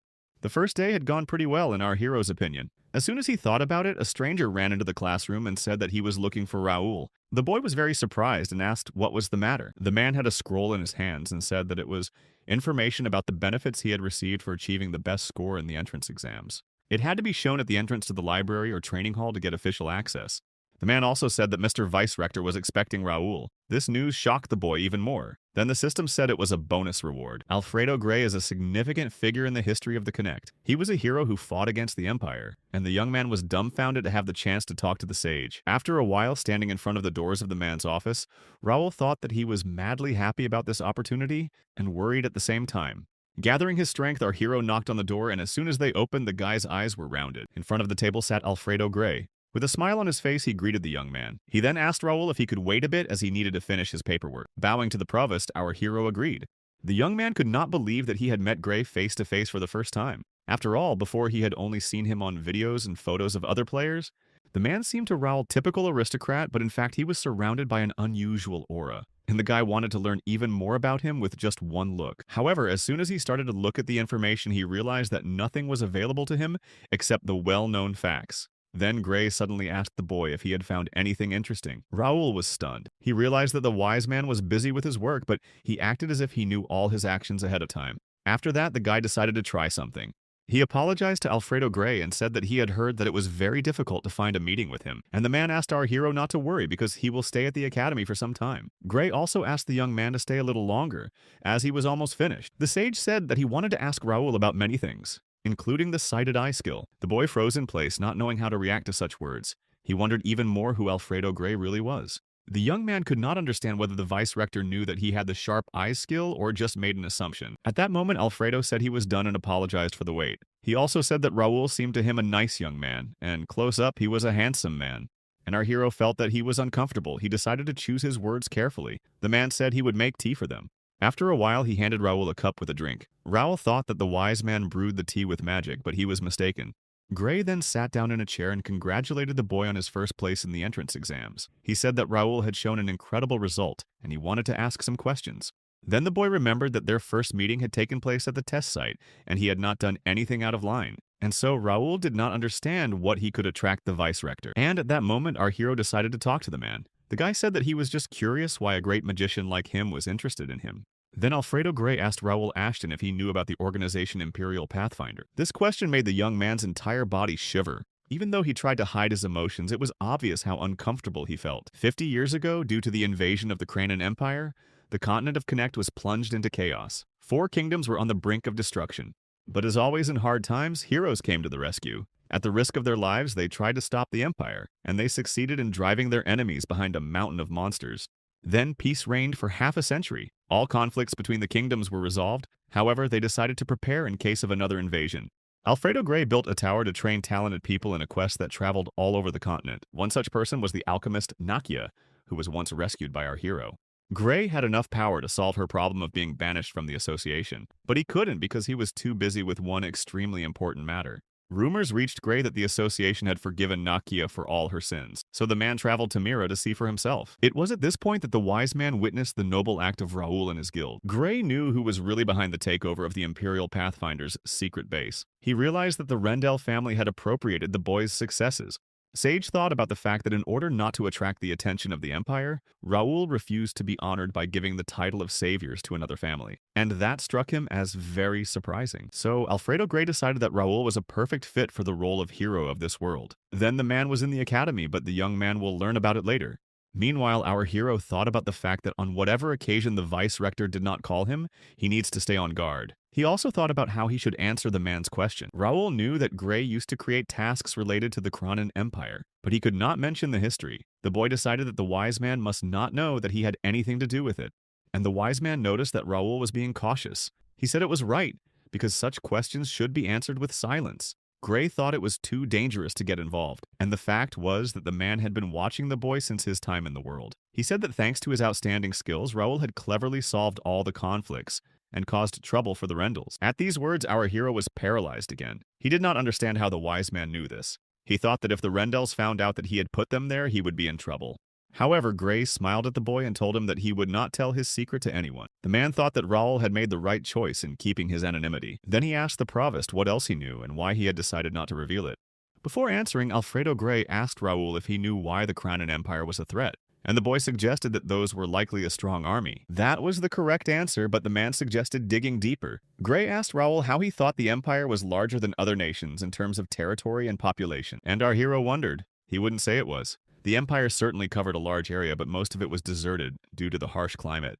Then the provost said that their advantage lay in the possession of information. Gray said that they knew nothing about them while they were in the palm of their hands. The empire is located behind a mountain of monsters and a forbidden barrier. The only way in is through a gorge. They've built a wall to restrict access to their territory. But Imperial spies still managed to sneak into the kingdom of Reuben. That means the empire has a great advantage over them, and they could attack now if they wanted to. It frightened Raoul because in a previous life, that's exactly what happened. By using pawns, the Empire unleashed a battle, and by the time he died, it was already close to victory. So Alfredo Gray said that the kingdom needed men like the young man. The provost said they were their secret weapon. Then Raoul wondered if Nakia had made it to the top in her past life because of Gray, and if that was really the case, he could use the man's help. Our hero thought that if he accepted his offer, he would improve his skills and crush the Empire faster. Then Alfredo Gray said that changes were coming and the boy should lay low and make wise decisions. And of course, Raoul did not ask and said that he would do everything. Then the man said that it was late and it was time to say goodbye. And in gratitude for the fact that the young man listened to him attentively, the provost decided to give Raoul a gift. Gray handed our hero a small box and said that it would be useful to him in the future, and he added that the instructions for use were inside. When Raoul opened the box, he saw a ring. It looked quite expensive and was impregnated with mana, so he asked the wise man if he was sure he wanted to give it to him. With a smile on his face, Alfredo confirmed it and said that the boy could take it as a reward. But this surprised Raoul very much, since he had not done anything special. In the end, our hero thanked the man. In response, Gray also thanked the boy for his time and said that he hoped that academic life would not disappoint him. Leaving the office, Raoul thought that he was worried for nothing, because the meeting went better than he expected. In addition, the guy received a gift. Our hero was very curious to know what this ring was, and at that moment, his eyes rounded. Judging by his reaction, he realized what it could be. It was Gray's polymorphic ring. With it, the wearer's body was transformable and could take on the desired shape. When he put the ring on, he couldn't believe that he had a superpowered object on his hand. Up to this moment, the young man thought that the status limited him in many ways. He had to think over his every move, and he had to go everywhere with the guards. With a smile on his face, our hero realized that he lacked an object capable of hiding his identity, and this ring would also change his appearance. Such a spell belongs to the magic of the Sixth Circle and can only be used by a small group of mages. Moreover, Raoul could summon the great sage Gray. But now he was afraid of not living up to the man's expectations. He decided not to worry about that, though, since Gray had given him a lot of support anyway. Raoul mentally promised the provost to use his gift wisely. 2 weeks later, our hero's life at the academy went on as usual. The guy did not make any enemies. After all, everyone was friendly as he tried to be quieter than water and lower than grass. But Dalton was sticking to him like a bath sheet. He turned to Raoul and asked if he was free after class, since he had found a good gun shop nearby. However, our hero began to wave away and said he was busy. These words upset Dalton and he persuaded the boy to go with him, because if he returned home he would be forced to train again. Raoul thought that he would study quietly until Dalton appeared on the horizon and began to sit next to him all the time. Every day the young man got on his nerves and was not even going to socialize with anyone but him. Dalton turned out to be quite a bully. However, he did not start fights, and thanks to his company, Raoul was not pestered by other students. The guy asked our hero why he was always busy. Then our hero replied that he had business and suggested Dalton to call someone else, and Raoul himself is going to the library. From this, Dalton got angry and said that if he knew that the young man would be constantly in the library, he would be busy in the exam first place. And turning to the other side, he added that it would be better to swing a sword all day long. A smile appeared on Raoul's face. After all, he had been waiting for this for a long time. After a while, our hero found himself in the library. One of the privileges granted to a student for winning the entrance test is access to every floor of the library. But in fact, it turned out that beyond the 4th floor, the passage is closed. Only royalty and some professors could access the 5th floor. But that didn't upset Raoul. After all, the doors of the 3rd floor were open to at most 50 students. It was time to look for valuable specimens. In the library, meanwhile, a fairy was flying around. She looked around and thought about the fact that there were familiar faces and no freshmen around. In addition, the books were all old. Then approaching the young girl, the fairy decided that maybe she would find something new by rummaging through her bags. Then she touched the student and put her small hand on her head and said that she always worked hard. At that moment, the girl who just looked tired began to smile, and the fairy thought that it is always nice to see diligent students. Then she saw a guy sleeping behind his notebooks, and it seemed to the fairy an outrage. With all the strength she had in her, she hit the boy on the back of the head. He immediately opened his eyes and looked around in surprise, trying to understand what had happened. And as soon as he saw the little fairy, he immediately ran away from the library. He shouted that there was a ghost flying around, and the fairy watching this said that let him try to doze off over a book in the sacred library. She was the keeper of the sacred library and would not let anyone get away with it. Meanwhile, Raoul was looking around the library and noticed that the 2nd floor had a lot more useful skill books than the 1st floor. After that, his attention was drawn to someone else's conversations. They were discussing how a student got a savory slap from a ghost and escaped. With laughter, the guys decided to scramble their brains to avoid getting hot-handed too. This really surprised Raoul. He didn't even know that the library had a protection spell on it. However, the guy decided that it was all a fantasy and didn't want to pay attention to it. And the fairy at this moment folded her arms at her sides and thought about the fact that many students are trying to piss her off. And suddenly, the keeper of the sacred library was all twisted up. She noticed something in the distance. Ahead among the cabinets, the fairy noticed a blue flame, and she was surprised that it was happening again. After all, it had only been 6 months since she had moved in. Approaching the book from which this glow was coming from, the fairy thought that it would no longer help remove her fatigue. The guardian even suggested that she would have to find a new home. A high-end spell book could shelter her for about 1,000 years, and now she needed a book of the same level. However, the shelves here were only stocked with low-quality books. The fairy decided that she wouldn't last a year in such conditions, and with horror she realized that soon she might be gone. But the fairy could not let that happen because she still had one more wish. She felt that something special was coming. And just as the librarian was about to voice her wish, she noticed Raoul. Her face looked very surprised, and she pushed off the wall and flew towards the boy, all because in his hands was a book that the fairy needed. Meanwhile, our hero was looking through the books in the library, and as it turned out, to find a unique book of skills was not so easy, and using already purchased copies will not work. Raoul hoped to find at least one book on telekinesis. Even the knowledge gained from another psychokineticist could not help him. The young man thought that he needed more information, and he was left with only one option. Then the guy seemed to have found the right book. In the hands of our hero was a book called Equestrian Acrobatics C Rank. Looking at it, the young man realized that this book was about martial arts. And it was a perfect compensation for the artistic skill touch of the brush that he had stumbled upon earlier. Raoul decided it was time to add it to his skill dex. And since there is a restriction on saving skills, our hero had to first delete the old one to add a new one. However, this rule did not apply to unused skills. After that, the guy put his hand on the skill dex and decided that it was time to add the skill book to it. And at that moment, everything around him glowed. Observing what was happening, the young man realized that he was doing well. Once added to the skill dex, the book itself became useless, the same way it could be taken by another player. Raoul thought he needed to retrieve more skills. The guy said that as long as it was preserved, he would continue the search. All this time, our hero was being watched by a fairy. Without taking her eyes off the young man, the keeper of the sacred library thought that he was behaving very suspiciously. The fairy noticed that Raoul takes several books with similar titles and reads the same page over and over again. She also noticed that his preferences were strange. On the table were books called The Will of the Creator, The Power of Time, The Unique Handwriting. All of them stood out. Raoul seemed unusual to the fairy because of his knowledge of such books, especially since she thought the guy was good-looking. But that didn't matter. The guardianess thought that the young man could not save her anyway, as only great sages and archmages are able to interact with her. The fairy owed her existence to numerous victims of harsh fate and the current of circumstances. She struggled to maintain her life force, and despite her uniqueness, these books that our hero had were not suitable for her. It seemed to the fairy that she felt something, but most likely intuition failed her. So the keeper of the sacred library decided to see what Raoul was doing there. At first glance, the book in the hands of the young man was nothing, but the symbol on the cover said otherwise. The fairy had a feeling that this book was calling to her, and as she continued to watch Raoul, she saw that the power of one book was transferred to the other. The fairy was shocked and didn't understand why the book didn't change a bit. She saw it for the first time and wanted to take a closer look at it. And as soon as the guy turned the other way, the keeper of the sacred library decided to take a chance. She flew over to the books, and looking at them, she realized that she didn't have one of these at home. She even thought she had found exactly what she was looking for. As soon as she touched the skill decks, her eyes widened again. She didn't understand why nothing was happening. Even the great spellbook and sacred manuscripts told her their stories and allowed her to stay. So trying to keep opening the old book, the fairy decided that she would not give up. Already despairing, the library keeper did not understand why she could not do anything, and at that moment, a shadow loomed over her. The guy looked at the little stranger and asked why she sat on his book. The fairy was puzzled and did not know what to answer the young man. Raoul continued to look at her and tried to understand what kind of creature it was.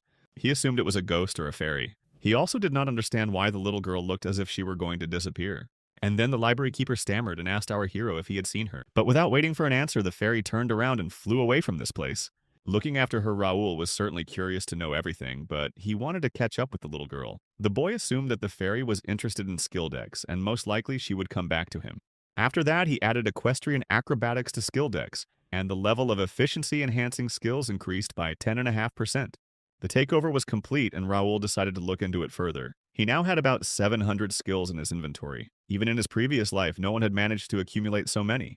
However, our hero thought about the fact that skill decks was still a rare item. He didn't realize how many books he still needed to collect to see its true power. At that moment, a fairy approached the boy in a stuttering voice. She was very interested in what book was in his hands. Looking at the little girl, Raoul thought about the fact that she had returned quickly. He decided to be careful with her. For starters, he asked the keeper if she wanted to apologize for touching other people's things, and Raoul didn't even understand why he had to answer her questions. So the fairy apologized and said it was weird that a guy could hear her. Then she got out from under the table and decided to finally introduce herself. The fairy's name was Ravelina Harriet Meridian, and she told our hero that he could call her Ravel. She was a forest fairy who loved harmony and order. Raoul also introduced himself and said that Ravel was not like a normal forest fairy. Then the little girl said she was probably a ghost since all the students called her that. And the guy asked if she was like a spectrum. Ravel was horrified by this. She said she was just a soul on the border between life and death. So they sorted that out. Then our hero asked the fairy what attracted her to his book. In response to this, the keeper of the library said that the book was unique, and it could not even be compared to the most special copies. Then the young man asked if she knew what the essence of the book was, and Ravel said no. She explained that the book answered her call. The fairy begged the boy to give her a peek. To be honest, Raoul didn't know much about the skill decks, and assumed that Ravel could perfect it, and the fairy wouldn't be able to escape with it anyway. In the end, our hero agreed to the proposal and asked the keeper to promise that she would tell him everything she learned about the book, and the fairy gladly gave her promise. Then the young man opened the skill decks, and Ravel touched the book with her small hands. At that moment, she felt an incredibly strong flow of energy through the book, and suddenly something surprised the fairy. She noticed a flash and couldn't believe what was happening. After a few seconds, Ravel was pushed away from the book. With horror, she asked if he had foreseen such a situation. The fairy knew it was against the rules for this book to appear in their time of need. Of course, Raoul tensed slightly and asked Ravel if she was all right. At first, the little girl didn't answer anything, and then, with a stutter, asked the guy where he got this book. Then the young man began to calm his new acquaintance and reminded what they had agreed on. He had given her the book and she now owed him the information. Then Ravel said that this book has the power of the creator god, namely the ancient creator who is missing. Hearing this, our hero was very surprised. So he asked Ravel if this book really has the power of the ancient creator god. However, this information did not give him any information at all. Then the fairy asked how one could not know the creator god himself, and the guy said that he honestly didn't care. He was more interested in the book. Then Ravel said that she didn't know the details, but she was sure it was a banned edition, and also the book had been invalidated for some reason. Then Ravel asked how he could get the book back to its original state, but Ravel did not know the answer to this question as she refused to talk to her. And our hero thought that it was all a waste of time. This angered the guardian, and she practically ordered the young man to let her get in. In that case, the system said that if Raoul let the fairy into the skill decks, she would become the manager of the library, and that was to the boy's advantage. He wasn't going to let her use his book for nothing, though. Ravel noticed that the young man was looking at her strangely. Then our hero said he doubted he needed her help. Now he knew that Skilldex was not all right, and said that he could solve the problem himself. Finally, he said it was time for him to go home. When the keeper of the sacred library heard this, she was shocked. She begged Raoul to listen to her, but he kept saying he had things to do. And the fairy began to apologize to our hero if she had angered him. She folded her arms and said she hadn't talked to a human in a long time, and Raoul decided he needed to push her a little more. He told the little girl again that he was busy, but in a harsher tone. In return, Ravel promised to be useful to him. She said she really needed the book. Then our hero that this is enough as she noticed that the fairy is ready to negotiate. But at that moment, Ravel suddenly began to cry. She did not understand why the guy did not believe her. Rivers of tears flowed from her eyes. Seeing this, the young man was confused and began to comfort her. Clutching his head, Raoul said that he did not want to bring her to tears. After that, the fairy calmed down. Then our hero said that he could not just open the book for her, as it was too important for him. So first, Raoul asked the fairy to tell him everything. He asked Ravel how she found herself in such a hopeless situation, and the fairy agreed to do it because she already trusted the young man. But she warned him it would be a long story. A long time ago, the Connect was captured by a great battle between different races, including demon gods and even extraterrestrial beings. The continent was in danger of destruction. The forest fairies were on the brink of destruction. And then Ravel's kin tried to save her as the youngest descendant of the race by imprisoning her in a book. But as a result of the disruption of mana flow and spatial instability, the fairy's soul became trapped in the book, and her species disappeared in a spatial crack. Ravel fell into a long sleep, and when she woke up, she found that to keep alive, she had to move from one book to another. And the fairy said that every time she woke up, she lost a part of her memories. But Ravel knew she had a duty, so the young man asked her what it was. Ravel said that she had to find the other fairies who were scattered around the world. Before she died, she had to share the wisdom and experience of her people. But the truth was that she could not leave the library, and there were almost no books left for her to move into. Ravel could smell the same odor from Skilldex as her first book. She begged Ravel to let her in, and our hero agreed, saying that the fairy should become the book's steward. That way they'd be bonded. The boy asked her if she was okay with that. And the little girl, of course, agreed. She said she'd do anything to stay in it. But first, Ravel wanted to know from the young man what the book was for. Then our hero said it was to protect families and homeland. He suggested that it might be nothing to the fairy, but to him it was very important. However, Ravel said that it was a wonderful goal and offered the young man to work together. She also added that she could hardly help the boy right now, as she needed some time to settle in. The fairy said that for about a month she would go into hibernation, but that the book would continue to function as before. Raoul said that there was no hurry and that the most important thing was that she woke up without any problems. Then the fairy smiled and thanked and said goodbye to the guy for a month. This is how our hero met his new companion. After meeting Ravel, time flew by very quickly, and there was a week left before the renewal. Drinking tea, the young man realized that he still had a lot of things to prepare and time was running out. Next to him sat Dylan, who said he was proud of his brother for his hard work. Raoul asked his brother what the prophet had said. Then Dylan quoted the prophet. He said that in a week the things that disappeared would return to their places and the broken ties would be restored. And in order to prevent the birth of evil, the Savior must open the door and extract the fruit of the void from within. This seemed to Raoul too vague a prophecy. He then asked Dylan how the temple had reacted. The man replied that it had reacted calmly and added that the temple had strengthened its army to prepare for the coming danger. And our hero had a rough idea of what would happen to the nobles. Dylan explained that most of them had missed the point. He also said that if it wasn't for Raoul, he would have ignored the prophecy too. The Holy Empire is a small alliance of states made up of Garnelia and a few medium-sized cities, and it's run by the Pope. Despite the small closed territory, he carries the imperial title due to religious influence and constantly suggests possible scenarios for the future. Our hero was afraid that the prophecy would soon come true and they would not have time to prepare for it. But Dylan told him not to worry as they will do everything in their power. The man added that he had already explained to everyone how to receive their people and close family members. With joy in his voice, Dylan suggested that Raoul go to training and show off his marvelous skills. The young man realized that when his family was passionate about something, they were fully committed to it. So when he told his brother about the upgrade, Dylan took his words seriously. But the man should have learned about Raoul's telekinesis as he began to constantly ask to demonstrate his abilities. As a result, after a while, our hero and his brother practiced in the yard. While the young man fought off attacks, Dylan shouted to him not to rely on skills and focus on building physical strength. And Raoul at that moment thought that he would never get used to his brother's hellish training. He realized that they started training because Dylan wouldn't stop insisting. But thanks to him, Raoul was able to increase his muscle mass and improve his psychokinetic body to the level he had in his previous life. So our hero believed that Dylan was fixated on increasing his physical strength. That's why despite his magnificent body, he had many gaps in his fighting skills. Raoul thought that when the battle of enemies would not be easy to defeat. And before that, Dylan would definitely need to work on himself. The young man also realized that the man knew that with each sparring session he was getting closer to his level, and it seemed to him that Dylan would soon realize that muscles alone are not enough to defeat him.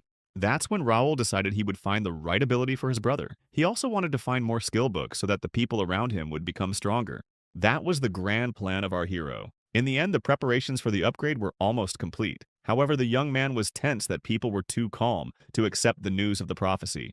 None of the aristocrats even lifted a finger. And unfortunately, Raoul could use the kingdom's help with the scenario. There was a monster invasion and a battle with the empire at stake. The army's help was essential. The guy said that the government was obligated to take care of it by helping to expand and strengthen it. Although our hero was the son of an earl who knew about the future, his possibilities were not limitless, all because he was only a 15-year-old boy. So the young man decided to concentrate on what he could control. He went to lectures and looked for skill books in the library. And when he wasn't in class, the boy visited 3 other free cities in the kingdom of Reuben. They included Mira to the south, Kasan to the east, Bryant to the west, and Zusek to the north. Using the letter of recommendation from Mira, Raoul met with the mayors of the other cities. And when he offered to invest in them, the mayors gladly accepted his offer since they were in the same position as Mira. The guy embarked on massive construction projects in the center of each city and created branches of the first guild. He spent 3.5 million gold and it was worth it. The work had to be finished before the players showed up. Raoul also posted ads in the free cities and the capital city to recruit mercenary soldiers of rank C or higher and small groups of up to 10 people. Based on the contract in the first month, the young man promised to pay double the salary, and he also gave a chance to join a guild or be trained as a knight. But that's only if the guy saw that the candidate was capable enough. There were a lot of people willing to accept such a generous offer, so our hero recruited 50 guys of rank B and 950 of rank C. The latter were trained soldiers from other lands or self-taught with 3 years of experience.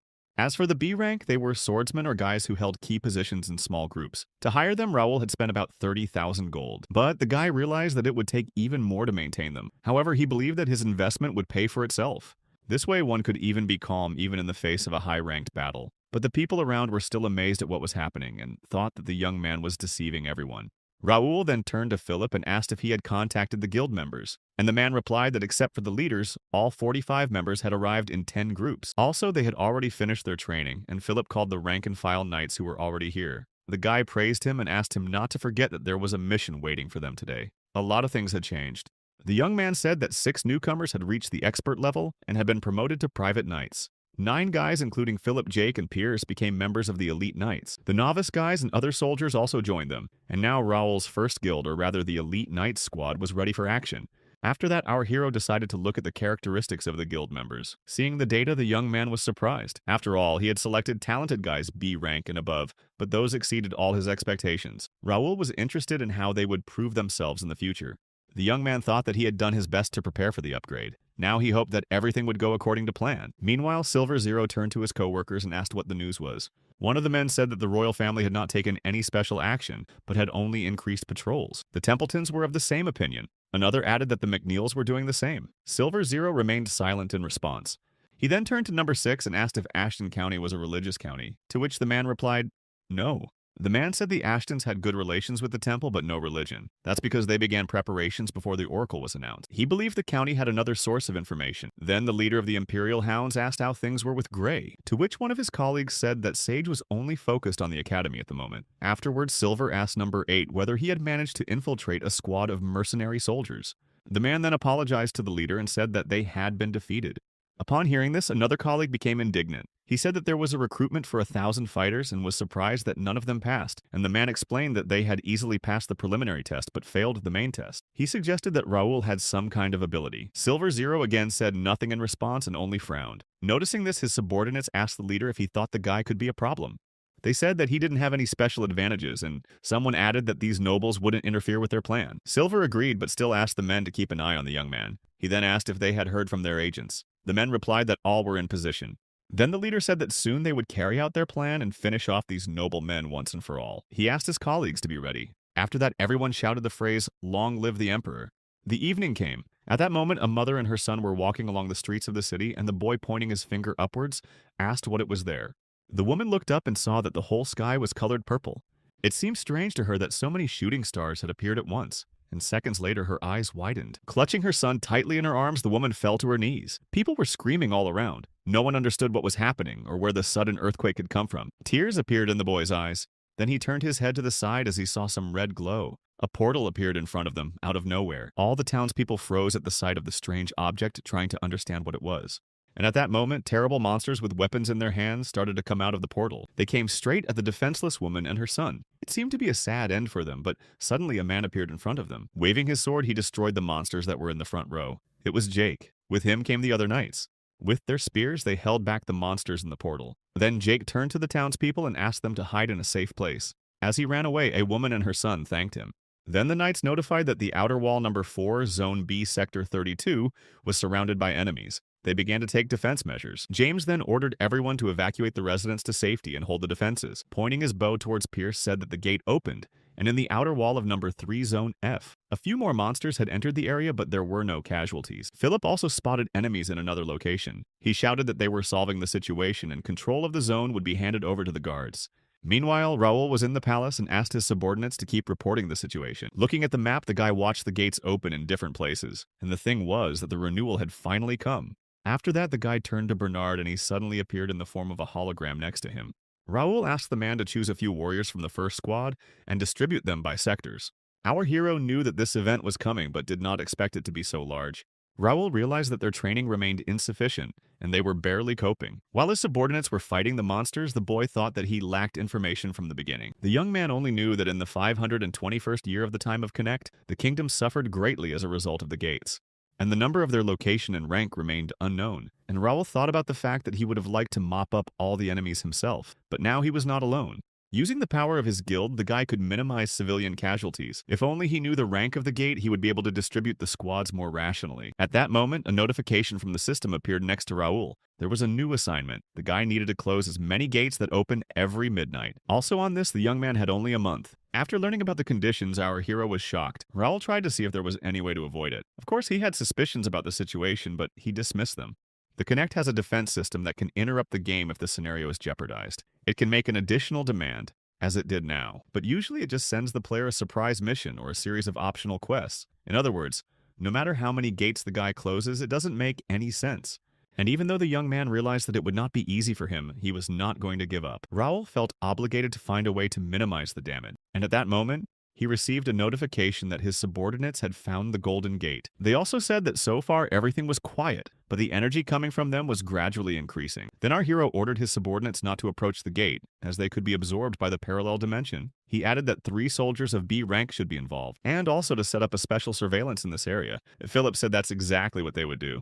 Then the boy turned his attention to the D rank gate. He thought that he couldn't just stay here and give orders, so pulling out his sword, Raoul Ashton decided he had to deal with it. At our hero's side was a red-haired guy named Josh. He was 21 years old and worked as a hired soldier of C rank. After leaving the walls of his home farm, the young man had worked hard to become what he was now. Josh said that an aristocrat was recruiting knights and he jumped at the chance to become one of them. As a result, they were given comfortable lodging, and the food was as good as he'd ever eaten in his life. The boy thought he would enjoy an ordinary life, adjusting to the whims of a nobleman. And now standing in front of the Golden Gate, Josh realized that he was not ready for such a turn of events. Pointing his sword forward, he waited for the monsters running towards him to attack him. And fighting them off, Josh realized that there was no end to them. It seemed to him that he wouldn't last much longer. As soon as he thought about it, a monster even bigger than before came out of the portal. Looking at it, the boy was even more tense at the sight of this huge giant. The opponents began to surround the young man. And at that moment, Josh realized that he couldn't fight them off anymore. Then the guy took his weapon and decided that he would have to play big. He was going to destroy the big guy, thinking that the others would fall. However, as soon as he ran forward, his face stretched out. Josh noticed that all the monsters had fallen at once. It was our hero who deftly used his sword to attack the opponents. Watching the guy, Josh was very surprised. After that, Raoul landed in front of the boy and asked with a smile if he was interfering. Then our hero said that the guy looked too familiar. He assumed that Josh was from the first guild. Stammering, the red-haired young man confirmed this. Raoul then remarked that he was ambitious, but everything he did was risky. The boy said that such a beast was not easy to defeat. Then our hero said that Josh was capable, but it would still be hard for him to deal with a D-rank gate. That's why he offered him to join them. The red-haired young man was surprised by this offer. He asked who Raoul was. At that moment, Jake was already standing next to him. The man noticed that Josh was new and said that even so, he was obliged to know his master. Jake told the young man that he was facing a master of the first guild named Raoul Ashton. Josh opened his mouth in surprise when he heard this. Then Jake asked him if he thought that since the Earl's son had created a guild, he would have a sweet life. In that case, the man said the boy didn't belong here. Jake added that they had only professionals working for them and told Josh to follow them silently. After that, our hero ordered all the subordinates to get ready and said that they would be lucky. Looking at them, Josh repeated the phrase Jake said about professionals and ran after all the knights.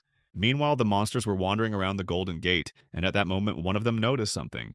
And out of the portal a second later, our hero flew out. Swinging his sword at the monster, the guy attacked it. Then Raoul landed and thought that his hunch was right. The young man knew that the monsters were coming and thought it was a good thing he decided to show up in person. He didn't have enough time to clear all the gates at once, and it had to be done as soon as possible.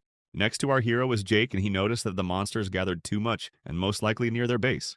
Raoul said that it is not excluded and asked the man to send a scout. He also reminded them that saving the inhabitants should be their first priority. As soon as he said that, Josh ran past him. The red-haired guy, without waiting for orders, ran straight at the monsters, pointing his weapon at them. With sharp movements of his sword hand, Josh attacked one enemy after another. Jake and Raoul were shocked as they watched. The man even said that the young man had no brakes.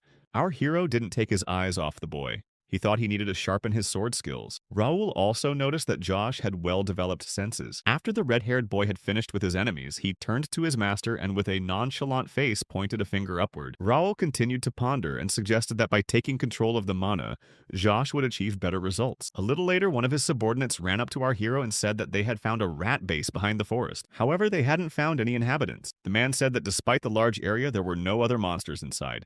And Jake said that they had taken care to move all the inhabitants away from the gate, so there shouldn't be any. But Raoul thought they should check the neighborhood again, since they were bound to get out today without loss. He said that closing the gate was important, but the first priority was to save the civilians. Then our hero turned to Josh and said that he would go with him. The red-haired boy immediately agreed. Raoul stood near the Golden Gate and told his men that they were in for a long night. After a while, the young man was in his office talking to Dylan. He noticed that his brother was shaken up. He also asked him if it had been a hard night. Dylan even suggested that he resume training, but Raoul thought that now was not the time to joke and asked how things were back home. In response, the man asked his brother not to worry and said that they had enough data to prepare well. After that, our hero turned to Dylan and asked how many gates had already opened. The man replied that there were about 100 open, out of which 10 were D rank. That was why they had no problem dealing with it. Hearing this, Raoul was shocked. After all, it was worse than he expected. Dylan, on the other hand, thought it wasn't that bad. Then the guy said he'd come to his brother and help him. But the man did not understand why it was necessary to do it if they had closed everything. After saying that, Raoul's face changed. Then Dylan explained that it took them about half a day. He also said that his father had done a good workout. The man added that Golden Bear Master Trevor and Commander Ernest were as excited as if they were at a festival. He said that they were bored with their normal lives, and Raoul smiled when he heard that. And Dylan added that it was funny to watch the old people having fun. Continuing to smile, the boy thought that he had forgotten how inadequate his family was. Then the boy said that he knew that there were no casualties, but added that Dylan and the others had acted rashly.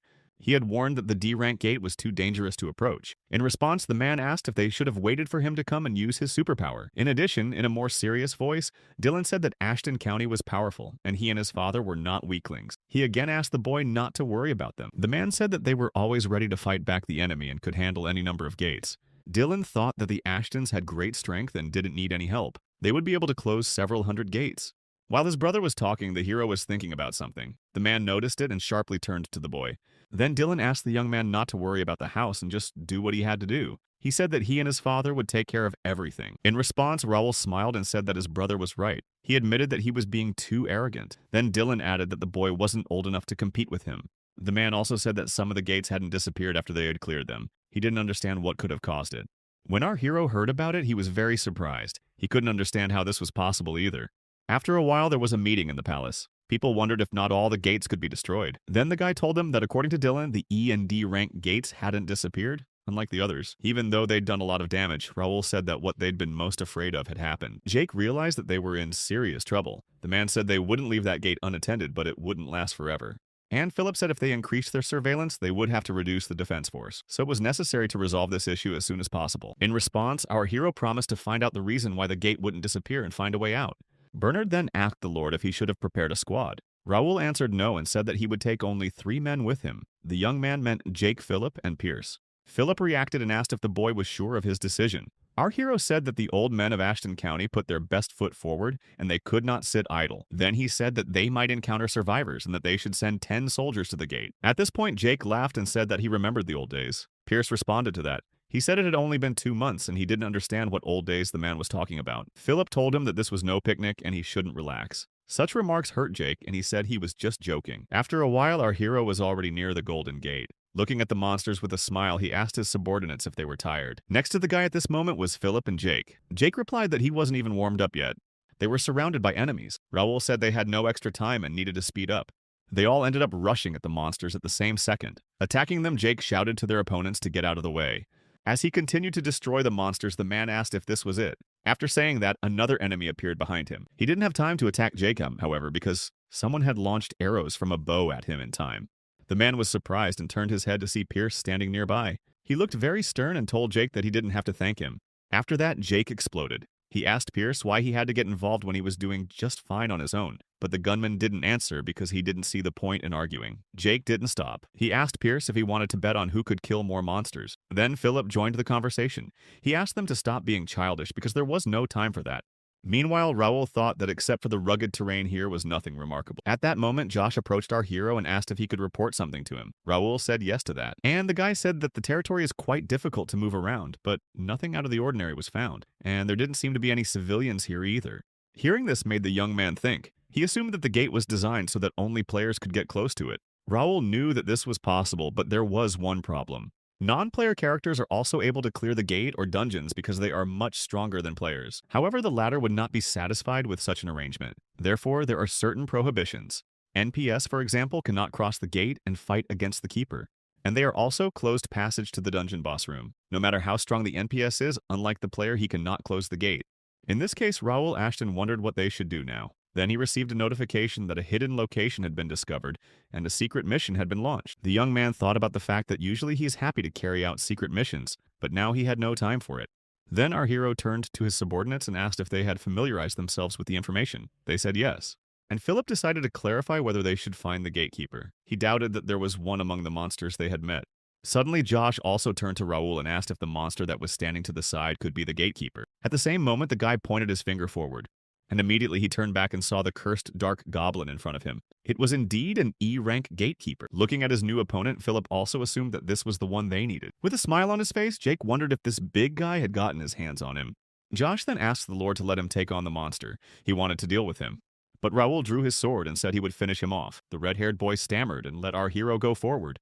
At that moment, Jake asked what had happened to their lord, but Philip didn't understand the question and said that he always led the battle. Then Raul thought that if the keeper destroyed the NPS, there would be no reward. He of course doubted that the E-rank gate would be any good, but he decided to act. Looking at the goblin, he wondered if the gate would close if he took him down alone. The monster then attacked Raul with his mace. Thanks to his agility and reaction, the boy blocked the blow. And then he grabbed his sword tighter and was able to knock his opponent off balance. And while his opponent was knocked off balance, our hero gave him one last blow. Watching this, Jake and Philip believed that their lord would be able to kill the goblin in no time, and Josh opened his mouth and couldn't believe his eyes. He was amazed that the young man had repulsed the attack and at the same moment retreated the necessary distance to create a gap. Looking at Raul Ashton, Josh realized that the guild leader was an amazing warrior. And our hero now understood what E-rank gatekeepers were like. He thought that inexperienced fighters would have a hard time defeating them, and the guy knew that if the gatekeeper was defeated, the gate should disappear. However, he didn't realize where the notice would be. Just as Raul thought about it, a notification popped up on the side. At first, the system said that everything was fine and the gate would disappear soon, but then an error popped up. A forced mode had been activated. Seeing this, our hero was dumbfounded. Then the guy turned to his subordinates and showed them the ore stone that was the core of the power armor. The men asked the Lord if he had gotten it from the heart of a goblin. And the young man said yes. He also said that they should collect as much of it as possible to start the power armor factory. With a smile on his face, Jake asked if it was valuable or not. Pierce looked at his partner indignantly and asked why he was even listening to the gentleman. Raul himself at that moment looked at the golden gate that stood still, even though the keeper had been destroyed. He realized that there was no going against the script. However, the guy wasn't going to do that. After all, with each appearance of the gate, he would become stronger and stronger. Then the young man told his subordinates that their task was to clear all the D-ranked gates in the capital. He added that they should work non-stop and try not to sleep. Jake was very happy to hear this. He also said that they needed one more person. He turned his head toward Josh and asked if he would join them. The red-haired boy was surprised. Then Raul said that this time he had not given him a chance to show himself, and so he was offering him a new opportunity. And of course, Josh agreed and thanked his master for such a chance. After that, our hero with his 4 faithful assistants set off. In a few minutes, they passed through the Golden Gate. The first thing Raul saw was an ordinary cave. He thought that it was a good thing that the gate was lit. Otherwise, he would not have been able to see anything. He hadn't expected this and was glad he had brought something with him that could help him. Jake looked around and asked Raul where they were. He didn't answer, but asked the boys to stay close together, because it was too dangerous. Then he took out a lamp and asked his subordinates to take a good look around. Jake was surprised to see a magic lamp, as they were very rare. Philip was also delighted, as it was the first time he had seen it. Raoul then asked the men to study the cave and to stay together. He also asked them to stay together in case they had to fight. And Josh was given a special mission by our hero. He said that since this was the young man's first mission, he should carry the lamp. When the red-haired boy heard about it, he was shocked. It was because the lamp was very precious. Smiling, Raoul said that he just trusted him, and he added that if the young man wanted to join the first guild, he would have to try hard. At these words, Josh's eyes shone. He couldn't believe that he had the opportunity to become a member of the first guild. After that, he grabbed the lamp from the Lord and said that he would protect it at the cost of his own life. At this moment, our hero smiled as he couldn't even think that he would be so lucky. Looking at Josh, Raoul realized that soon he would reach S rank and would be recognized as a possible candidate for the position of a mercenary under the king. The young man then turned to Pierce and asked how the situation was, to which the man replied that he had seen many moving objects, and the only thing he could say for sure was that there was a hostile army coming from them. After saying that, Pierce's eyes shone and he pointed his bow and arrow upwards. A second later, someone roared above them. Apparently, the man had succeeded in attacking the enemy. Jake was very surprised and asked his partner if he had found someone and had managed to hit them. Jumping up on the rock, Pierce said that he could hit a valley even with his eyes closed. Continuing to look around, Pierce said that the enemies were close by. His eyes were still glistening. Then Raoul looked closer and saw a lot of bats. At the top of his voice, he shouted to the boys to be careful, as they would attack when they saw the light. With round eyes, Josh immediately looked at the magic lamp in his hands. At that very minute, all the bats flew towards the red-haired guy. He kept the lamp in his hands and began to close in on the little enemies. Jake noticed that everyone was clustered around the lamp. Then Raoul shouted to Josh to throw the lamp. Otherwise, something unpleasant was waiting for him. After that, however, our hero abruptly stopped talking, and all because Josh was angry and indignantly asked the mice if they had decided to attack the newcomer. With one hand in which there was a small dagger, the young man attacked the opponents, and the other continued to hold the magic lamp. Josh wasn't even going to let it out of his hands. Jake turned to Raoul and said that the boy had gone a little crazy and was very enthusiastic about his words, to which our hero replied that they could use someone energetic. It was like an entrance test for him. Josh then turned to them and asked them how long they would stand and watch. But in response, the guys asked the young man to push on if he wanted to be on their team. Finally, after fighting off the bats, the hero and his subordinates moved on. Jake was surprised that they had traveled so far, but they hadn't found anything. The man assumed that there was no one but bats here. Then Philip reminded Jake that the gate belonged to the D rank. He asked him to follow his master's example and stay vigilant. At this point, Josh turned to Philip and decided to ask how strong their master was, and the man replied that it depended on what the young man meant by that word. He said that the young master was getting stronger every day and also belonged to the noble Ashton family, but Philip said that Raoul's sword skills were inferior to Jake's. Then they heard a scream. It was Jake, and he was jumping on the spot asking why there were giant bugs here. Then Philip added that the man looked stupid but was a great fighter. Meanwhile, our hero noticed something. Felipe wanted to inform the Lord of the danger, but Raoul realized that they were not alone. In front of them were level 45 armored scorpions, and what made them special was the presence of acid poison and strong armor. Looking at them, Jake realized that they weren't pretty at all, and Philip asked everyone to be careful because there were a lot of scorpions. And Raoul at that moment was convinced he was right. There were more than just bats behind the D-rank gate. This kind of scorpion that was in front of them only lived here and in the dungeon. Therefore, the others were encountering them for the first time. Then our hero told the guys that the scorpions were part of their assignment, and they must complete it at any cost. The guy also informed the men that the scorpions had hard armor and a poisonous sting that had to be avoided, so they set about the task. In fact, the task was not to capture the enemy, but to eliminate him. However, Raoul noticed that there was no mention of destroying the gate. And to begin with, our hero suggested his subordinates to deal with the shell scorpions. So they threw in an attack. In all directions flew blood from the monsters. While the men fought, Josh asked himself why the nasty monsters are constantly sticking to him. Then the guy felt someone's breath behind his back. As soon as he turned around, he saw a huge scorpion. A sense of fear flashed in Josh's eyes, but nevertheless he was not confused and began to fight off the monster. However, the guy noticed that the scorpion's sting was approaching him. Josh realized that he would not have time to dodge, and at that moment, someone attacked the monster. When he saw the sword emitting mana, he was very surprised. He couldn't believe that swords were floating in the air. And in front of him stood Raoul. Surrounded by swords, our hero asked Josh if it was really a difficult task to fight and watch the lamp at the same time. Without waiting for the guy's answer, Raoul thought he was taking away the opportunity to prove himself again. He added that from now on, the lamp would be under his protection. After that, the young man pointed all his swords towards the scorpions. In one motion, he destroyed many of the monsters. Looking at this, Jake said that the Lord had done it again. He also thought that he had hoped to stretch his bones for nothing. Josh didn't even comment. He was surprised that the young man was only 15 years old. It seemed to him that Raoul was not the kind of aristocrat who only pretended to be a knight. Watching the guy, Josh thought that Raul was a real master and he would definitely serve him. Meanwhile, our hero destroyed exactly 50 scorpions. He thought that the minimum requirement for clearing the gate was fulfilled. Then the guy turned to the guys and said that they had to move on. Jake was surprised because he thought that the task was over. He explained that since they were already here, they should go on to the end. Raul said it was dangerous to leave a D-ranked gate halfway through. Jake grumbled a little in response since he had already hoped that they could get out of this dark cave. And Philip, with a disgruntled face, asked the man to stop whining. And our hero wondered why there was no hidden task to destroy the gate if the minimum requirement was reached. And answering this question himself, the guy assumed that they had not yet found the keeper. Raul thought it was dangerous to leave him alive. In spite of the time, the young man was determined to find him. After that, Pierce approached him. Hearing the subordinate, our hero asked him if he had found anything. The man replied that he had reached the end of the cave, but the place where it led him is better to see with his own eyes. In the end, after a while, they were all there. They were surprised to see an arena in the middle of the cave with a strange gate. Looking ahead, Jake assumed that in the center stood the guardian. Raul agreed. There was indeed a dark silhouette standing in the arena. No one understood why it wasn't moving, and one of the boys said it was as if they were being waited for. Standing in front of them with a sinister smile was the gatekeeper of the D-rank Scorpion champion. His level was C+. Observing the enemy, Raul smiled. He thought it was funny that the monster invited them to fight. Of course, he couldn't refuse it. After that, our hero immediately jumped down from the cliff. Jake only had time to shout after him. When he landed, he apologized to the men. He said that this time he would not give in to anyone, and it was not just about the reward. Raul then turned to the gatekeeper and assumed that he had asked him a question. The boy asked the monster to show what he was capable of. In response, the Scorpion champion said nothing to our hero. He immediately sprang into action and went to attack the young man. Raul was able to block his opponent's blow and immediately bounced away to avoid being hit by the Scorpion's sting. However, dodging our hero noticed that the monster was too close to him.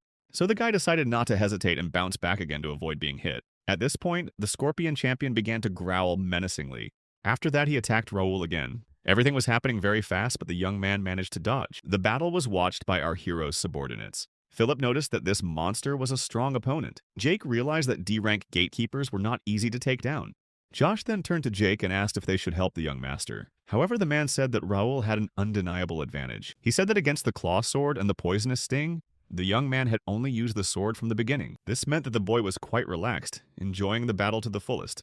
Meanwhile, Raul looked at his opponent and thought that he had already forgotten that feeling. Finally, he could distract himself from training in real estate and guild management. The young man only wanted to focus on the battle now. His sword began to emit energy, and the boy said that good things come to an end. Our hero stated that he was a busy man and therefore needed to get to the next stage. Turning to the Scorpion champion, Raul said that he had fun, but there wasn't much time.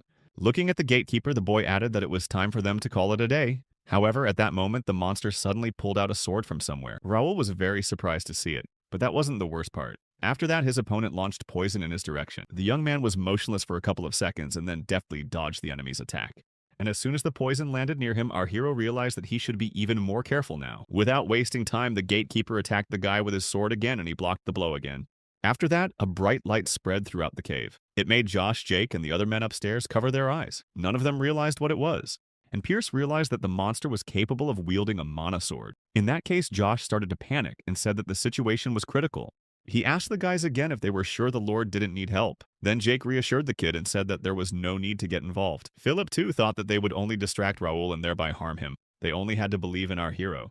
Meanwhile, as the boy continued to fight the gatekeeper, he thought about how he could live forgetting about those days when he had only fought endlessly. At that time, the young man was on the verge between life and death, feeling the constant tension. With a smile on his face, Raul decided that he would squeeze everything out of the monster. After all, he was dealing with a great solo player. Although the guy's opponent was also strong, the Scorpion champion used a mana sword in ranged attacks. The young man also noticed that the enemy was strong and agile, but his movements were monotonous and sprawling. Pointing his sword at the monster, Raul decided that this was its weak point.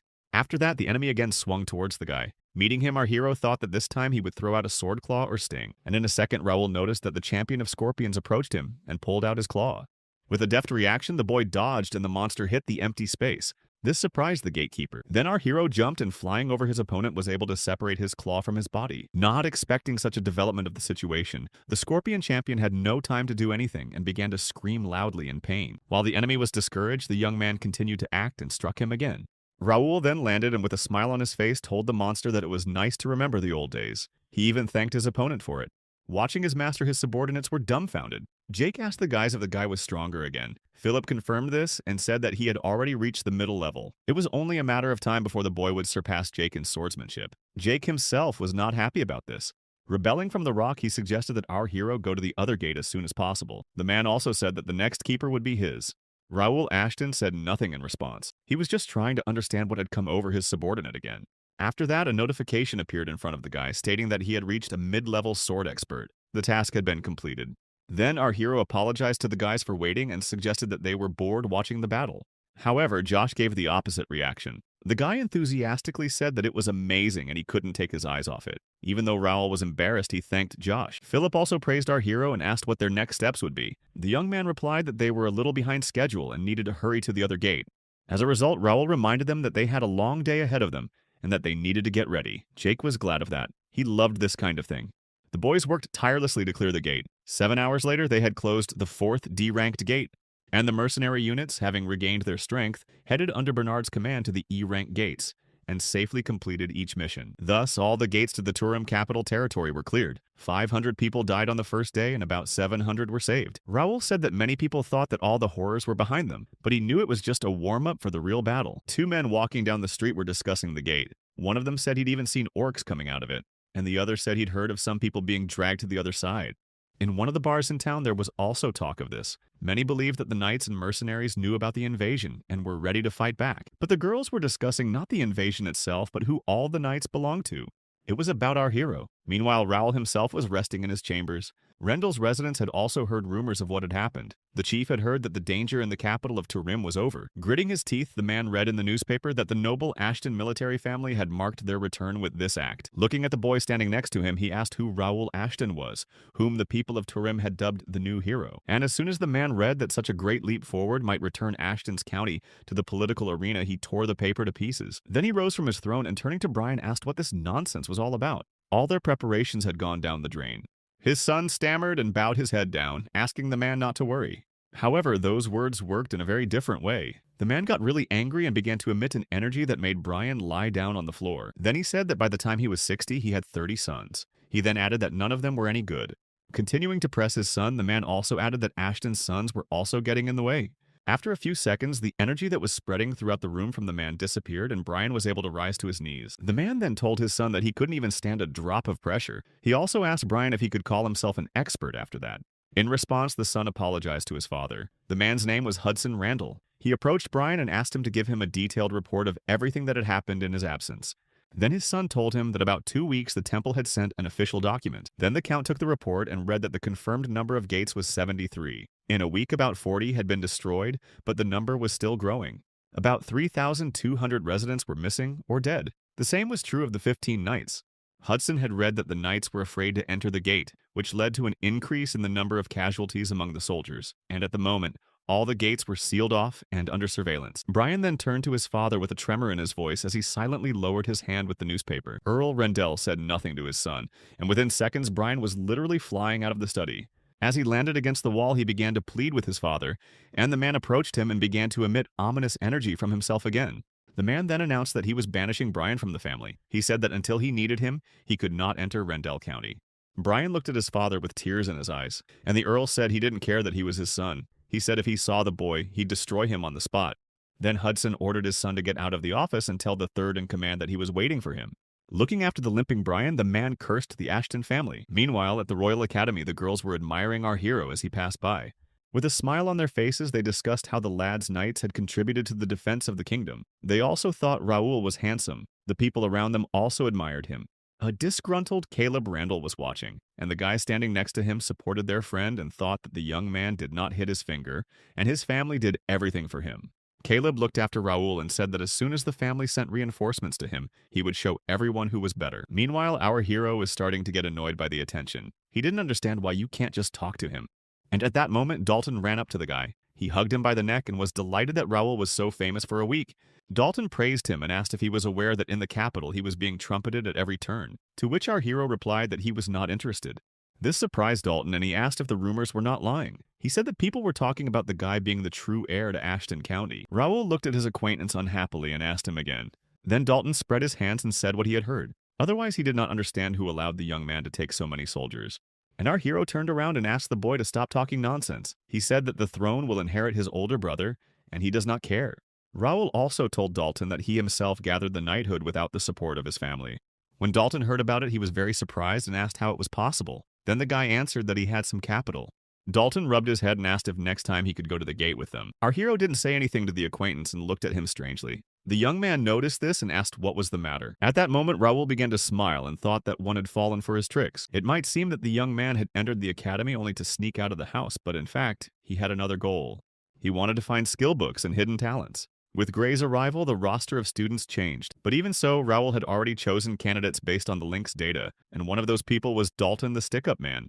Our hero knew that in fact the strongest man in the kingdom is swordsman Marquis Templeton. And in the world of Connect, where it is almost impossible to establish relationships with the top-class NPS guy, was exposed to the perfect opportunity with the grandson of the man Dalton. At the moment, the gate was only open to a limited number of people, and the young man realized that it was necessary to get official permission, or have at least 50 fighters and 3 knights with him. In other words, Dalton would never get through the gate alone. Even though he was an expert, he wouldn't have the slightest chance to prove himself in a real fight. Therefore, Raoul thought that he was probably sleeping and seeing how to conquer the gate. Then our hero invited the boy to join him. He immediately asked Dalton what he thought about the F-rank gate, and the young man immediately started jumping with happiness. He was glad that they had managed to become friends. However, Raoul said that he had conditions. After that, Dalton immediately changed his face and asked what the guy was talking about. Then Raoul said that he was taking only him and forbade him to take any servants or guards with him. Dalton gladly agreed to this and said that the less people there are, the more oxygen there will be.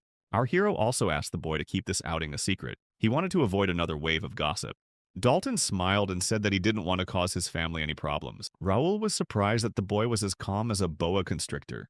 He also wondered what Dalton would do if he had bad intentions. And then the young man expressed his doubts that anyone would want to make an enemy of the Duchy of Templeton. And then our hero added that the young man would have to get permission from the Duke. Dalton was dumbfounded when he heard this. He asked if it was really necessary. Raoul replied that it was obvious. The guy said he needed someone to handle the situation if necessary, and he reminded the acquaintance that this was not a pleasure trip, but an official visit. Our hero had a whole squad of knights to answer to. Of course, Dalton understood all that. The boy wanted to express his opinion, but Raoul turned to leave and said that they would return to the matter as soon as Dalton talked to the Duke. The boy tried to stop Raoul, but it was useless. Rubbing his head, he pondered how he could convince the old man to let him go.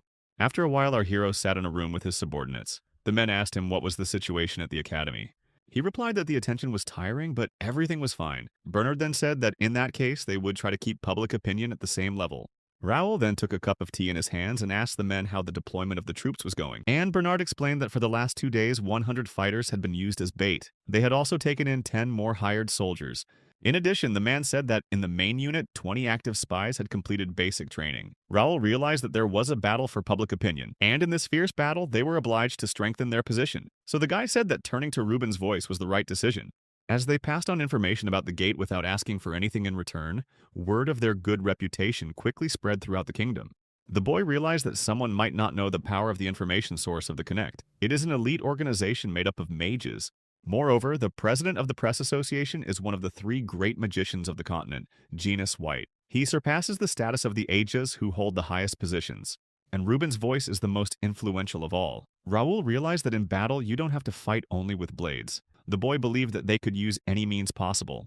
So he told Philip to double the number of mercenaries so that there would be guys in reserve who could keep the conversation going. He also added that sooner or later they would be inspected. The man was surprised and asked the gentleman what he was talking about. Bernard answered the question. He said that they were probably greedy nobles. Since the situation with the gate has stabilized, they will gradually try to get closer to it. Raoul said he would gladly take them on if he could control the gate. But that was impossible. And Bernard replied that he thought that the nobles would try to tarnish the guy's reputation, but would be left with nothing. Exhaling with a smile on his face, our hero was not against them trying to do that. He said that only the chosen one would be able to close the gate anyway. Then Raoul asked Philip not to divulge the information. After all, if it reaches the ears of others, the lords will immediately pretend that they do not care about the gate. And the man obediently agreed. And our hero thought that by turning people's thirst for profit in his favor, he will gather all the warriors of the kingdom. The guy thought that only in this way they would be able to resist the coming danger. After a while, a blonde-haired man was running away from someone. Looking back, he thought that they would stop being followed after the gate was opened. Then the man thought that his task now was to distract as many enemies as possible so that his comrades could hide. However, just as he was thinking this, he saw several people in black hooded cloaks ahead of him. One of them told this man called Elias, nicknamed Faceless, that they were pleased to meet the leader of the information organization, Wings of Freedom. And Elias asked the strangers if they were the ones who had been chasing the guilds of the underworld for 6 months, to which the man in the black cloak said that he was thinking fast. In that case, the leader of the information organization asked what had brought them here. He suggested that he was the next target. In response, the stranger said that he just wanted to destroy Elias, but decided to make him an offer. Reluctantly grabbing his weapon, Elias asked what kind of offer he was talking about. The man offered to surrender and said that it would be a shame for him to destroy such an important person. But if the leader of the organization wanted to join them, the stranger in the black cloak would spare him. And in the end, Elias took out a knife and ran towards the enemy and said that he would never agree to that. And even though the man was unprepared for the attack, he was able to block the leader's blow. Seeing this, Elias was very surprised. His opponent was wearing power armor. He then bounced back and told the group of strangers that he guessed that they were sent by the Empire. In response, the man in the black cloak smiled and said that such an interesting conclusion would cost him his life. In the same second, several men in cloaks ran towards Elias, and their ringleader stated that he had no other choice. The man ordered his partners to destroy Elias. And seeing his enemies running at him, the leader of the information organization tensed up a little. But as soon as the strangers in black cloaks approached him, he disappeared. By this action, Elias misled his enemies. Looking around, the men in black cloaks assumed that he had used an artifact and needed to search the neighborhood. Meanwhile, Elias was at one of the buildings. He was once again running through his head the idea that the organization exterminating guild members was working for the Empire. And watching his opponents, the leader of the information organization, was trying to understand what was going on in this kingdom. At that moment, our hero was informed that the right to use the F-rank gate by the Knights of the First Guild had been cancelled. When Jake heard this, he was furious. He wanted to speak out about it, but Philip stopped him. And Raoul said that it was bound to happen sooner or later. Then he asked his subordinate how things were going with the E and D rank gates.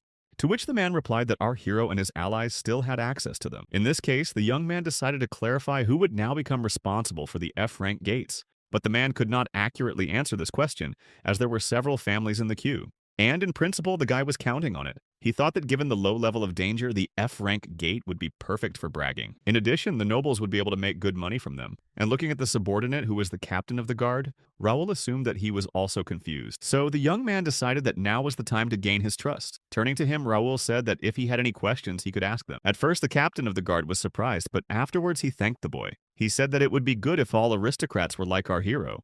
Smiling in response, Raoul said that it was his duty to protect the city and its people. He suggested that the man work together from now on. However, after that, the captain of the guard became agitated and said that he shouldn't talk about it. But according to rumors, the Rendell family was behind it all. But the man himself thought that it was the Ministry of Finance that initiated it. But he clarified that it was only his guess. Also, the captain of the guard said that many of the department's employees have ties to the Rendells, including the minister. And since the situation is quite strange, the man decided that our hero needed to know it. In this case, the guy thanked the captain for the information. After that, the man left the office and Raoul told his subordinates that this was the outcome they had expected. Jake thought it was too much and asked the Lord why they were depriving them of their rights, to which the lad replied that they would have to obey the king's order anyway. Then he said that they didn't have anything to worry about since they hadn't lost anything. Jake was surprised to hear this and asked the gentleman what he was talking about. He replied that ordinary soldiers could easily handle an F-ranked gate, and so there was no point in sending mercenaries. Raoul thought that this way they would only waste money, and as a result, they would only be able to obtain mediocre items. The young man decided that it would be better to focus on the gates of rank E and above. After saying that, Jake visibly calmed down and said that our hero was right. Philip then asked what they should do with those who were in charge of the F-rank gates, and Raoul said that they should be sent to the cities. He wanted to use this opportunity to clean up the remaining gates. The guy added that those who ignored the items wouldn't last long anyway. He also said that keeping the gates under control was not easy, and so they would most likely get them back. In the meantime, Raoul wanted to concentrate on gaining recognition and fame. The young man thought that they should forget about everything and focus on themselves. And in addition, our hero asked his subordinates to take care of the management of hired fighters and personal growth. The men agreed to this. And Raoul was thinking about the official annual knighting ceremony in a week. It was there that he wanted the Knights of the First Guild to show what they were worth. The guy felt that they had to work hard to get everyone's attention. He wanted them to be known not only in the kingdom, but also outside the kingdom. After a while, several knights stood near the Golden Gate. Judging from the conversation, they were waiting for someone. Looking beyond the terrible portal, one of them asked the other what they should do if something terrible happened. And the answer was simple. They still had to fix the problem. The man complimented that they had no choice and would simply follow the order from above. After that, the knight's attention was drawn to some strange noise. Turning around, they noticed an army and one of the men shouted to everyone to move aside. It was because Aeson Carrington was riding behind him. He was the fourth son of Viscount Carrington. When one of the knights saw him, he said he was honored to meet the Viscount's son. His name was Bill, and he was in charge of control. In response, Asen Carrington did not extend the knight any courtesies and asked if it was them. Bill, however, did not understand what the man was talking about. Then the Viscount's son pointed to the gate and asked if it was the same one, and the knight confirmed that they were. Then Asen told Bill that his men were blocking the passage and he needed them to leave. And only the knight wanted to ask the man what he was going to do, as Asen told his men that they were about to cross the gate. Bill then asked the Viscount's son what they would do with the horses. Asen did not understand this question and asked what the knight meant, and he answered that if a man had no one to take care of the animals, he could leave them to them. However, this seemed unacceptable to the Viscount's son, and he pushed Bill with his foot. The knight could not keep his balance and fell. Then, gritting his teeth, Asen Carrington told him to know his place, and asked how the knight dared to ask him to dismount. Bill wanted to justify himself, but the man rudely told him to shut up and added that he would talk to his captain. Then the son of Viscount spoke again in an uncultured manner and ordered his men to move forward. Then one of the knights turned to Bill and asked if he was all right, to which the man replied that he didn't care and had warned Asen Carrington, and it wasn't his fault if the horses went crazy when they entered the gate. At that moment, Bill thought about the fact that the man didn't know that on the other side, there was a high level of mana concentration, and that's why horses were forbidden to be taken with him. And even if the Viscount's son survived, he could not escape the torment. The knight assumed that this night would bring many sacrifices.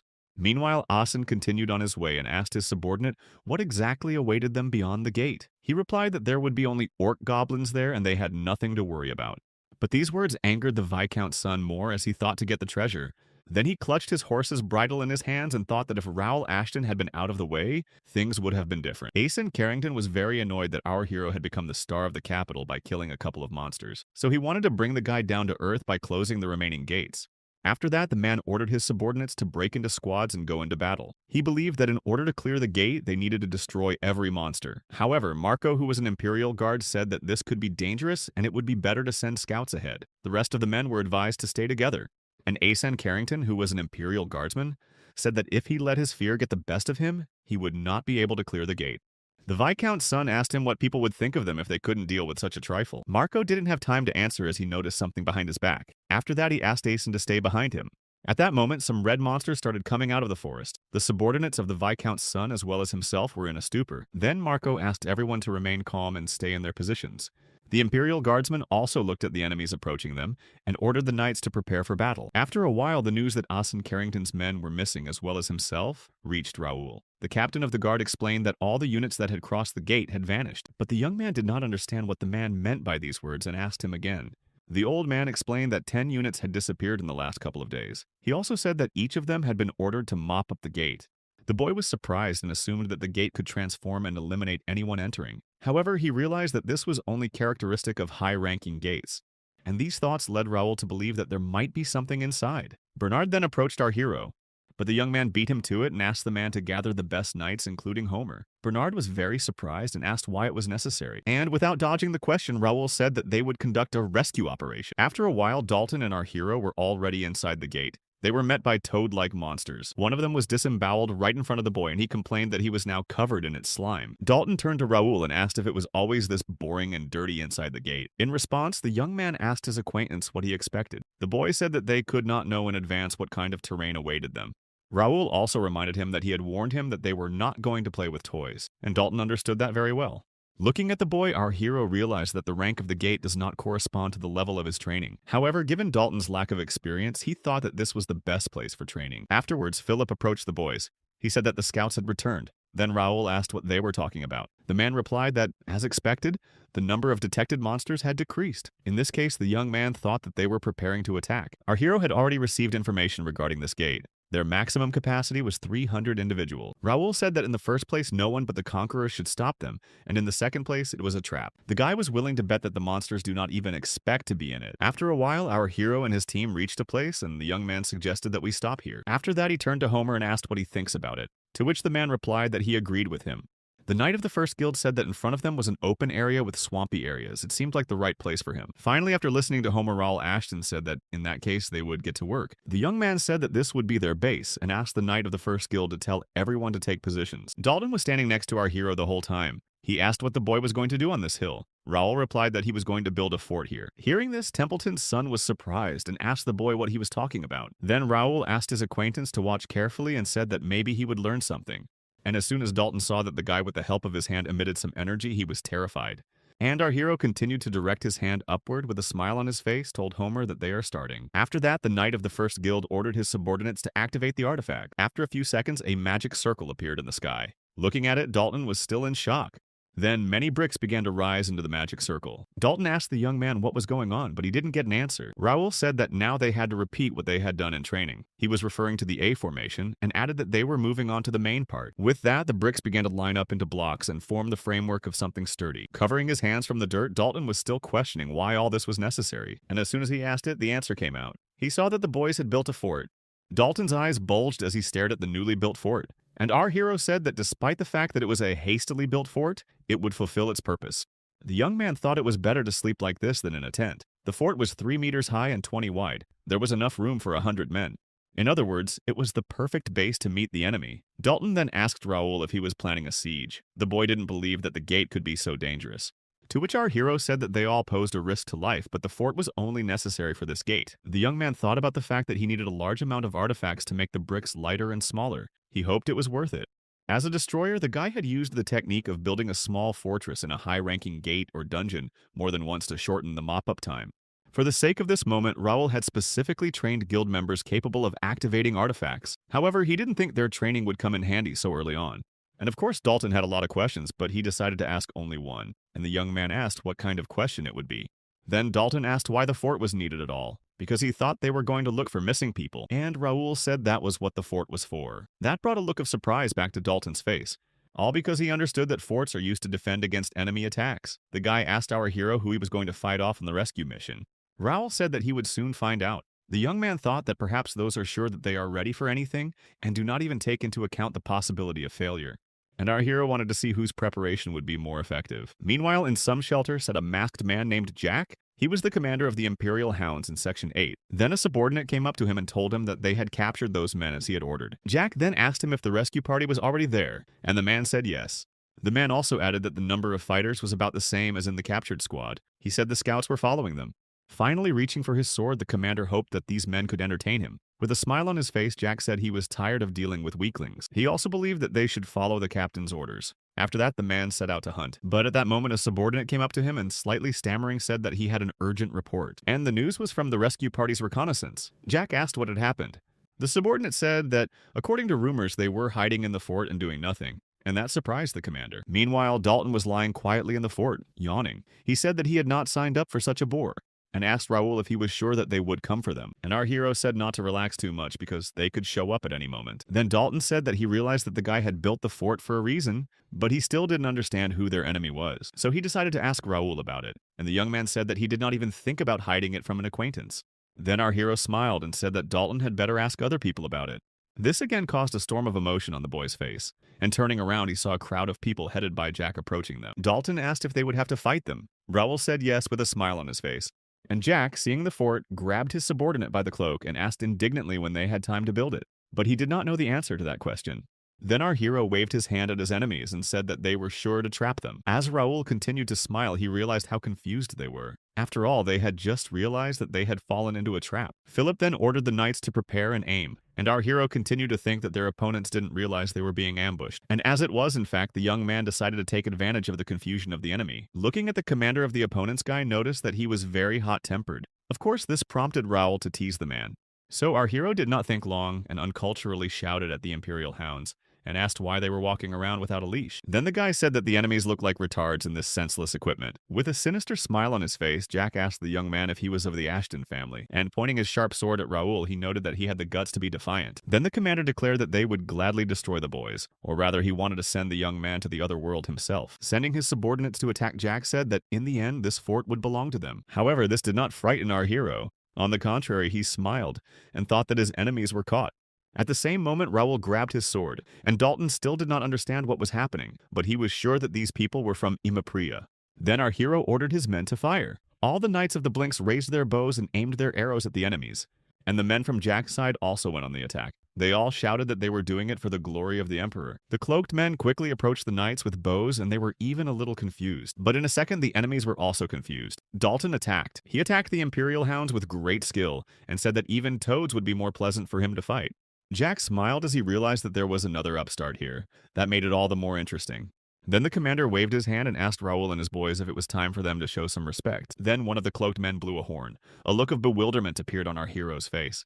At the call of the horn, someone began to emerge from the forest, and in a minute, behind Jack's back stood huge red monsters. Then the commander of the Imperial Hounds, with a smile on his face, asked the young man and his team so they finally show respect. At the sight of the strange creatures, Dalton became agitated and asked what they were. Raoul explained that they were Imperial soldiers. Looking at the enemies, the guy realized that since their last meeting, the Imperial soldiers had been upgraded. He even assumed that they were the best warriors of the Imperial Hounds. After these words, our hero smiled and decided that in this case, everything would go as planned. Meanwhile, the knights who were on Raoul's side and had just shot at the enemies with bows were very scared of their new opponents.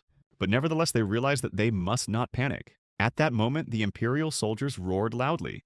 Dalton looked at these red creatures and tried to understand how they could have been created. After that, the Imperial soldiers rushed to attack. Philip ordered his subordinates to prevent the enemies from approaching the fort. Arrows flew at the enemies and they were easily repelled by them. Apparently, it was useless. Dalton also noted that the arrows did not do any harm to the Imperial soldiers, and Raoul said that ordinary weapons wouldn't even scratch them. In that case, Dalton turned to the boy and asked what they should do. He hoped the boy had a backup plan, and Raoul confirmed it. However, he said that he would need help to carry out the plan. Then our hero asked his partner what he would say to that. Then Dalton smiled and said that he was in on it, and said that that was why he had come here. This pleased Raoul, and looking at his opponents, he called Dalton to action. But the Imperial soldiers did not wait for the first move, and approaching the front, they attacked. The knights who were up above panicked, shouted to their allies to be careful. Watching this, Philip ordered his subordinates to hold their positions and the spearmen to go on the attack. Meanwhile, Jack realized with a smile on his face that the men of the first guild were hoping to hide in the fort. But now the man wanted to show them that the Empire was not to be trifled with. He decided to destroy the fort. A second later, Jack's confidence was slightly dissipated as he saw Raoul and Dalton running straight towards him with an attack. The boys deftly jumped over one of the Amiprian soldiers, but after that, Dalton saw that one of them looked at them angrily. Then the enemy turned around to face them and growled menacingly, spreading his arms out to the sides. Then Dalton told Raoul that his sword does not take the enemy because they have too strong armor, and our hero said that they would have to sweat. Meanwhile, Jack laughed loudly and asked the boys if they had decided to come here rather than defend their fort. The man appreciated their plan and even gave them kudos for being silly. After this, Dalton said that this commander was starting to annoy him and asked Raoul if he was really going to listen to this nonsense. And of course, the young man was not going to do that. He pulled out his huge sword and said that now they would shut him up. In response, Dalton smiled and also drew his weapon and asked the boy if he remembered that he said he had full freedom of action. And answering his own question, the young man said that it was the right thing to do. And the Imperial soldiers saw the mood of the guys and roared furiously again. Then Dalton and Raoul simultaneously ran towards the enemy and attacked him. From such an unexpected and unpleasant sensation, the Imperial soldier roared furiously. After that, Dalton and our hero pushed themselves from their seats and jumped in different directions. Watching everything that was happening, Jack was in complete shock. He didn't understand what was going on. And then Raoul and his ally attacked the Imperial soldiers. Blood flew in every direction. While Jack was terrified, the knights on the boys' side cheered that their master had defeated the magical warrior. Dalton stood behind and exhaled with ease as he managed not to get dirty in the mud.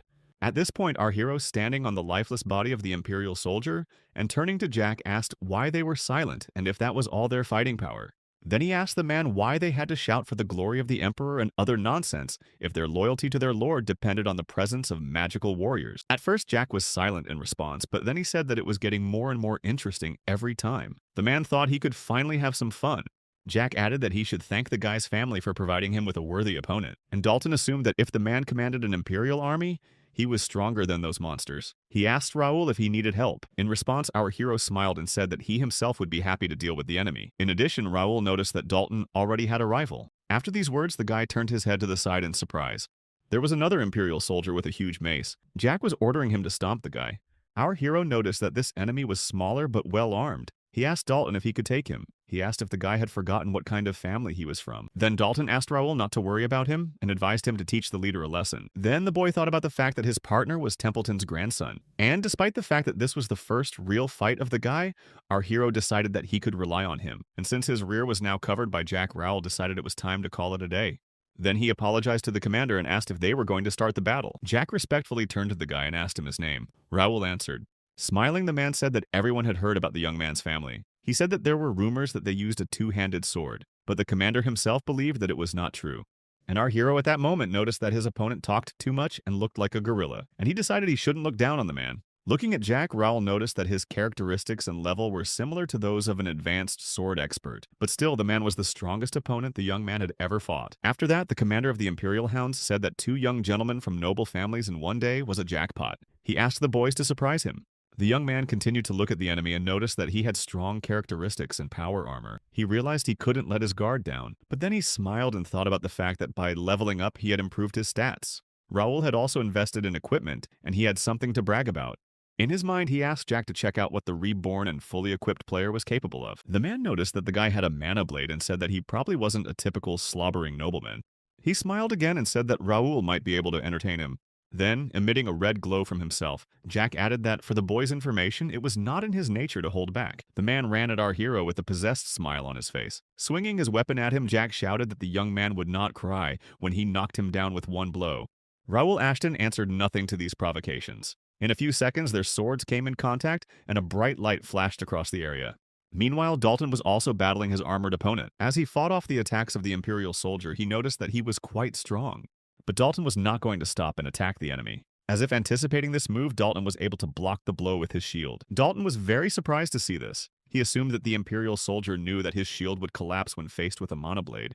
And while the guy was thinking about it, his opponent was not wasting time and was already swinging his huge mace at him. But Dalton reacted quickly and bounced away. The young man realized that his enemy was not stupid as he had expected. It was clear that it would not be easy to defeat him. Dalton also realized that if he tried to escape without fighting back the Imperial Hounds, the old man would not leave him alone. Then he turned his head to see how Raoul was doing. Dalton immediately realized that he was having a harder time than he was. Our hero continued to make contact with the enemy with his sword. From the look on Jack's face, he was enjoying it. The man was also obvious by how well Raoul was able to imitate the movements of the enemy. Then he asked if that was all the guy was capable of. Then Jack attacked our hero, but he was able to dodge. At that moment, the young man thought that the man was fast and strong. And looking at the mad commander of the Imperial Hounds, Raoul realized that just one slip and he was finished. After that, Jack attacked the young man again. He wasn't quite ready for that, and so he was frightened. But nevertheless, with clenched teeth, our hero was able to block the attack of the enemy. As they continued to fight, the man was delighted. He said that Raoul had surpassed all his expectations, and he was almost sorry to destroy the guy.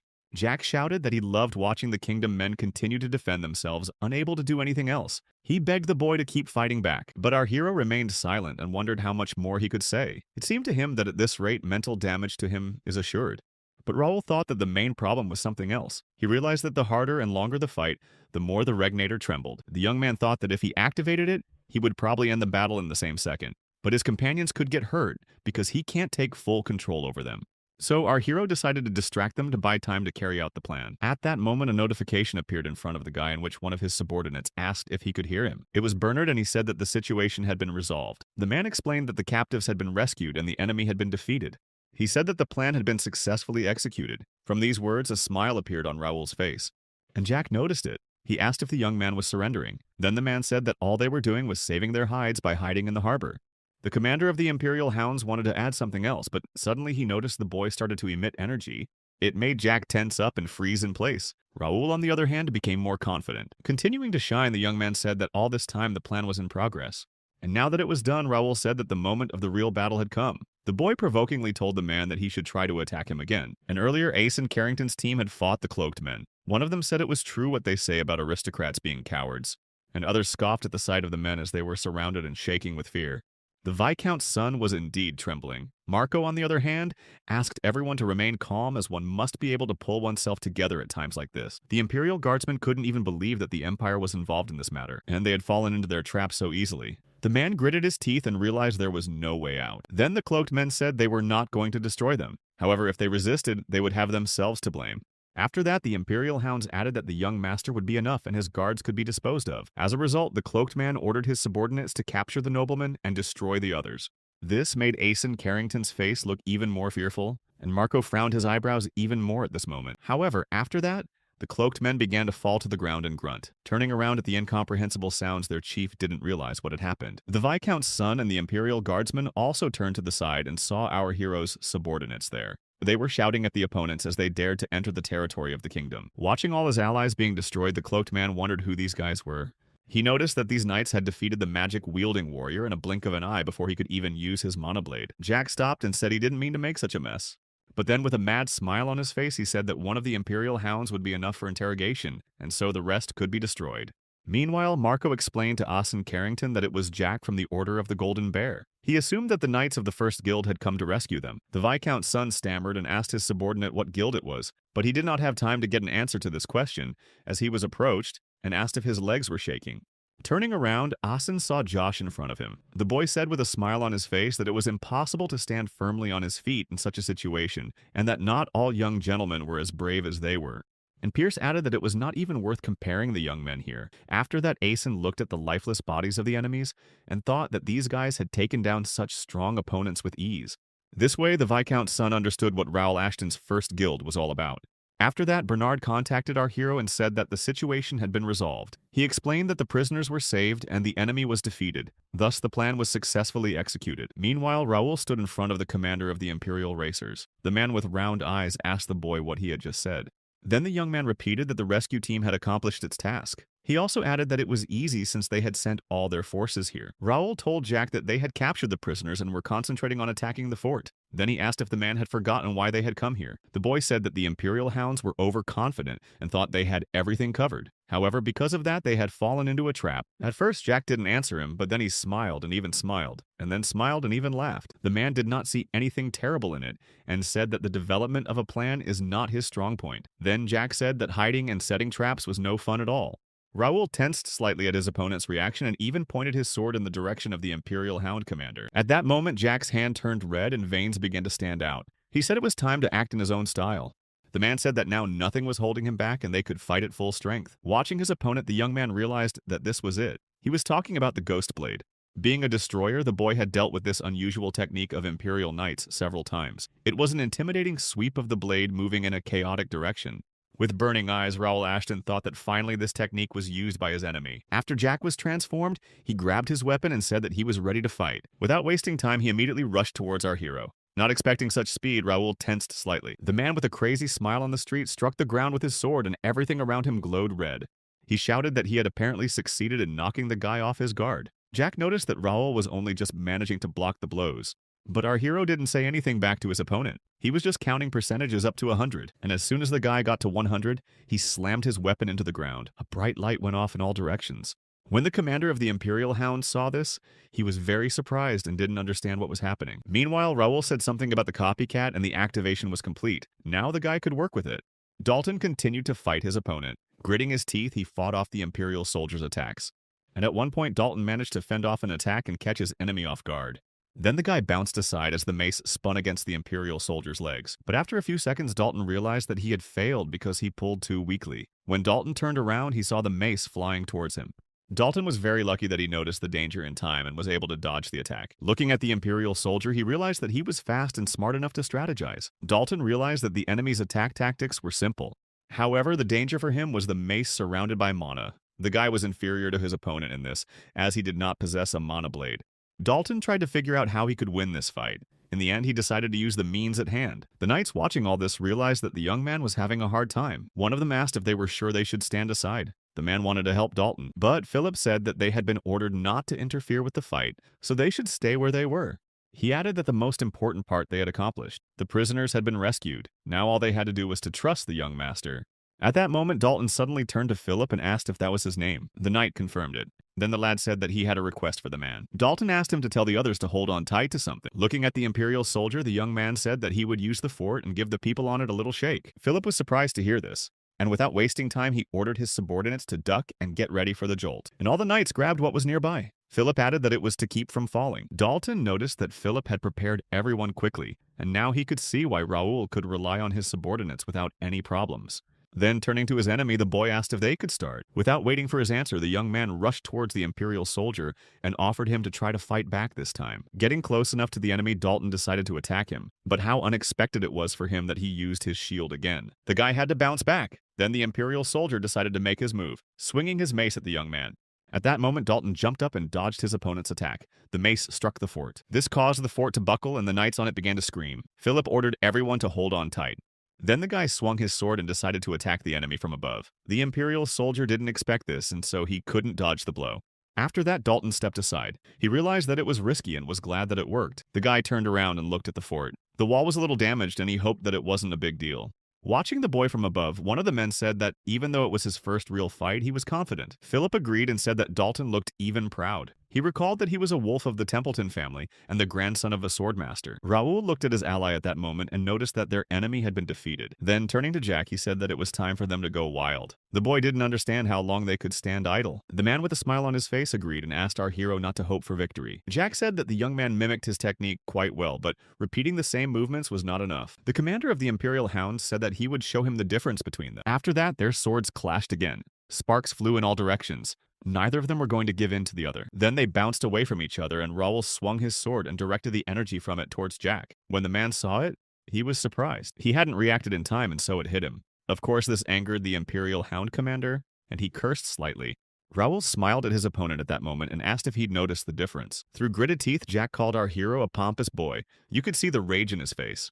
And the boy thought that his skill was quite strong and easy to use. He also thought that it had been a long time since he had gotten something worthwhile. Suddenly, an error notification popped up in front of the boy's face. It said that unacceptable actions were detected, and according to the rules of the Regnator, the copycat skill would be removed. This left Raoul stumped. He couldn't believe that he wouldn't be able to use copycat anymore. Jack was watching our hero closely at that moment and didn't say anything. And the system told the guy that it was searching for new skills. However, the young man was still disappointed because he thought he found a good skill that he could not even use.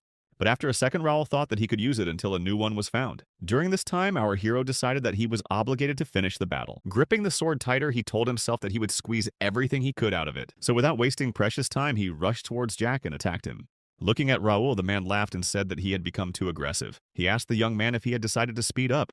However, our hero did not answer his opponent and continued to fight. Then Jack wanted to make the last blow in his opinion. But at that moment, Raoul jerked his arm. The man turned around and saw a sword flying at him. The commander of the Imperial Hounds dodged the sword and asked him indignantly what was going on. Jack didn't understand where the flying blade had come from and looked around. Then he turned back again and saw dozens of such swords floating in the sky. The man wondered again what was going on here. In that case, Raoul asked him if he had just noticed it, and the guy asked the enemy if he had tunnel vision. Then, with a smile on his face, our hero asked the man a rhetorical question if he wanted to see what he was capable of. And without waiting for an answer, the guy decided to show the commander of the Imperial Hounds his skills. At that very second, blades flew at Jack. The man was still puzzled as he fought them off. Continuing to block the blows, Jack said he was disappointed, as he assumed they were all tricks from the young man. Then, striking with his sword, the man told Raoul to stop with the tricks and start fighting like an adult. With a mad grin on his face, the Imperial Hound commander stated that he had no time for games and advised the lad to fight to the best of his ability. Our hero still did not respond to the provocations from his opponent. Radiating energy from himself at a certain point, the young man decided to act. After that, the blades flew at Jack from the front again, but two more rapiers appeared behind him. The man did not see them, but felt them. Turning around, he managed to put his sword in front of him and block the attack. Then Jack said with a smile on his face that Raoul was stubborn, but his tricks wouldn't work on him. However, at this point, the guy was not disappointed at all as the man fell for his trick. The rapiers began to press down on the Imperial Hound commander with an incredible force. The man didn't realize what was happening, and while he was trying to hold back his weapons, the young man jumped up to him and struck a blow. But Jack had power armor, and Raoul realized that the improvised skill was not enough to break it. However, our hero realized that this did not mean that he could not find another way to win.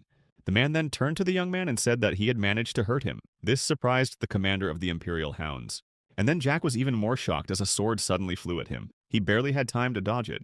Following the weapon, Raoul approached the man. He said that even though Jack was strong, he was also very talkative. So the guy swung his fist at Jack and said he was going to shut him up.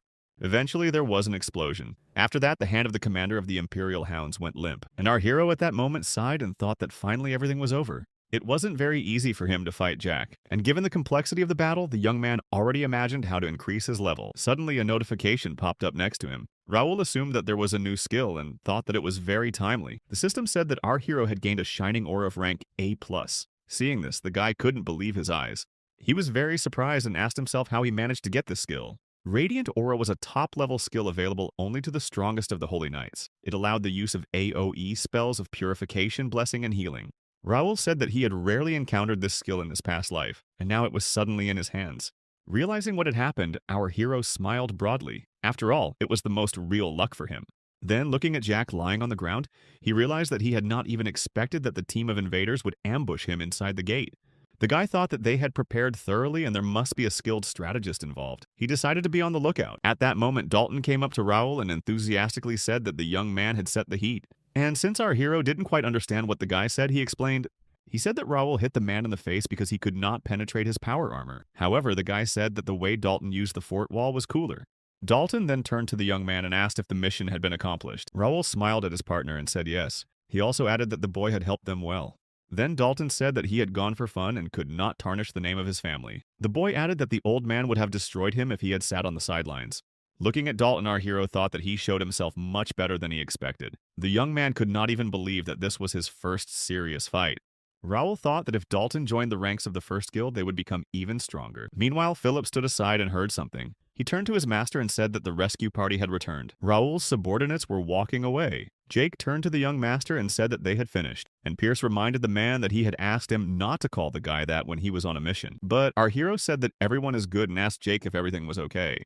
In response, the man laughed and said that as long as he was on a mission, there could be no problems. Bernard then added that there were no wounded, but a few dead. He suggested that they would need help to move the bodies, to which Raoul said that the guards would help with that. Meanwhile, Asen Carrington thought that the young man was really a master. He even believed that the boy had earned this title by his own labor. From these thoughts, the son of Viscount was distracted by Dalton, who came to him. Asen almost choked at the sight of the boy, and Dalton with a smile asked him if he was one of the hostages. The young man said that he didn't even know that Viscount C. Carrington was involved. Asen looked at Dalton and wondered if he was one of Raoul's guild. Then, turning his gaze to our hero, the son of Viscount tried to understand how influential he was. Next to everyone stood Marco, but the man decided to say nothing and continue to remain silent. Summarizing, Raulia told his subordinates that the prisoners were saved and the Imperial hounds were neutralized. The mission was accomplished, and on top of that, the guy had gotten an amazing skill. He was more than satisfied with the results. After that, our hero smiled and told everyone that it was time for them to go home.